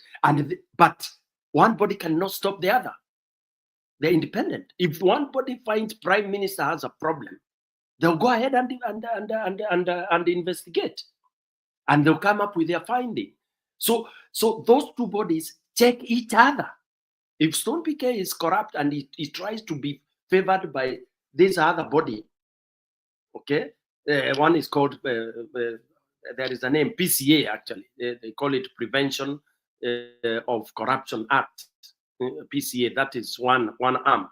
And then there is another one which is a corruption of drugs and other related thefts. Well, that's another very, very strong independent bodies. So you could be like the PM would be favored by one, okay? Then the other one goes against him. It goes to his throat, for his throat rather, okay? So these two people, whatever the system you have, and system means what? It is the bodies, the controller general, the what do we call it? The auditor general office, the judiciary, and all that. These two people here are the ones to sweep. They're the ones to fire. They're the ones to send all these sons of so and so to jail or wherever. Put me there. Nitafunga mpaka akina Shalini Ruto if they stole. It will not matter whether ati walikuwa ni watoto wa Ruto ama alikuwa ni mtoto wa Kenyatta wa kwanza. I will not even listen to people who say ati mtu amekufa atajuagi. Watafufuliwa kule wamezikwa if it must be. Okay, I'll not go with those stupid traditions that Christians that, oh, you know, let those who die be in peace. You will not be in peace if you wrecked Kenya and you are buried where you are buried. You will be exhumed because you wrecked the country. We will pick your bones and take them to committee for jail. That is what will happen. And I will not listen to anybody who tries to tell me, oh, you know, ya zamani yaliyopita si ndwele tugange yajao. Tutaganga hiyo ya zamani ili liwe funzo kwa wale wako sasa hivi. That is what we need. The system is fine. Auditor General ametoa report, Alex, hii ministry yako iko hivi, governor nini ndio nini. I go for you. Because she has given me that report. I go for you. CJ, unaanza kupiga unaitisha justice. What is wrong with you? Are you incompetent? Resign, move, go. We have Kenyans. Kenya has, Alex and the other panelists, Kenya is not short of people of high integrity. Take that to any bank. We only need two people on top. But for Kenya now is one person, the president. Asimame hapo aseme sitaki ujinga na sitaki kupendwa. He will get people who will help him. I hire you today, you screw up tomorrow, I fire you. It is as simple as that. But because we are protecting, you know, this is my brother-in-law, my sister-in-law, don't touch Raila, don't touch so-and-so, don't touch so-and-so, don't... That garbage, you cannot clean a house. Like when you start saying, oh, you know, so-and-so fought for Kenya so much. Akina Kimathi fought. They are long dead. You could have fought for the country, but you sold it last minute on your final days. You messed it up. All what you recouped, uliangusha, ulimwaga. Hiyo maji ulienda kutuchotea mbali, umefika nyumbani ukaangusha calabash kwa mlango. We are starving. Kuna maji ya kunywa, we are thirsty. When you tell us Adani is good, when you tell us, oh, they are international, we are chasing, firing away, whatever. Then you come in parliament also, unatuambia, oh yeah, you see now, I've dropped this. You tell us the finance bill was dropped. Yes, tunajua imekuja chini na akina Mbandi, experts. I mean, what are we talking about here? So Alex, I think we just need get somebody a clear Kenya in 1 year. You know, a dictator. Stone. Yes. Stone. I'll give you a classic example. Like today, you saw what happened today, which was a good day for Republicans. In as much as you have won an election, you don't decide to hire anybody you want. That person must go through the system. And the Republicans told Trump, we are not going to confirm Gates. The ethics committee told him right on in front, McConnell just said, we are not going to bring the recess to confirm your stupidity. In 48 hours, Gates pulled out his nomination. So what we are saying is there must be the system, including institutions, that guards the presidency must work. It can't be a one-man show. There is a danger in that too, of an individual doing that. To guard democracy, there's a difference between doing the right thing and doing things right. It has to be across the board. And Singapore has found a way of doing that. If you leave one area, you will find loopholes. And that is what we have always done, even with coming with the new constitution. We left loopholes. And those are loopholes now have come to bite us, Mr. Stone. One individual as powerful, as clean as he is not able, unless the systems work together. That is what I believe in. How do the systems work? Who makes the systems work, Alex? Now that's what you've come to a point that let's define the system. Yeah. That's a very elaborate. It will take us a long I'm time. very interested in learning and hearing what this system is that we are talking about. I really would Hiyo love basi to. inaitwa system, inaendeshwa gaje? Hiyo gari, hiyo train, hiyo rocket ya kwenda kwa moon inaitwa system. How does it go? Who directs it? How does it take itself? Is it remote control? Is it self-control? Because system, for me, the simple way I understand system is tuna judicial system, tuna anti-corruption, tuna all those units that are meant to consolidate and run a government of the people, for the people in this case. And those systems are headed and run by human beings. Alex, Stone, Reverend Lala, I see you have come, Karibu, Julia, and all this. These are people, Stone PK, wewe shikilia hapo. Hapo. And then there is the most important thing, election. Election now helps the people to get somebody who Alex and I cannot see from the other side of the country. That is why you have the MCAs and all that. So if that election again, which is part of that system we are talking about, it's allowed to give out competent human beings, then these two people on top there, because it includes even the president now, election like in our case, if we are able to get the person that people really voted for, although now I even doubt whether kura iliibiwa or not, because as we have been jumbled up.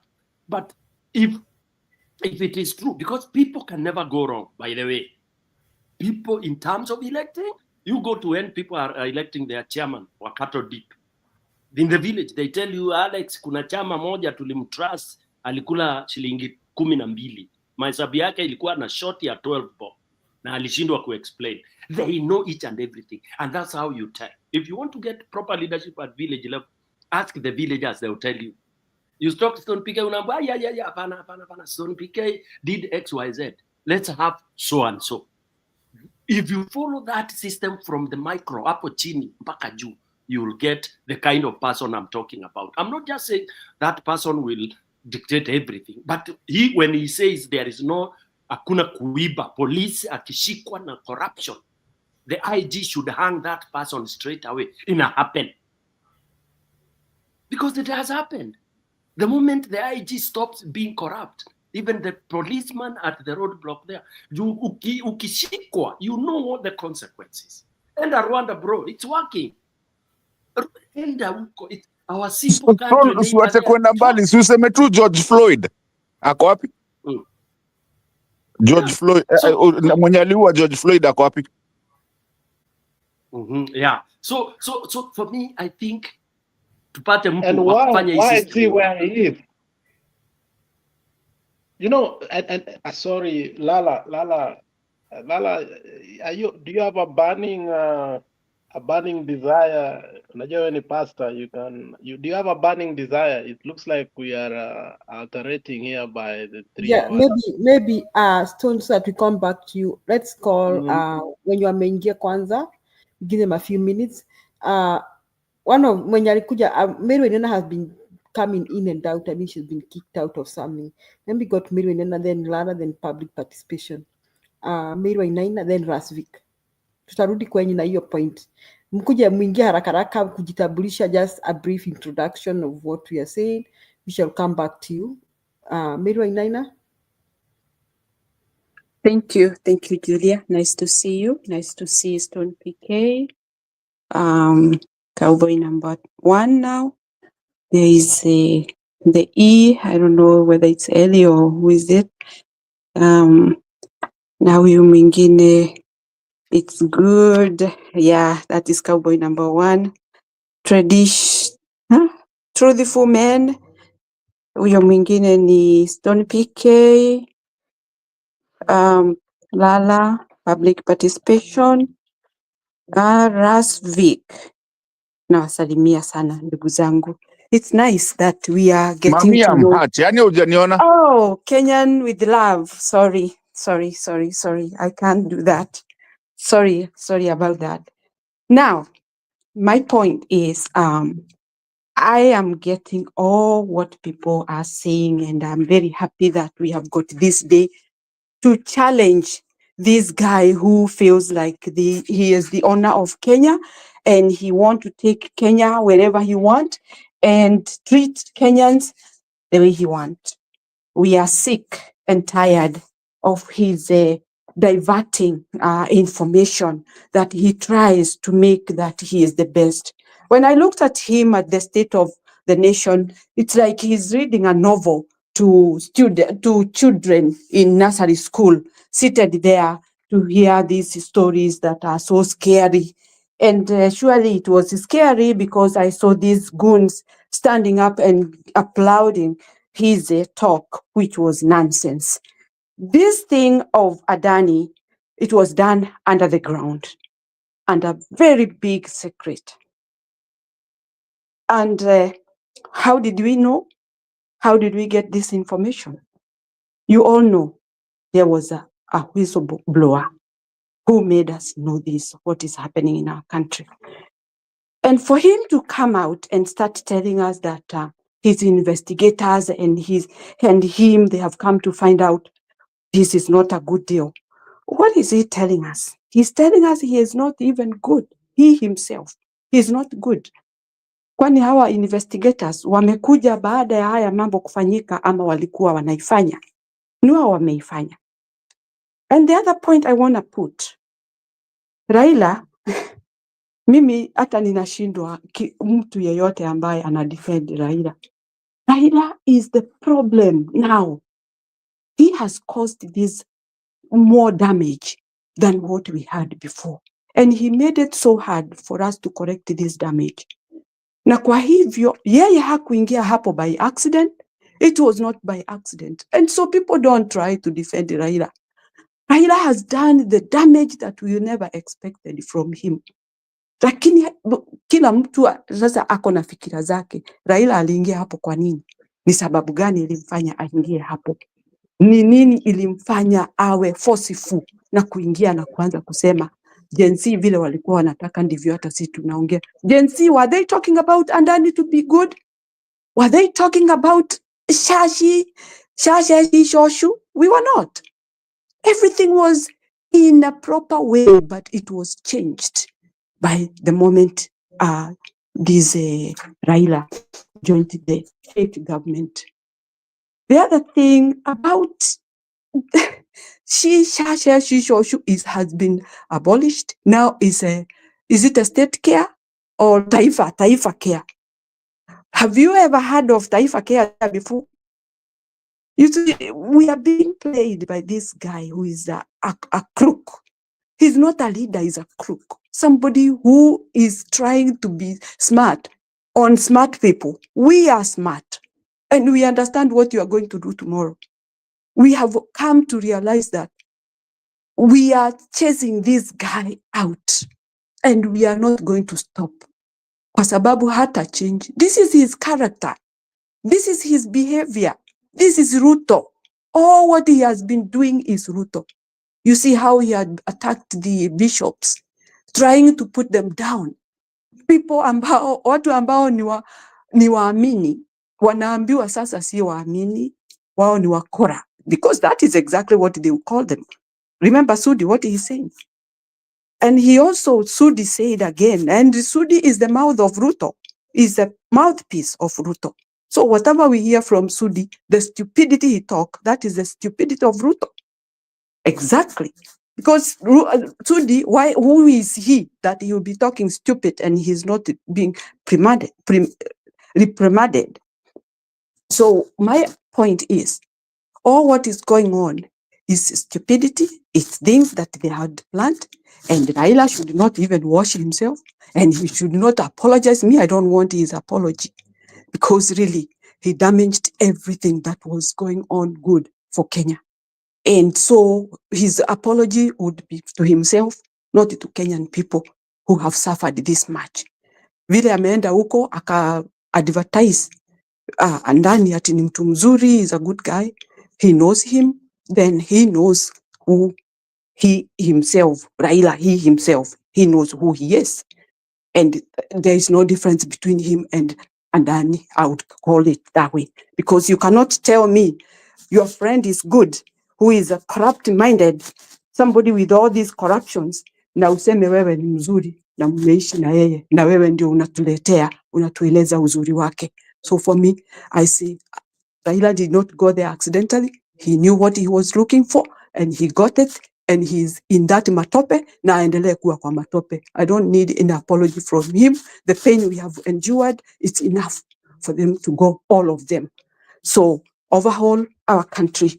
That is what we are waiting. Asanteni sana kwa kunisikiza. Asante. Mami, umesema anguka nayo. Yes, anguka nayo.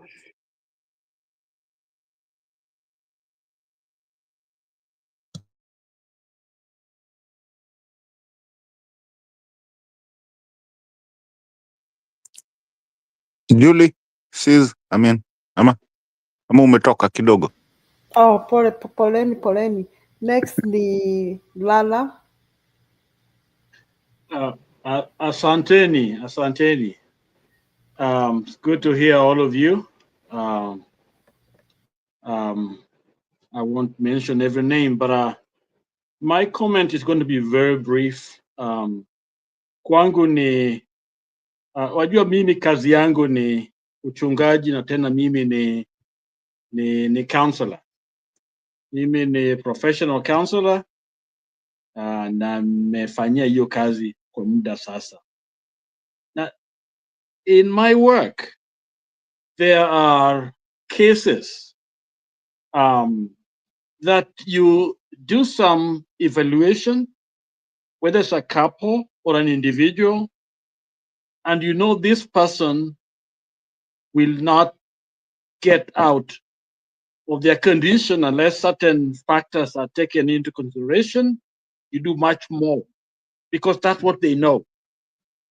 It seems to me that Kenyans, what we know is fear, anxiety, and we can't move forward. And so what we do is we are good talking, analyzing, and discussing, yet very little is being done. And so when somebody step forward and do something, we are looking at them and trying to criticize them, whether it is Morara and the others. They are those that are waiting to show why they can't go forward. And I think this is where our problem comes, because we are stuck.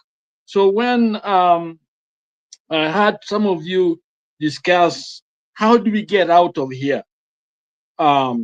Yes, a leader is needed. A good one is needed. But this has to be in all of us. And I'll go back to the same statement I always make.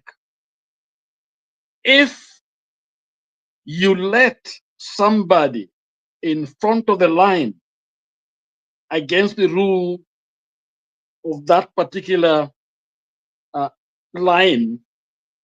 They are not dying, but they are going forward, and you are quiet, waiting for your time when you know very well that your time somebody has taken, and you say nothing about it.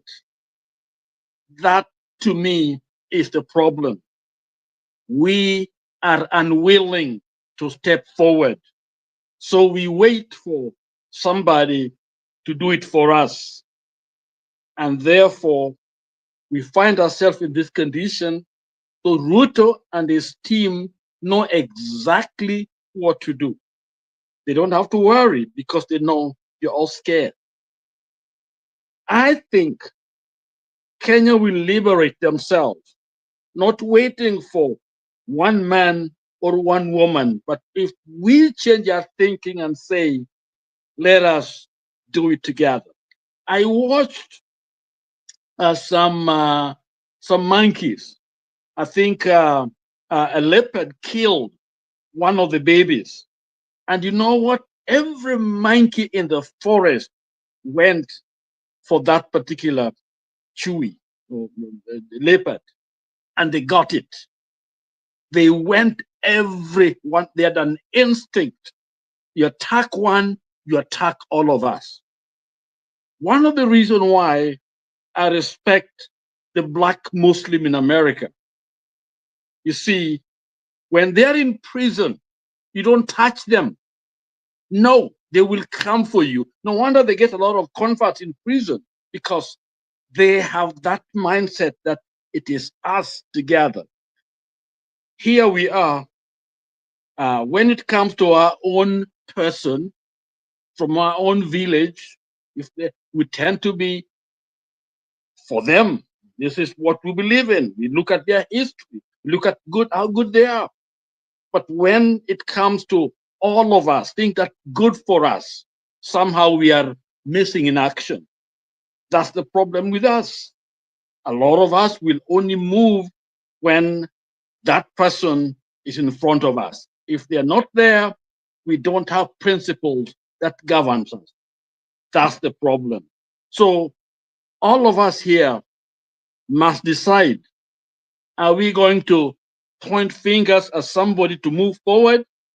Are we waiting for Raila to do it for us or Morara to do it for us? We're going to do it for ourselves. Because if we do it ourselves, then whoever comes in there will listen to us. But right now, whoever comes in there will do the same thing Ruto is doing, because he knows we're going to say nothing, we do nothing. But if we decide to take our country back, then we set the standard.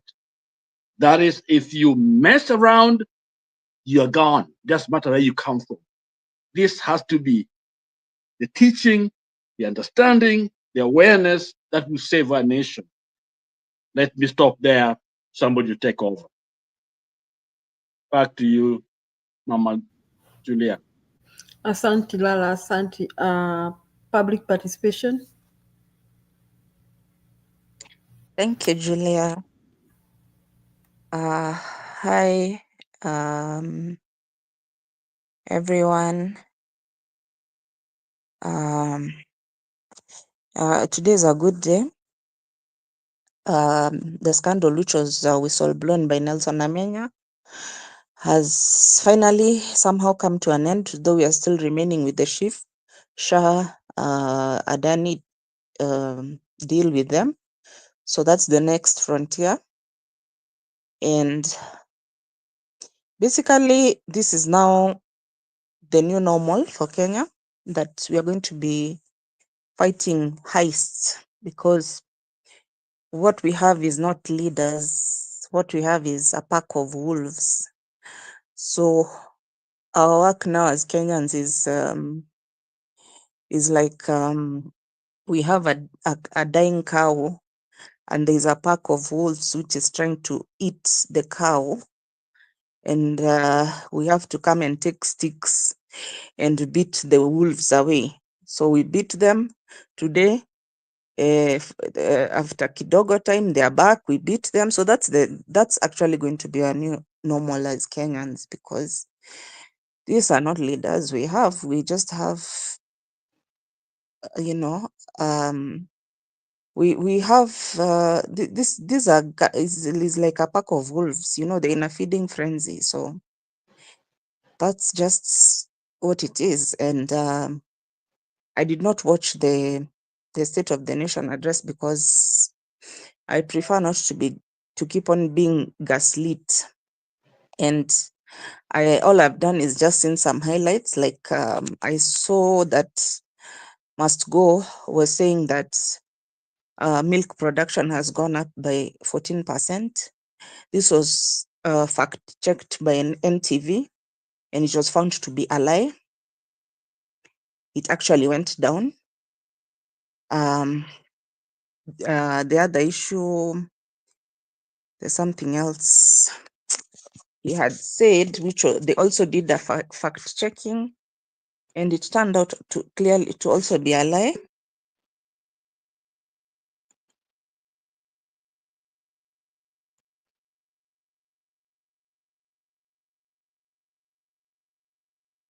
And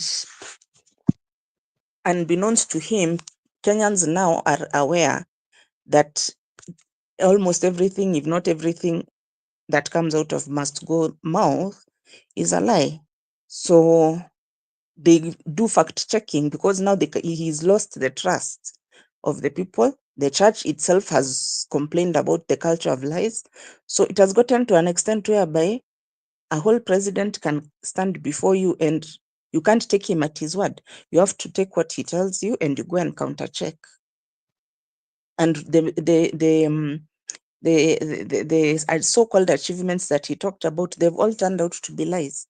When you fact check between the last year, the previous year, and the one he was talking about, it's a lie.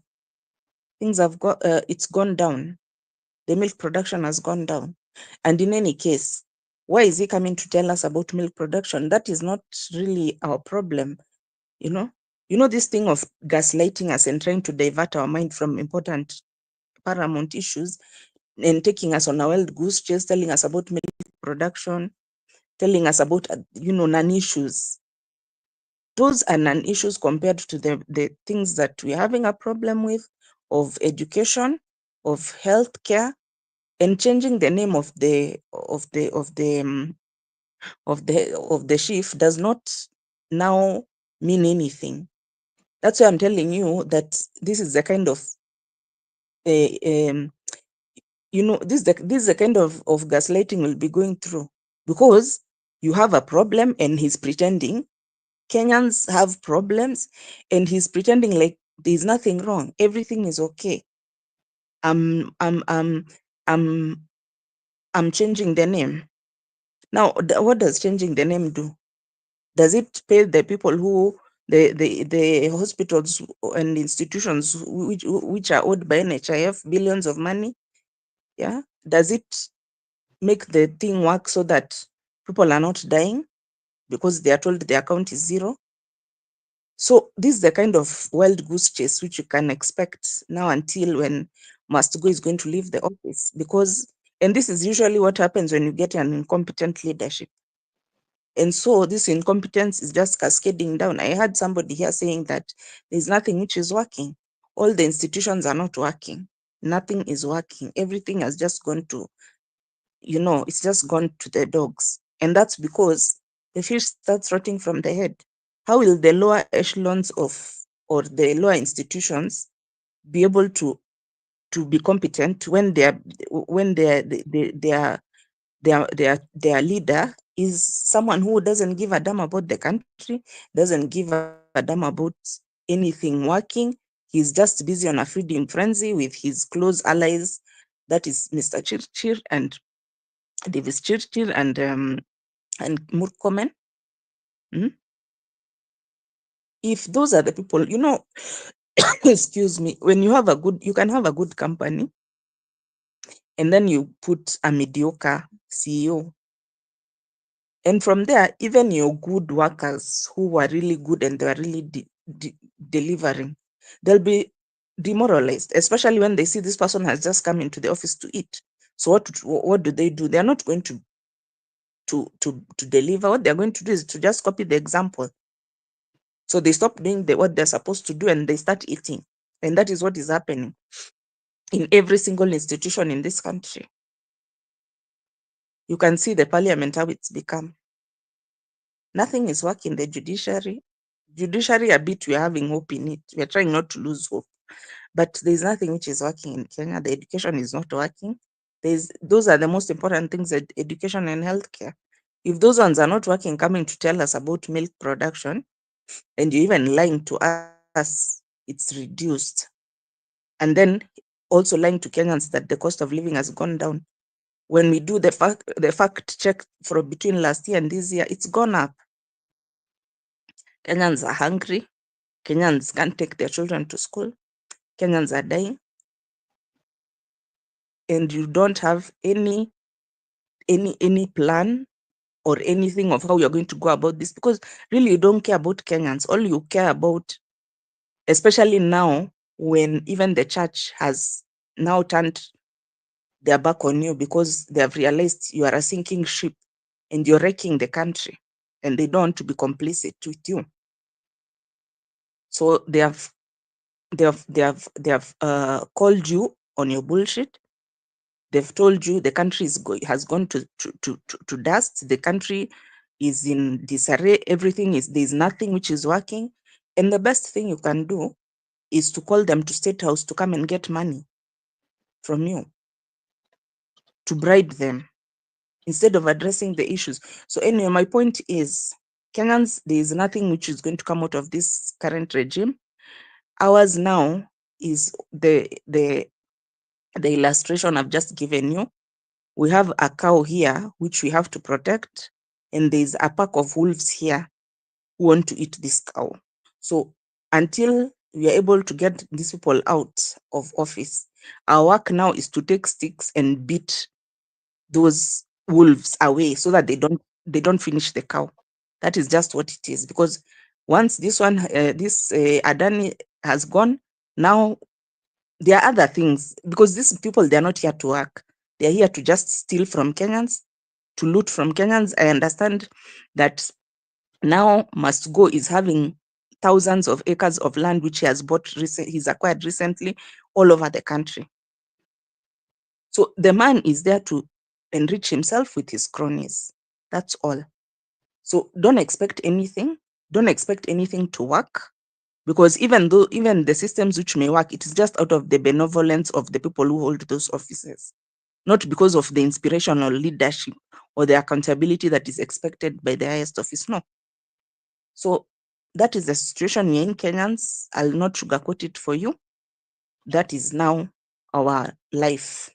So let's be ready to keep fighting and pushing back until when we'll be able to get rid of these people completely. Otherwise, right now, I have no good news to tell you, because this guy, he you would expect even that when he comes for a speech like this, he would at least tell the truth. Now that the church castigated him for a culture of lies, he comes and tells blatant lies on national TV, which can be counter-checked. What does that tell you of how little he thinks of Kenyans? Thank you. Thank you. Yes, how does he think of Kenyans? So I would like us to, I know, James, you are here before. I would like us to start maybe giving our winding up remarks and I would like us to brainstorm. I'm not really brainstorm, just to suggest. So it is Alex and PK, you are earlier telling us the way forward. PK was of the view that we have a benevolent dictator, and Alex, you're of the view that we put structures. And then somebody was asking, so who will put those structures? Will they put themselves? Who will control those structures? So we've seen how Ruto came out to say that he disowns Adani, and suddenly he's not like part of it, or he's kind of surprised that Adani is corrupt. But all of us know that he's pretending, he's not surprised. He's Adani is Ruto, Ruto is Adani. And even now as we speak, personally, I'm not sure that Adani is gone. I really think that was a game that he's trying to play, especially with the international bodies like the US, because he saw what is happening in the US to Adani. So he's just playing games. But I just wonder how much those games can go, because when these people came out to sue Adani and Co, they not just playing games. They're not doing it to show. They're not stage managing a game to show that they are doing something like Ruto would. They know why they are doing and what they are doing, and they know whom they are after, and they have the evidence that they have. So now, was Ruto trying to play games with Kenyans or with the US? Probably he's trying to play smart, because now we know that the regime is changing in the US. Is he really smart? Is he smart enough? Now, was the pressure of Kenya also? Did the pressure that Kenya put contribute? What are Kenyans doing? Now, as we give our remarks and maybe say the way forward, I want to say this, that I'm on the view that Kenyans are doing a lot. Kenyans don't just come to sound canny talk to talk. In the recent past, I've been able to interact with large groups of people, usually online, and I know what they are doing. I know the many times they even raise money to support each other on the streets and all that, to remove people from the cells. Those who are arrested today. People, did you know that there were people on Nairobi who were trying to protest? And did you know that there were people who were arrested? And did you know that there are people that need to be released from jail? You know, Kenyans are not just doing nothing. And if you want to know that Kenyans are working, go to the social media and see the messages circulating. I have just realized that social media is another war zone. A point in case is what happened to former American ambassador to Kenya. I think the pressure was too much, especially on social media on her. I didn't know pressure can be too much until you give in. Pressure was too much on that lady. Nobody wants their name to be on social media every now and then. Now, even the issue of the abducted Kenyans, they were released because Kenyans raised alarm on social media. Kenyans went on rampage, called out the government, circulated those names. The names were circulated every day and every day. Even now, there are some Kenyans who are still missing, and I see the names on social media. Now, I see Ruto's name every day on social. In fact, the hashtag, anything you post, it's at hashtag Ruto must go. So what I'm trying to say, we can't say Kenyans are doing nothing. We must also do something. Let us not just sit here in sound candid and do nothing and talk. Let us go out and join what people are doing. You can send a message. You can do civic education. You can talk to folk home. You can call them directly. You can talk to their WhatsApp groups. Keep talking to them. Now, I see the hashtags on X, and I love those hashtags. Those hashtags are working. I'm telling you, those hashtags are working. Those hashtags, whether Ruto wants to listen or not, those hashtags are working. So I totally believe that is one of the reasons why Ruto gave in. And even the fact that there was a hashtag Occupy Parliament today because of Adani Group and all that, and what Ruto is doing. The issue of kidnaps, abductions, murders, and all that. You know, Ruto is not going to get away with it. So, just like public perception has said, today Kenyans won. One in the fact that though Ruto may be pretending, so somehow he thinks he's so smart, and so he had to come out and say he has cancelled the Adani deals as who? Is he the one who contracted them? Did he call Parliament? Did he call the cabinet and cancelled those deals? Or how did he do it? Now, he thinks he can play with the minds of Kenyans, but just the way that the Kenyans were able to unravel this corruption mystery, if he still goes on with Adani, it will be unraveled. And now I hope he knows that he's been watched. He's been watched not just by Kenyans, by the rest of the world, as far as Adani is concerned and other corrupt deals. So my take is Kenyans are doing something. Kenyans are not. I wanted to correct Lala that. Lala, Kenyans are doing something. And Kenyans are doing a lot than we may even imagine. And one of these fine days, we'll see the results of what Kenyans are doing, because Kenyans are doing so much. So me, I always come here to urge people in sound candid. Now, don't just come back to sound candid. Join all this. I never used to do this Instagram, Twitter thing, but I found myself doing that because I want to be on the loop to know what's happening. Who said what? What happened? I just want to be on the loop. And personally, if I see something retweet, I retweet. Something that affects my country, I retweet. I wake up in the morning to retweet. Anything that I need to shout at the rooftop, I wake up to retweet in the morning. Because I know by retweeting, I'm informing those who did not know. I am sounding the alarm bells. And those who are the partners of these crimes can see the alarm bells all over. So, and then if you can raise even money to get someone out of the cells, those who have been arrested, do something about it. Join those who are raising money to support them. I mean, you may give $20, $40. It may not be much, but it means something. Children who have lost their people who have lost their family members. I mean, Kenyans are doing something, and I think somebody says that kidogo kidogo ujaza kibaba. I mean, we can't do everything. We can't be the Nelson Mandela. Kuwekea watu kwa link chini. Kuna watu wanaomba link privately. Okay, Drop the but link.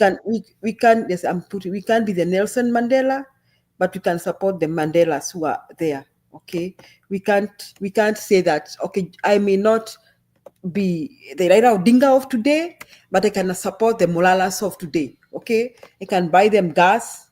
Okay, I can do what I can do.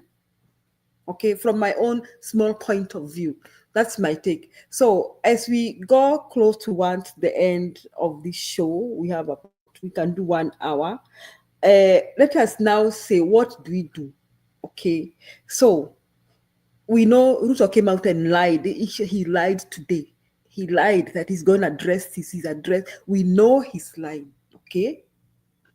So what next? Can I say something? I've been raising my hand. All right. Yes, Lala. I just wanted to make a comment. I think one of the things that we do is we wait for an act. I think it's a good day in the sense that Adani deal was canceled. But you see, there are some of us who think that Adani is not the problem. The problem is those who enable Adani. So the problem has to be resolved. And that is, there are Kenyans who are benefiting. These people, they are there because what they do is, after Adani, there's another Adani somewhere. They're already into something else. Here we are celebrating when they are doing something else. That's why I think it is upon all of us to be smart enough rather than to be just emotional. Because if we are emotional, then we are celebrating when actually these guys are laughing at us. So I believe that, yes, it's a good day, but to kind Gangari, let's be focused on the people that enable them, because they're still at it. They're still the ones that are controlling, our lives, and they're doing the same thing. And we know that they're doing the same thing. Okay. So yes, I think the pressure is begin to build, but we can easily lose the momentum if we don't realize what these guys are all about and trying to do. That's what I want to say. Back to you, Julia. All right, thank you so much, Lala. So let's start by Alex. I think you want to say something, so that I go to Truthful Man. Yeah. I want to talk to my leader, Lala. When Raila came to defend the Adani, I guess even his union with Ruto was not as bitter for me as when Raila defended the Adani. and he gave a very long, comprehensive statement in regard to that. I was here and I could not understand how that came from Raila. I gave a comprehensive statement of what I had known about Adani for how long and the reason Baba made the mistake. Clandestinely, Lala made this statement: Adani are not the problems. Adani is not the problem. Kenyans are the problem. Lala, do you still hold your view that Adani is not the problem? Kenya is the problem. Kenyans are the problem. You know what? I still hold that view very strongly. You know why? Because it's okay. You will give your reasons there later are on. I a just lot wanted of to know. politics No, it's behind. okay. It's my time. Okay. Just Sure. I just wanted to know if qualify you my know. statement. Sure, I You will. will I have will your qualify time. my statement. Yes. So, okay. You see, Julia wanted to give my exegesis in regard to the current situation in Kenya and where we are as a country. When Kenyans found that they had no place to hold on to, totally, after the JNC were deflated, I remember during the Maandamano, the young people believed the church was with them. If you remember that weekend, in the Basilica, Kenya, in the PCA church, in all churches, the youths went and represented themselves. Even the pastors, the padres, the so on, all the religious leaders recognized them in the church, whereby they even carried the flag, and they were agitating for what they thought the church must help them, because the political class had betrayed them. And I say, this is my personal exegesis. Unfortunately, the church just gave a statement, but did not back them up the way they should have. What was the repercussion, Julia? Our faith in the church dipped. And I'm telling you, the church is scared. Because if you look at even in the US today, and the people who practice the religion, our pastors in this country will tell you that, and for some of us who are here, that the young people do not believe in the church at all. If you go to some churches, you find, especially traditional churches, not the charismatic, it's just the old population, and many churches are closing down. And I'm telling you, a lot of us stopped going to church. And the effect of that, the religious leaders have come to their senses. You ask yourself, all of a sudden, why is the Catholic Church? Because let us not just applaud it. Let us ask ourselves, why is it all of a sudden,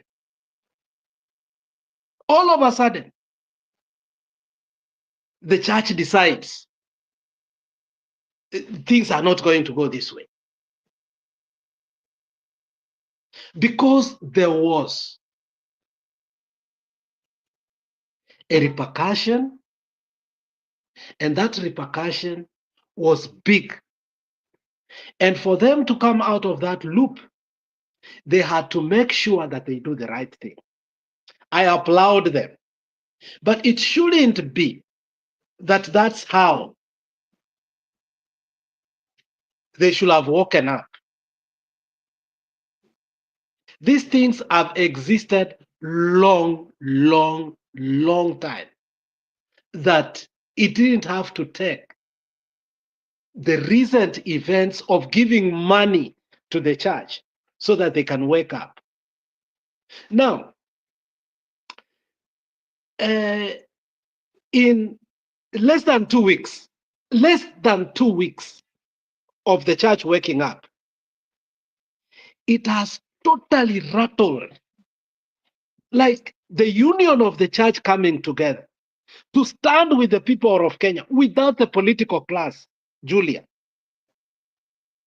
has rattled this government. They've gone berserk. Even the truthful man, as much as we don't like him going to church is a problem now to the president. It's a big problem to the president. Sholei, the Sudis, and the so-called say because the president is not a Catholic, that is why the Catholic Church is criticizing. Immediately they had to recall their words because they thought it was business as usual. There is a very good report that came 2 days ago, and I was just reading and laughing. And people started making memes of them, especially in TikTok. This is what they say. They say that the popularity rate of Ruto, the military pools, we are not talking about political pools that are paid, the military pools, because we have military pool and political pools, has gone below 20%. That even in his backyard, which is his stronghold, the guy has no support, totally. And this came in the wake of the Embu thing, because what we were shown is just a dip of what happened. The embarrassment there was huge. So they could not hide it anymore. So we have a perfect opportunity now, a perfect opportunity for us to wake up and now agitate and put this government into task, because even the cabinet should have a collective voice. And you have seen from the so-called the coalition of the ODM, the Luo ODM Nyanza, because it's and the UDA from the whatever side it is, because it's not all UDA. You've seen they're speaking from different mouths. The Minister for Energy says something, in a few hours the president says something. The Minister for Treasury says something, and all of a sudden something is said. It is a confused government, and I don't think the center is holding water. And if we can put pressure right now on these people, real pressure, which I agree with Julia that we should not have just one platform. And even if we have one platform, it's okay. Retweet, speak. Because I think if there was a time Ruto is going to fall by himself, this is the moment. If you saw Ruto for the fact, I look at his body language, he was so deflated. You could not even think it's the State of the Nation address. Trust me. You will think he's in another matanga, making a speech after coming from many rallies. His body language shows he's exhausted, he's not sleeping, he's defending things that are undefendable. And look now what he has come. What he thought was going to work. And I think many people called him out. They said, okay, we knew this, obviously. The Adani for the airport, the Adani for the energy. We knew for sure this is not going anywhere. We want you to call the healthcare thing. So I think they have already shifted, okay, putting the last thread on his neck. And I think the church should not stop it there now. The church and this political class that have woken up late must understand the way Morara said that when you see people are quiet, this is not peace. Be aware of that. It is not peace. And that is why every day, in as much as we are politically fatigued, we still come here, even if we don't agree with people like Lala who are defending Baba when he is wrong 100%. We must call wrong wrong, including our friends who think that Ruto is right. When we decided that we were fighting the system, the first, and I will tell Stone, the first thing that we had to fight the system was this, and I'm finishing, was electoral justice. If we cannot put the voice of the people, you and me, after we are voted, to be in power, the same way I did not like Trump, but once the people chose him, allow him to go, let him make a mistake, especially all this nonsense that he has been nominating. He has shown who he is. Allow. So we also voted for somebody. We should have been allowed him to make the mistakes that he made so that we can get him out. The voice of the people is the first system that must be corrected. And that's electoral justice. We need an IEBC, but it's not an Ruto IEBC. Our people should dictate how the IEBC should be constituted and how. And he gave us a silver platter that he refused to appoint an IEBC. So the IEBC that is coming, Ruto should have nothing to do with it. We, the people, must have something to do with it. Thank you.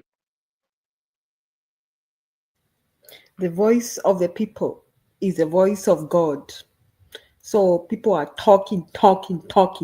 Kuna hashtag ya mwili ikitoka motorcade, ikitoka refuneral. Oh, Julia, please forgive me. Forgive me. One second, Julia. And you see the emboldenment of this government. Honestly, Bisinje coming to a book launch of Martha Karua. You abduct him illegally, and then you ship him to Uganda. You see, there's some madness. There's some sort of madness that needs attention. I think that should be another topic we should discuss of why do they fear Martha Karua? Because a book launch of Martha Karua, you abduct somebody and deport them to Uganda? I think there is more to that, Julia. There is more to that. So that I welcome, I know that I want to rebut. Kenyans, I'm saying Kenyans are doing something, and Ruto is terrified. Arresting a young man for posting a video of a motorcade with guards from Lee Funeral Home ati wanamshtaki asijui nani ameweka nani amekufa. This man is under pressure, and we must keep the pressure. We must keep the pressure. We must retweet and tweet and retweet and tweet. We must wake up retweeting and tweeting, sleep retweeting and tweeting. We must retweet. Yes, Lala. Oh yes. I think my point is always very clear. I don't agree with Baba all the time, but I disagree with people who do very little instead of just sitting behind something and just speaking. Yes, there's pressure on Ruto, and Ruto is weak, very weak. I've always stood on those points. And the problem is always all or some of us who believe that is larger than life. They treat him as if it's larger than life, when actually we can get rid of him today if we want to. I think that's where my problem comes in. Maybe what I see, some of us don't see. I talked about Adani, and Adani talked about Adani because, listen, No, Julia, you have to tell Lala to backtrack that statement. We don't sit little. We do more than he thinks that we do. Most of us here. I'm sure things are happening. I'm sure things are happening, yes. But the crux of the matter is Kenyan. Because the thing is, No, retract that statement. We don't do little. Most of us that you see us here, no, retract that statement. I'm not going to allow it. My dear sister, Madam Moderator, please tell him to retract that statement. Which statement? People are doing many things that maybe if he does little, maybe he can tell us. But most of us here, we do way more than he thinks. Lala, I've never disagreed with you, but I'm asking Madam Chair let him finish for you to because he said the retract. problem is Kenyan. He's also a Kenyan and he's part of the problem. Let him land. Lala, you are part of the problem according to the. Yes, I am. Connecting the part of the problem. Maybe they're asking yes, you this question. Lala, I am part of the problem. Our problem is perpetuated because of some of us, because of the mentality we hold on to. We are Lala, like a minute. Maybe they're people asking you a with question. certain syndrome. Yes, we have made a headway. Yes, the Gen Zs and others and many of us. Lala, you're not listening. I'm asking you a question. They're asking you, what are you doing in this fight? That is where you could start. If people are doing nothing, what are you doing about the fight? You yourself, as Lala, go ahead.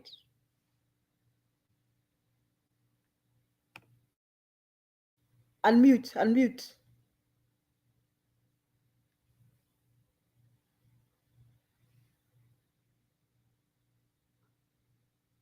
He can't unmute because he's doing little. Because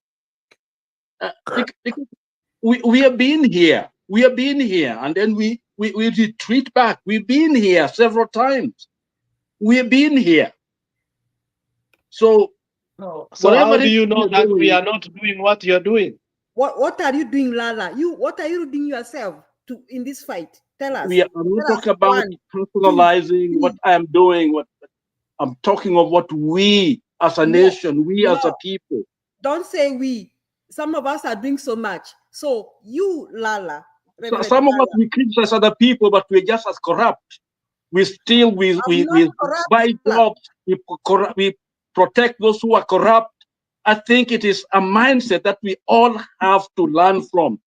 Then we will give a better service to our nation. It's just I'm asking more of us. That more of us is needed out there.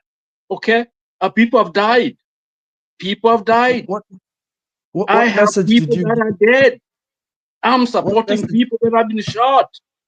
I visit, I do financially, I support, but that's not important. It's all of us stepping out, not some of us waiting for others to go forward, and then we come and to the loot and try to, to get. So if we are doing something, may God bless you. Keep on doing something. Let's do something, but not here criticizing other people. But let's do something.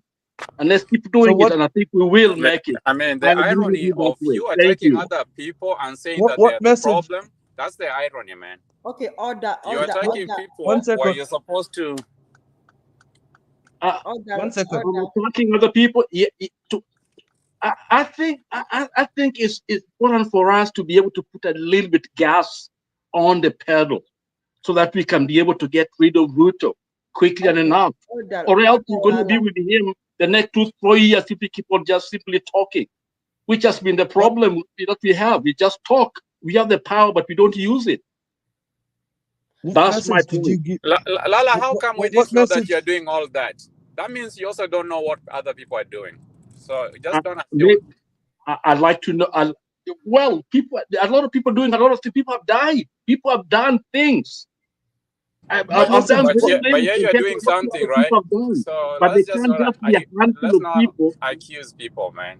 That's not how it goes. What message? I'm just asking us to put a little bit of a gas so that we don't let this man continue to do what he's doing to our nation. All I know is that Lala was defending Raila when Raila was in this deal, and that's what he showed us. And Lala, what we do on the background, we don't know. What you do, we don't know. What we do, you don't know. So you should not have said that some of you do so little, because you were specific on that. You did not use the collective word. Had you used a collective word, we could not have bounced on you. But I'm glad that you corrected it. It was a collective word. But some of us, I think we can do a little bit more. If maybe my statements are a little bit too extreme, but there are things we can do. For What message? example, What message did you give to the 300 clergy you're sitting with when you came to Kenya, when you are doing the homecoming with ODM? Because it feels like you're playing. You're favoring one side and not the other. So you sat there and you thanked them, yet they spent so much money, so much of our taxpayer money to do that celebration. Over 300 clergy. So I can imagine how many people had come other than you 300. So I'm just, other than the so-called celebrations you had for ODM that day, what message did you give to the ODM people? We've been saying these messages to them. We've been shouting at them not to jump to the other side, like Opio and I, Oparanya, all these people jumping ship. I want to know, what message did you pass to them? What message did you pass to them about Adani deal? What message did you pass to them about a NADCO report? What message did you pass to them about our agencies? What you've been talking about, our agencies being killed, yet the head of the table cancels it. So I'm asking you, what did you tell them, or did you just go there to celebrate? Thank you. My message is always consistent. What you see is what you get. This is my stand. Always, wherever I am, I speak my mind. I speak my mind. I live to speak what I believe in. I am a spokesperson for those who cannot speak for themselves. They are dead. They've been killed. I have relatives living bullets in their bodies. I speak for them. May God help me. That's my stand. Lala, you cannot get away from that. If it's consistent, when we said the Adani deal, because that's the topic today, that even if Baba says the Adani deal is correct, it's not correct. We said it is wrong for Kenya. It should never be implemented. Baba is wrong on this, and you said that Baba was right. How consistent were you? Listen to what I said. What I said about Adani. I said Adani is not the problem. I say that the problems are Kenyans that are inviting this Adani. Because if you look at the national And that's trade and Raila. others, whether it That's is, just Raila, plain listen, blank. listen to what I'm talking about. Invited When Adani. Did I Somalia, invite, as a Kenyan, did I invite Adani? listen to me. When Somalia had issues, they had no country. Companies, international companies were doing business in Somalia. International people, I'm not supposed to supervise them or to correct. All I need to do is to let my people not deal with them. My point is that there are people that are ready to engage the Adanis of this world. That's where our focus is. If our focus on our people, then we will stop the Adanis and others. The point was that we are focusing the wrong person. These people dealing with them, because right now we talk of Adani, but the people who dealt with them are free, scot-free. The people who got the deals are there. So Americans are focusing on the wrong person. Americans are focusing on the wrong person. So Adani is not the problem. Americans are the problem. It cannot be that way. Americans say no to Adani. Violated the laws in America. Adani violated the laws in America. I don't care about Adani. I'm not for Adani. What I'm saying is, who are these people dealing with Adani? Who are these Kenyans to deal with Adani? We should go after them. I'm saying that's actually a more effective way to say. Did you listen to what Onyonka told them on the parliament in regards to Adani? Did you listen? Thank God for Onyonka. Onyonka raised the issue, but the issue should be, who are these Kenyans taking our money to these people? We need to be able to. We cannot control the world. Lala, hold on, Lala. You've woken a warm. Wacheni moderator tuambie who to speak. You've woken a warm. Let the moderator talk. She's the one to tell us who to speak. Because you've woken a warm.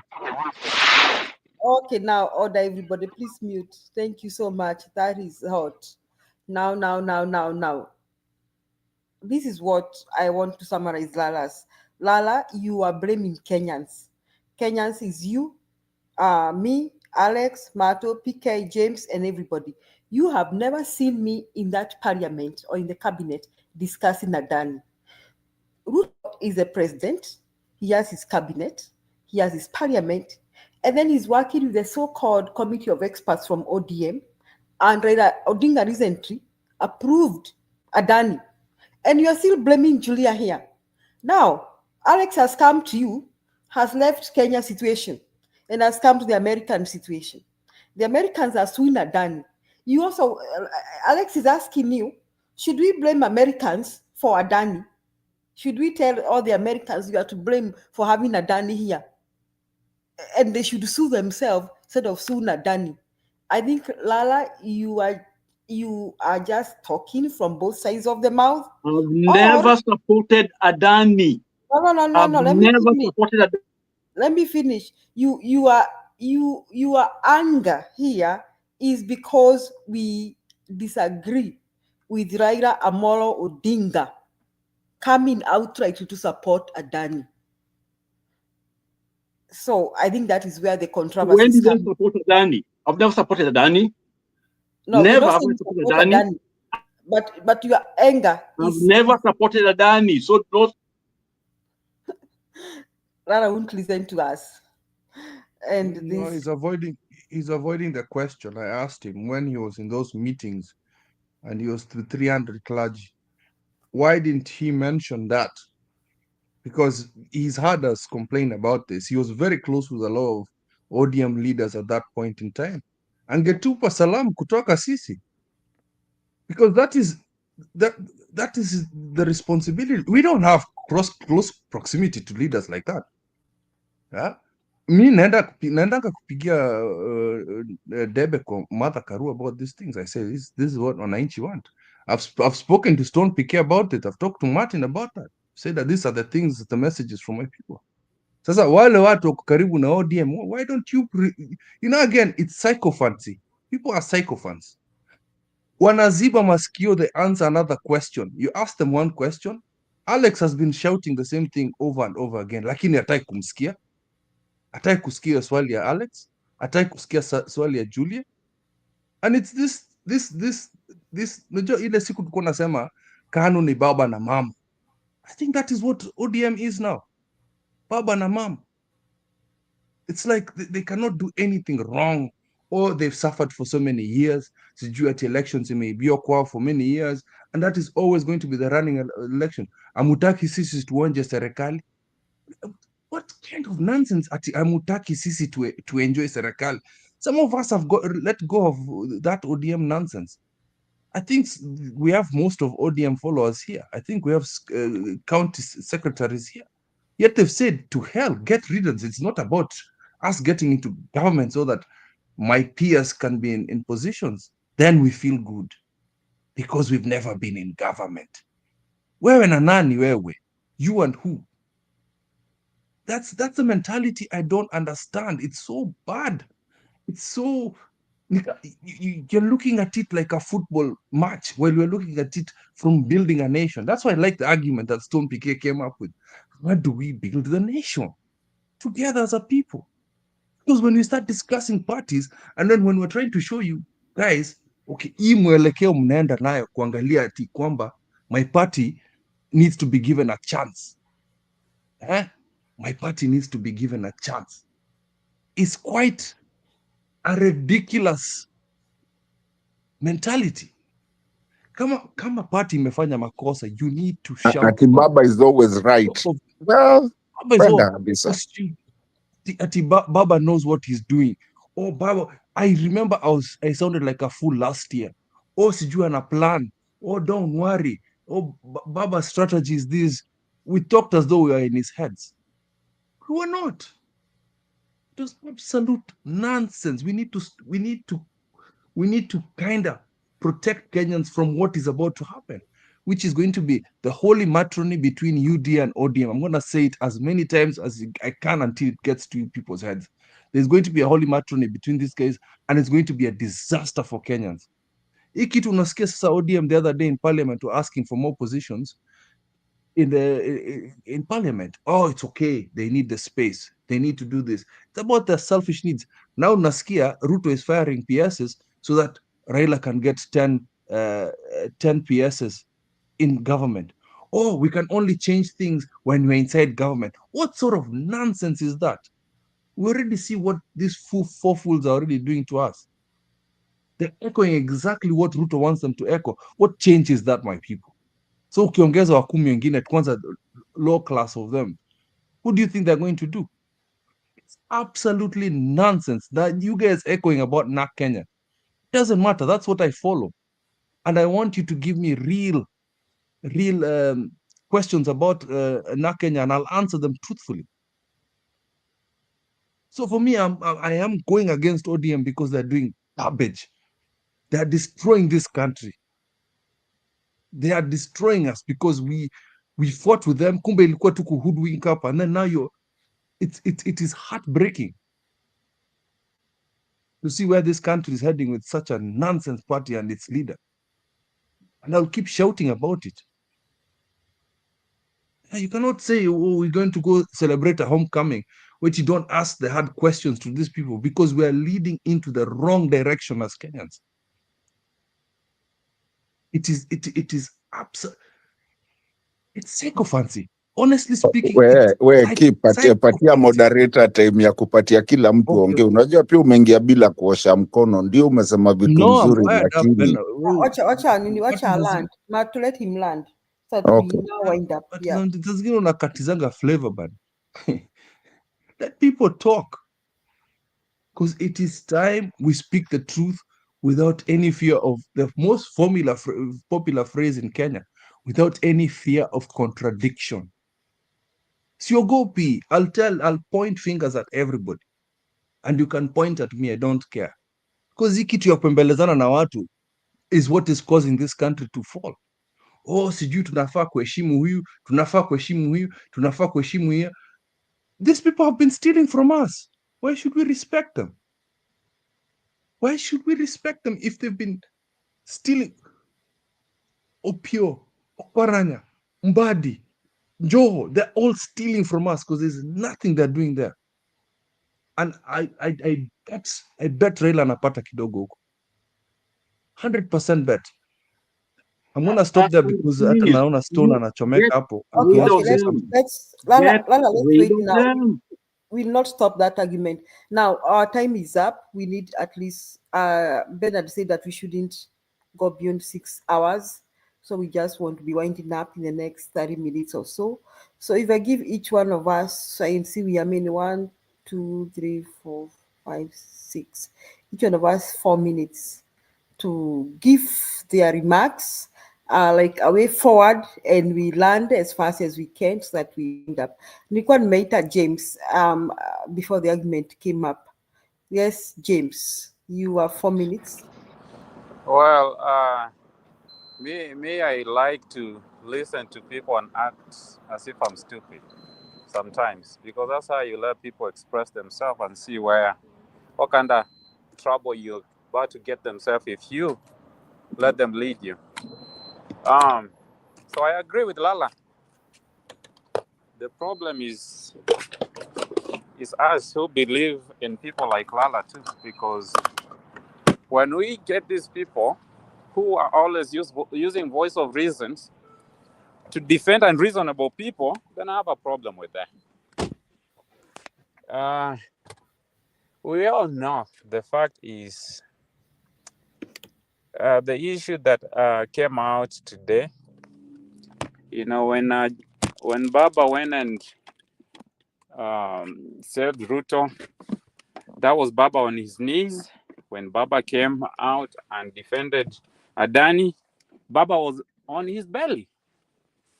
And what was the issue here? Ya kwanza ilikuwa, we are trying to use the voice of reasons because we have a country, Ruto ended, then what?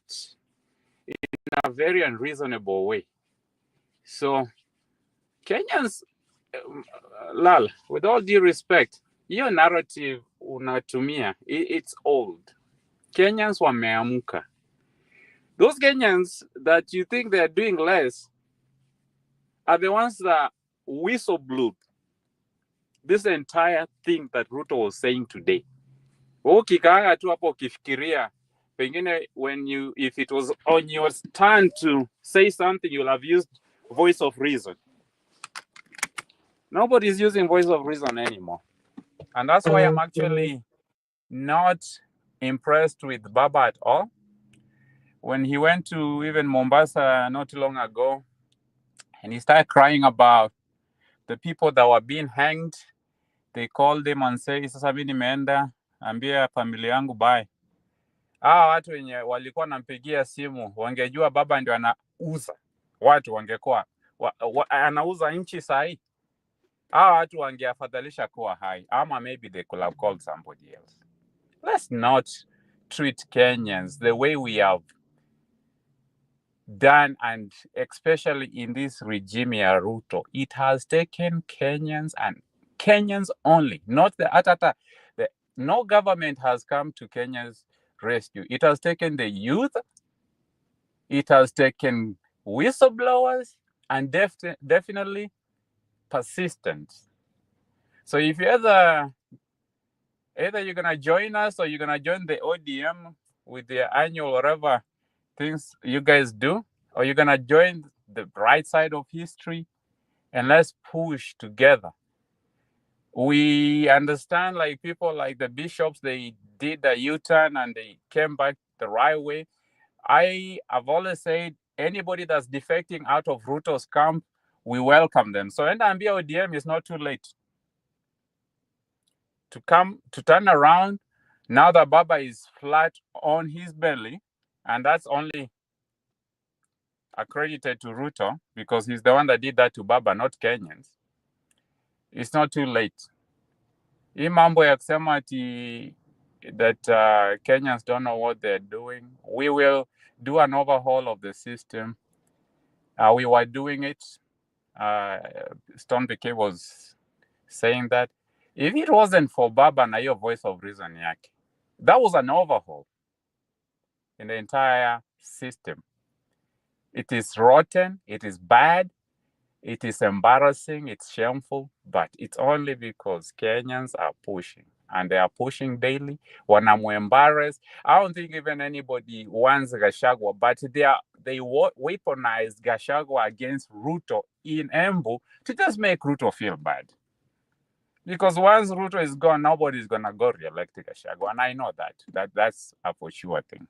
But we have to give credit to the Kenyans because nobody came to help us. Not this guy that's coming in Kenya to abduct his opposition leader. So now I think that's what it might be going on. Ruto is now depending on other people. I do you a favor, you do a favor for me.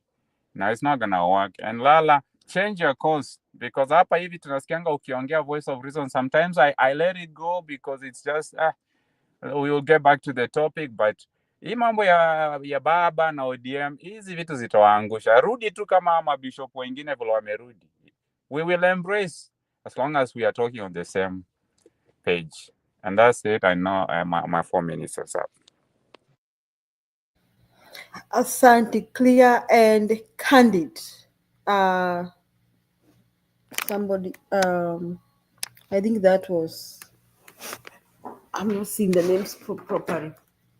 I think that's Truthful Man.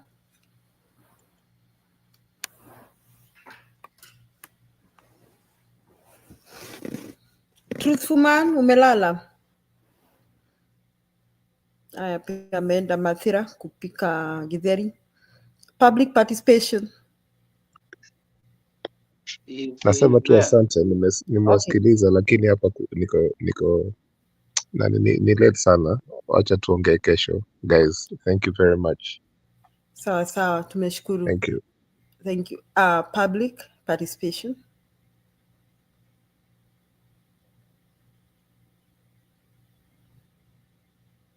Watu kweli wamelala leo.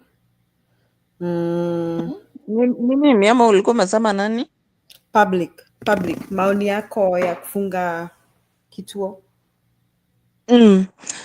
So, let me address Pastor Lala, Reverend Lala, because he's the man of the moment. Reverend Lala, we are in a very big fight for the soul of our nation, for our lives. And we can't afford to be divided on party lines, tribal lines. Even the people that we support, that we think can be president, we can't afford to be divided on those lines, because we have 3 more years of this guy, unless a miracle happens, and we have to fight this guy by hook or by crook. So we can't afford to be fighting here over parties. We have a very big problem, you know. So if we don't unite and take our place, and you may feel like Kenyans are not doing much, but we are doing what we can, and you can also do, you can also advise us how we can do more, but don't tell us to go for maandamano, because we are trying also to cut back on casualties, on human casualties. We are trying to see other ways in which we can be able to have impact without having casualties, because lives are very precious. And we are dealing with somebody who has no respect for human life. And human life is sacrosanct, and it's precious, and it's irreplaceable. So if that's what is making you feel like Kenyans are not doing anything, actually it's within the movement that it was decided that we pull back on anything that could cause mass casualties. So we are using other means, like pushing hashtags, like funding people who are being funding, you know, whatever other means we can be able to do, and people are going to have lawsuits against whatever is illegal or whatever is detrimental to the country.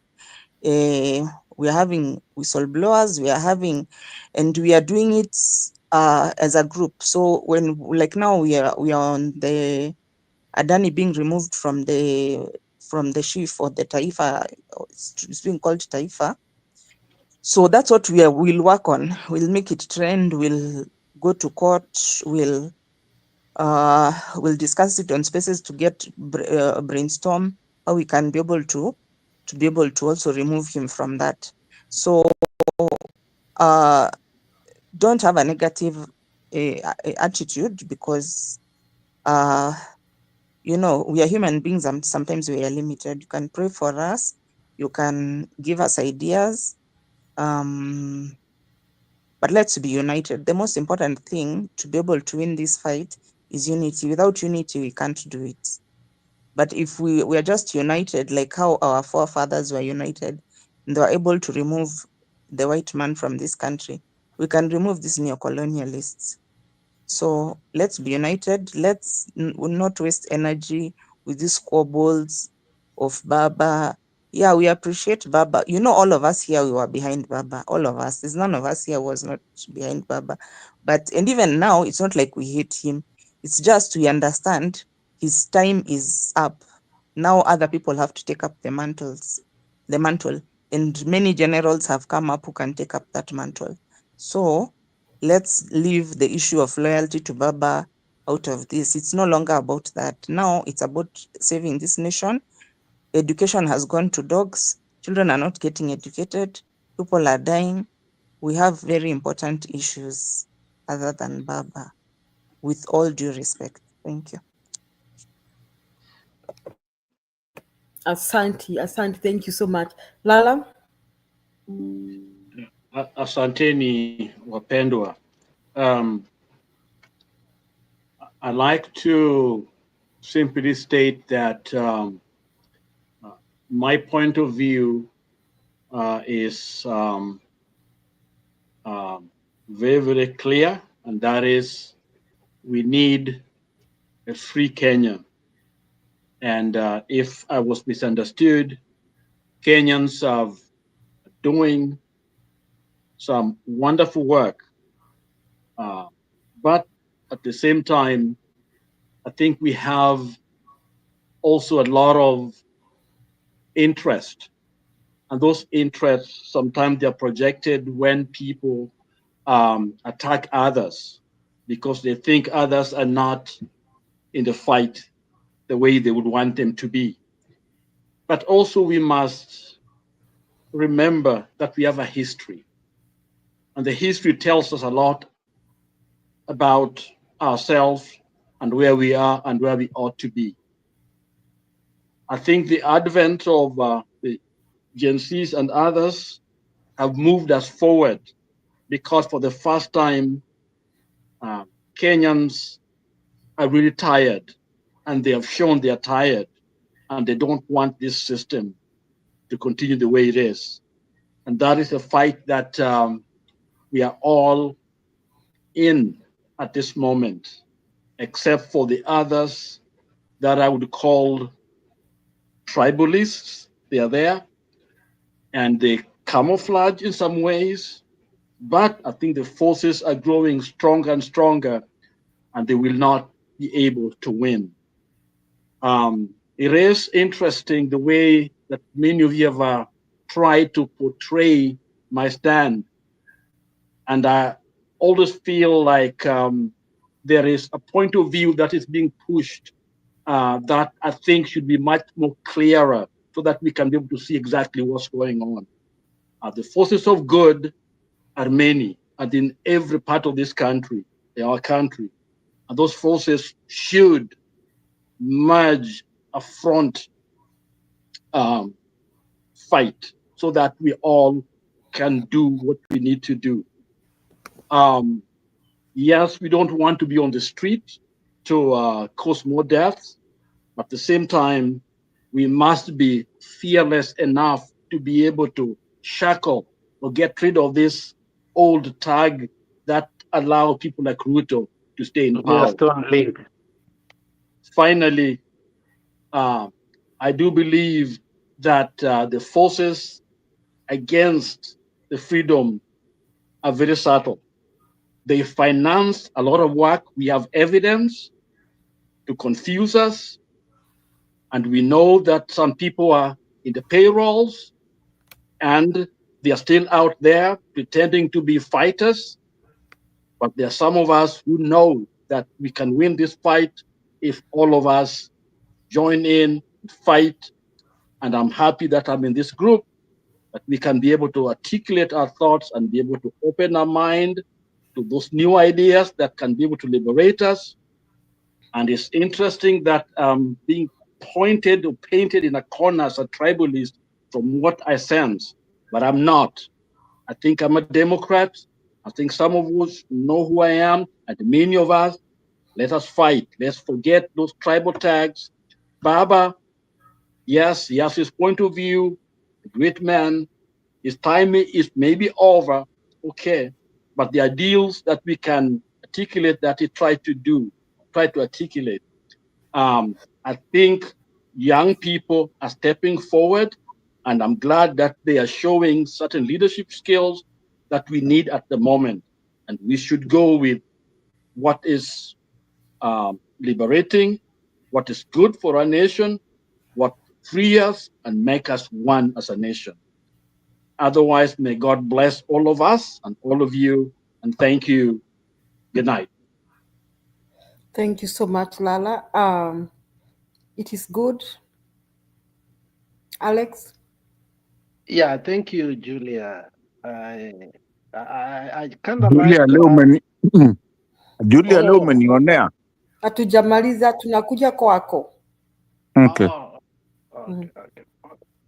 Yeah, so I like the last 30 minutes. It has been robust, and I think it was let go so that we can be able to speak our mind.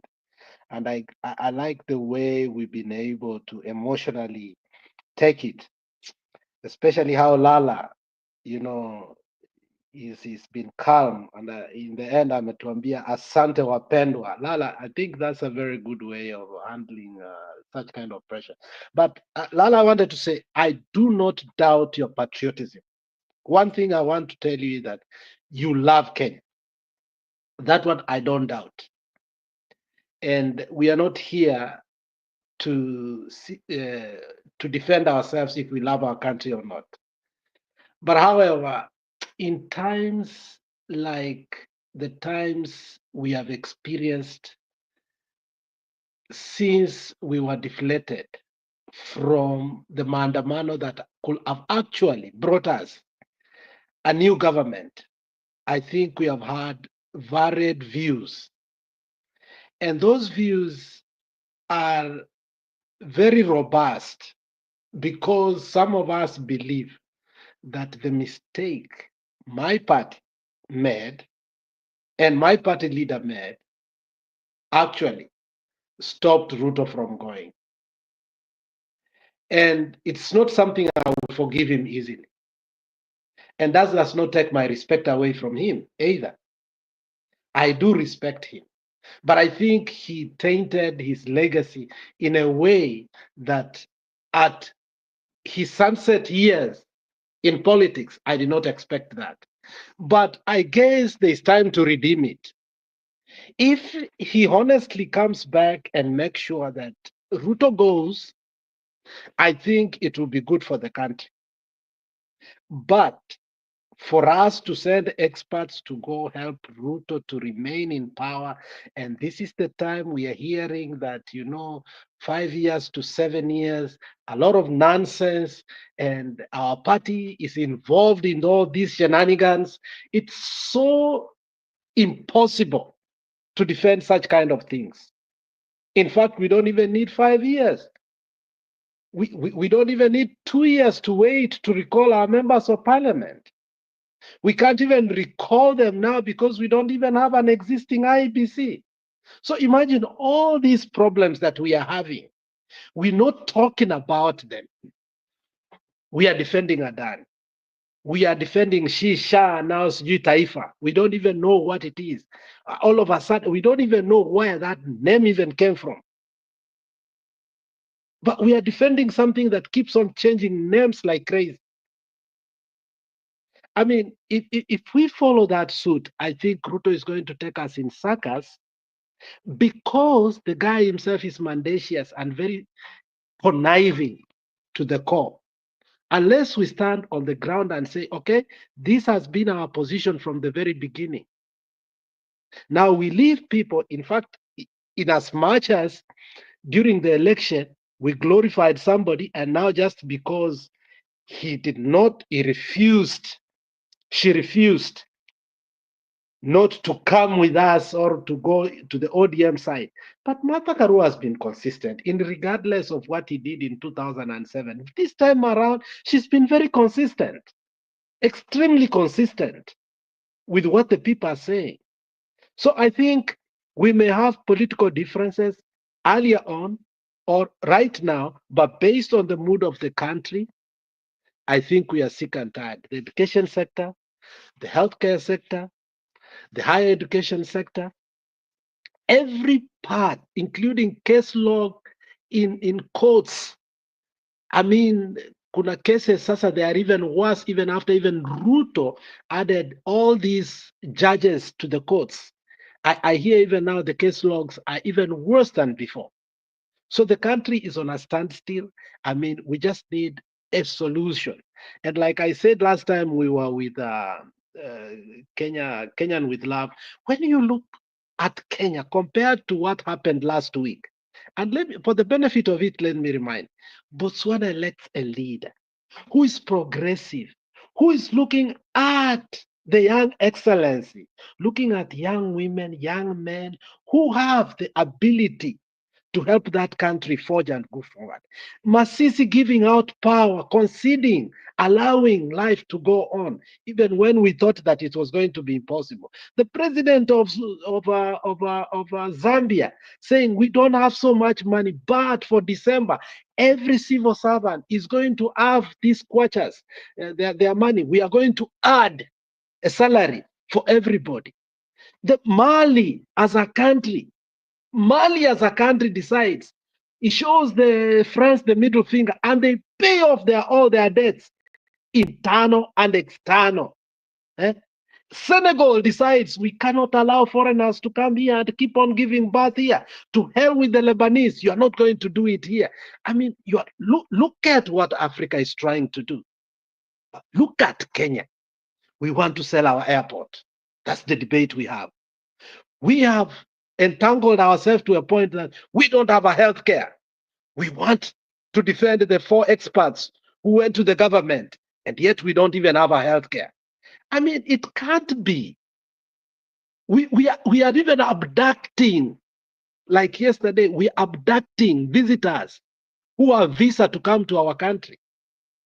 We abduct them, they vanish, the next day they are in Uganda. Our police does that. And international law does not even allow that.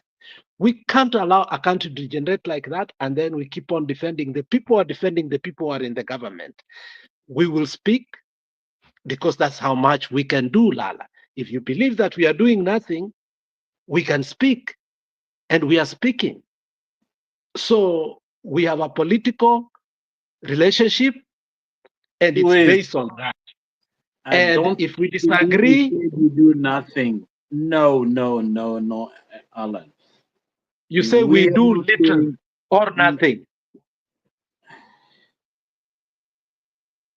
No. I rest my case, Julian.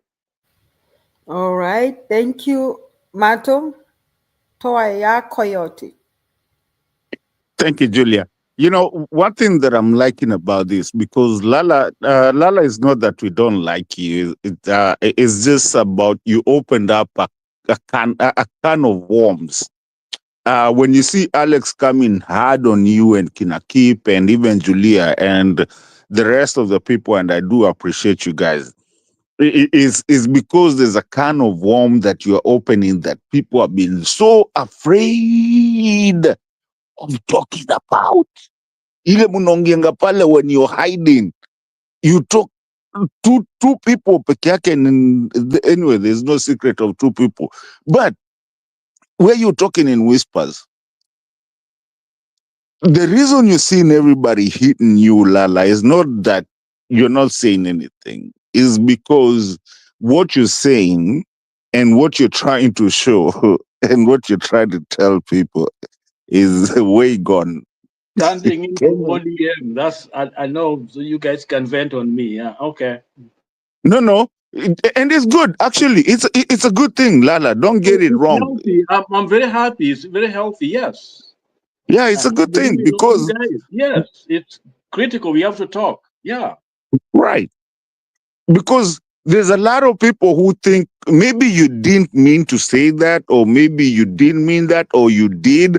But there's a lot of Kenyans, or even not just Kenyans, other countries that are, think just like that. But when they hear this, actually can change what they are doing, because I believe we're in a crossroads with our country, and we've been for a while. But I think we are coming out of it. Now, Madam Julia, for me, I have 3 statements and then nijiongeze what I had written down. I remember the first time I came over here, Alex alikuwa nasema naandikanga vitu mingi chini. But I have come to admire these people because I've also known them personally. Let me tell you, I have 3 points that I want to make, and then I put my point, and then after that, I keep quiet unless you have anybody has a question. I want to start with my last question. I'm gonna start with the bad one and then go to whatever is good. We as Kenyans have really gotten to a place, and I like it. And watching this, I don't know what is happening. Baba is digging himself down. And that has to be said. However, some people want to defend him. He's digging himself down. And it's okay if we come here in this channel that we've had for so many years. to say that he's making wrong decisions. Maybe amezeeka, who knows? I mean, I'm just saying he did so many things for Kenya, but I don't know. But there's so many things that he's doing. Gen Zs, my second point. Let's go back to Gen Z. Gen Zs,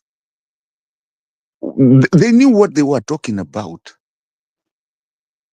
And the thing is that in as much as Ruto thinks, or his government, maybe it might not be Ruto, maybe we give him too much credit. Maybe this guy even doesn't know it's just the government, the guys in, I don't know, wherever they are, whatever offices or constitutes a government. They think they're smarter than Gen Zs.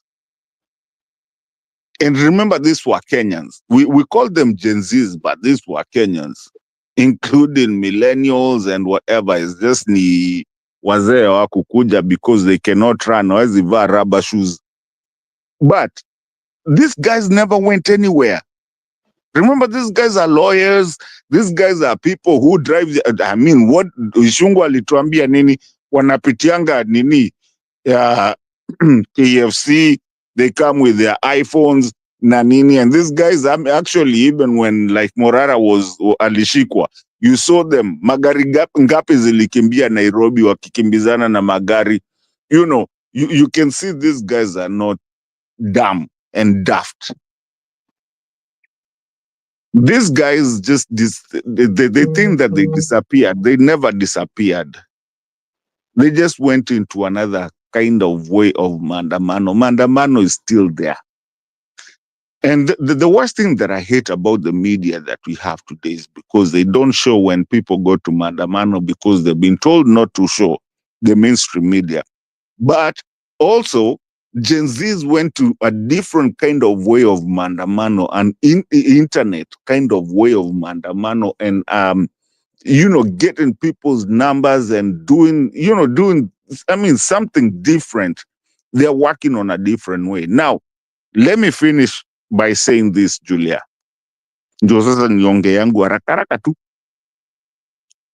When you heard about Kufa Makanga, Kufa Dereva, and you've seen songs being written about Kufa Makanga, Kufa Dereva, hiyo kitu ilianza when, Julia, I'm sorry, but when Gachagua was there, they said, Kufa Makanga, Kufa Dereva. Makanga alishaenda. You think they are done with the dereva? Unadhani tumemalizana na dereva? Makanga alishaenda. Kuna mtu anaongea juu ya Kindiki, hata kama aliingia siku gani, who cares? Hujasikia mtu yote anaongea juu ya Kindiki. Do you know now what we are talking about? We are running for the dereva. Na dereva ataenda. Mpende, msipende. If Kenyans are listening to me, dereva ataenda. Na ameanza kuenda sasa, aende apigane na US. That's why ogopa Gen Zs. These guys have smartphones. These guys can go to YouTube. These guys can get everything. They are lawyers. There's court cases. There's everything. Let me tell you, ni kubaya kwa dereva kwa sababu sasa ameachwa peke yake. Ni yetu nataka. Na wakimalizana na dereva, if Raila does not check himself, atakuwa ule mechanic walikuwa wakisema, pia mechanic na abiria tunawajua. So it's not over. This is a big war of a woke generation that, and it's been there for a very long time.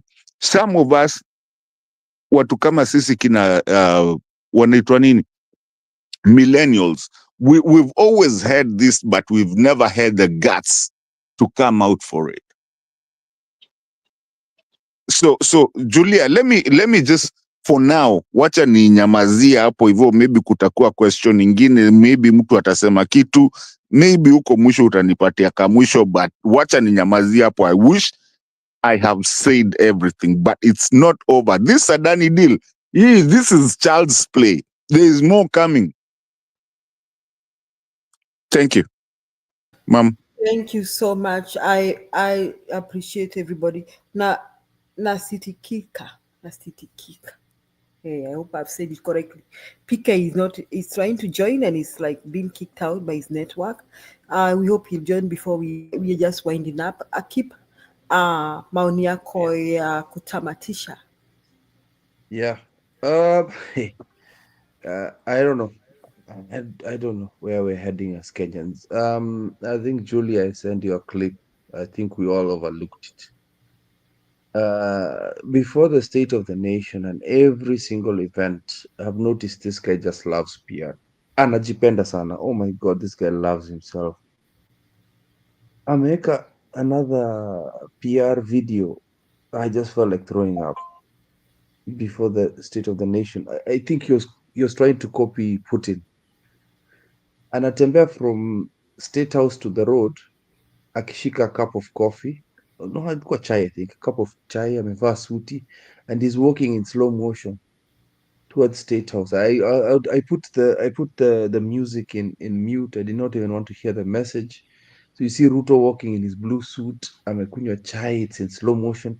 Alafu anapanda stairs up in slow motion, alafu anakaa kwa. This is now where I just knew this guy just tries to be American kabisa.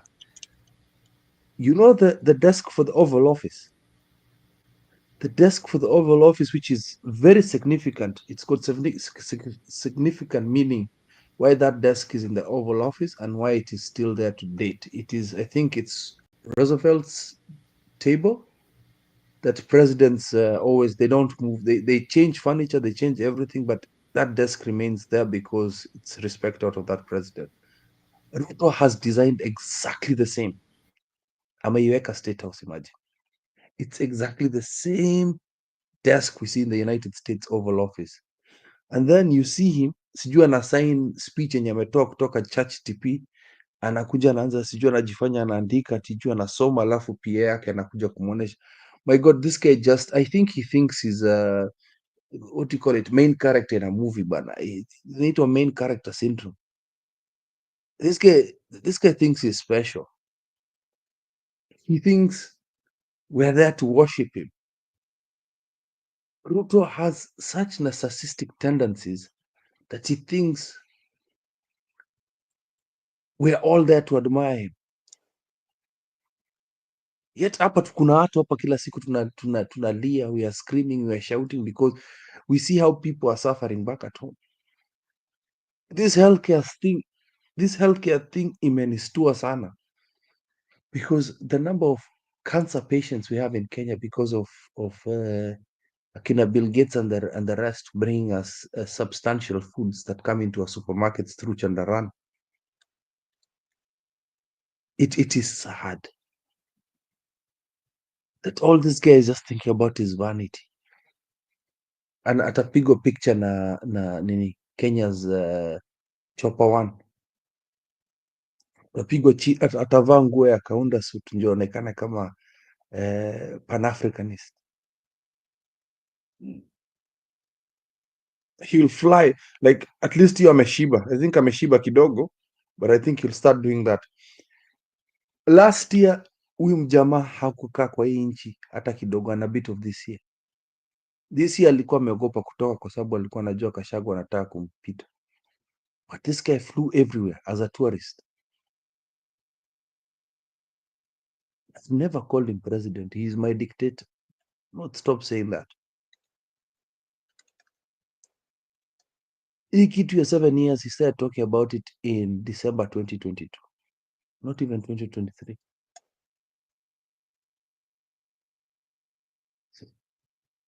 But the good thing is, the fight with Kenyans is what I like. It's just small pockets of resistance.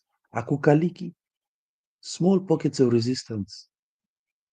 Atafika Embu, apigie kelele, apigie Gachagua, we know. Gachagua knows, we know, I know, he knows, we know that he never touch anything. Acha endelee kufanya hiyo kazi, and then when the time comes, hata wewe Gachagua unaenda ndani. And finally, me I'm not going to, msiniambie ati sijui show me evidence. Me I know Raila anakulanga pesa kutoka hawa watu. Don't tell me no nonsense ati show me evidence. Anakulanga na hawa watu. He eats. It's a corrupt guy like them. I can finally say that. Anakulanga. So all those guys who love Raila Yonizen, I stopped following people because they are from my own community. And I stopped following people because they did something nice for me in the past. Kama ulifanya makosa, and if I suspect something, where there's smoke, there's fire. I believe Mbadi, I believe Opio, I believe Njoho, I believe Oparanya are in those seats so that they can eat. Hakuna kusaidia Kenya. That's why they insisted on that. Being in government for these people is about stealing. It's about eating. It's about messing with us. Tusidanganya hapa. Experts my foot. There are people who have gone there to siphon money for Raila. You can go defend him as much as you want. And while I'm making noise about Raila, you can all go say, oh, hey, what about Martha did this? What about, yeah, you can say that. Let me say this. Thank you, Julia. I know those are my 4 minutes. Thank you. Okay, thank you very much. Tutasema wacha katambe, and we'll not stop talking, because as if we stop talking, Kenya will burn. Now, some of us were asking, what are we doing? I mean, people are doing a lot. I've just been saying that people need to join all these spaces and communicate, send the message, share the message with your kin, with family home. And now tweet and retweet messages on Twitter, Instagram. I mean, resend those messages, share them widely. You know, the more we, you know, a lot of these spaces now are not private unless you make your own private. I mean, you make your own profile private, like you don't want people to see what you post. But the more you share, even the world sees. Okay, like I was saying, Ruto was thinking that the things anafanya, ama hata saizi kama anacheza game hata anajifanya kwamba he has cancelled the Adani deal, that he thinks he can play with people's minds. He cannot play with Kenyans. Now, Kenyans will still discover, there will be another person who will discover that still Adani deals are still on in Kenya. And even if he thinks that he can play around with people like Americans, he can't play around with them. I mean, there's nothing that is secret in this world. Anything that we are working, we're using technology, the internet. Hakuna chenye unaweza ficha. Chenye unaweza ficha tu ni chenye kwa bedroom yako, na hata bibi yako hata kuficha. Pia ataongelea hiyo story kama uko na bibi. Unless hauna bibi, maybe the cockroaches in your house will talk about it. But you cannot hide. I mean, you cannot hide anything. Hawezi feature. That is what I'm trying to say to Ruto. So let him not think he can sit around pale kwa parliament atudanganya kwamba ametoa sijui ametoa hii. That is high class nonsense. He's just under pressure. And I don't think he's gonna take this pressure. I want to agree with Matu and Kip and everybody else. This guy will not take this pressure for too long. However, I was comparing his picture when he was DP. I used to keep forgiving me that I used to think that Ruto is a handsome man. But you can understand because I'm a woman. What happened to you? How can you say that? But now, Wewe umenifanya nikacheka hata nikanyongwa na mate. I used to think so. So I was comparing his picture with akiwa DP na leo nikashanga kwani jana kuliendaje? What has happened? How can someone look like they aged overnight? Kwa sababu hii kitu ni moto. No, you're drugged. I can't believe that. Someone put something in your... Apana, that guy used to be handsome. Why lie? Wacheni wivu. But Nani kasongo wewe. Wacheni wivu. But I don't know what happened. It's like the man amezeka overnight. You can't be lying to people and stealing and murdering and keep killing. When you na ubongo gani, what kind of a brain do you have and emotions? No, he can't get away with that. I'm telling you.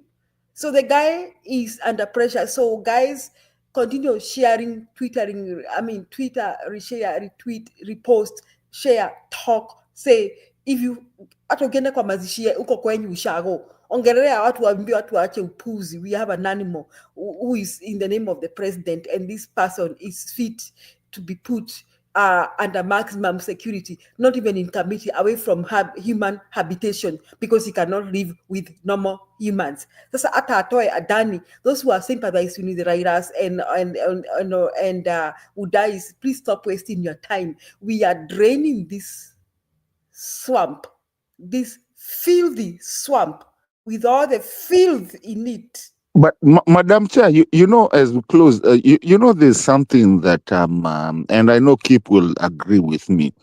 Kuna saa zingine tunakuaga, I mean, we like to laugh kidogo, lakini kuna hii kitu ingine watu wafikiri, this guy has messed this country so bad, and to a point that Kibaki hajaifanya hivyo, no other president hata ashaichukiwa the way mtu amechukiwa. So can you please make me fathom, sijui kama nilisikia mwingine akisema Wakamba wanasemanga phantom, lakini me I'm asking, can you make me fathom as we are closing, what is it that everybody, kila mtu Kenya mzima is just talking ill of this president? Hata Moi ajengi, hata Moi ajaifika, hata Kibaki, hata Uhuru. Kwanza siku hizi watu wakiona Uhuru wanamkimbilia. They were walking, I mean, from Embu. Anyway, let's not go back to that. Can you just educate me on what is wrong with this guy that everyone...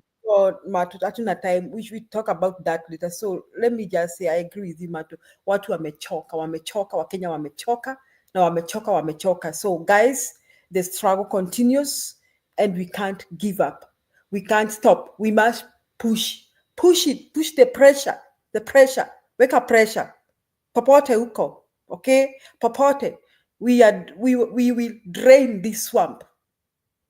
Wapende wasipende. So I want to appreciate those who are in the comment section. Hannah, Esther, Matu, comment section. Shama, modern minds. Alex pia uko na kuona resilient. Habi, Matende, Calvins, and everybody else who joined us in the comment section, those who are watching, Asante Sana, those who are in the show as panels, Bernard and the former team, Truthful Man, Kenya Mkora, Public Participation, Keep, Stone PK, Alex, James, who else was here? Those who are here with us, this was really hot. We needed to speak our mind.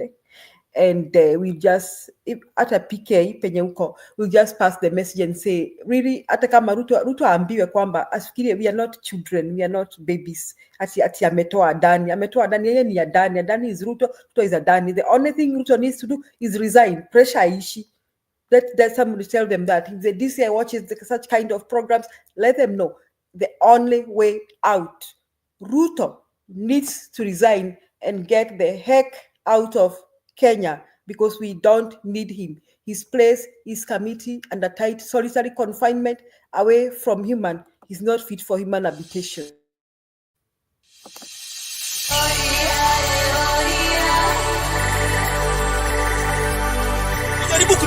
Bill, we are not going to consider anyone. We are going to start from even the head of the state. We are going to the governors. We are coming to the senators, to the members of parliament, to MCS and women. We are going to deal with you. Hata mkikuwa wapi, tukiona tu gari yenu, tunashoni hiyo gari. Mkipitisha hii finance bill, mtaona, mtajua ni nyinyi ndio tumeweka kwa hiyo.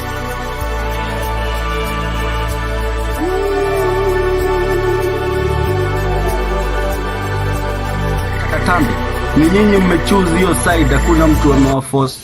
Wacha Katambe, kama unitambui, pia mimi sikutambui boss. Wacha Katambe. Mnasema mnataka kupea Kenya bright future. True, juu Zakayo akishuka nirudishia kila mtu mali yake times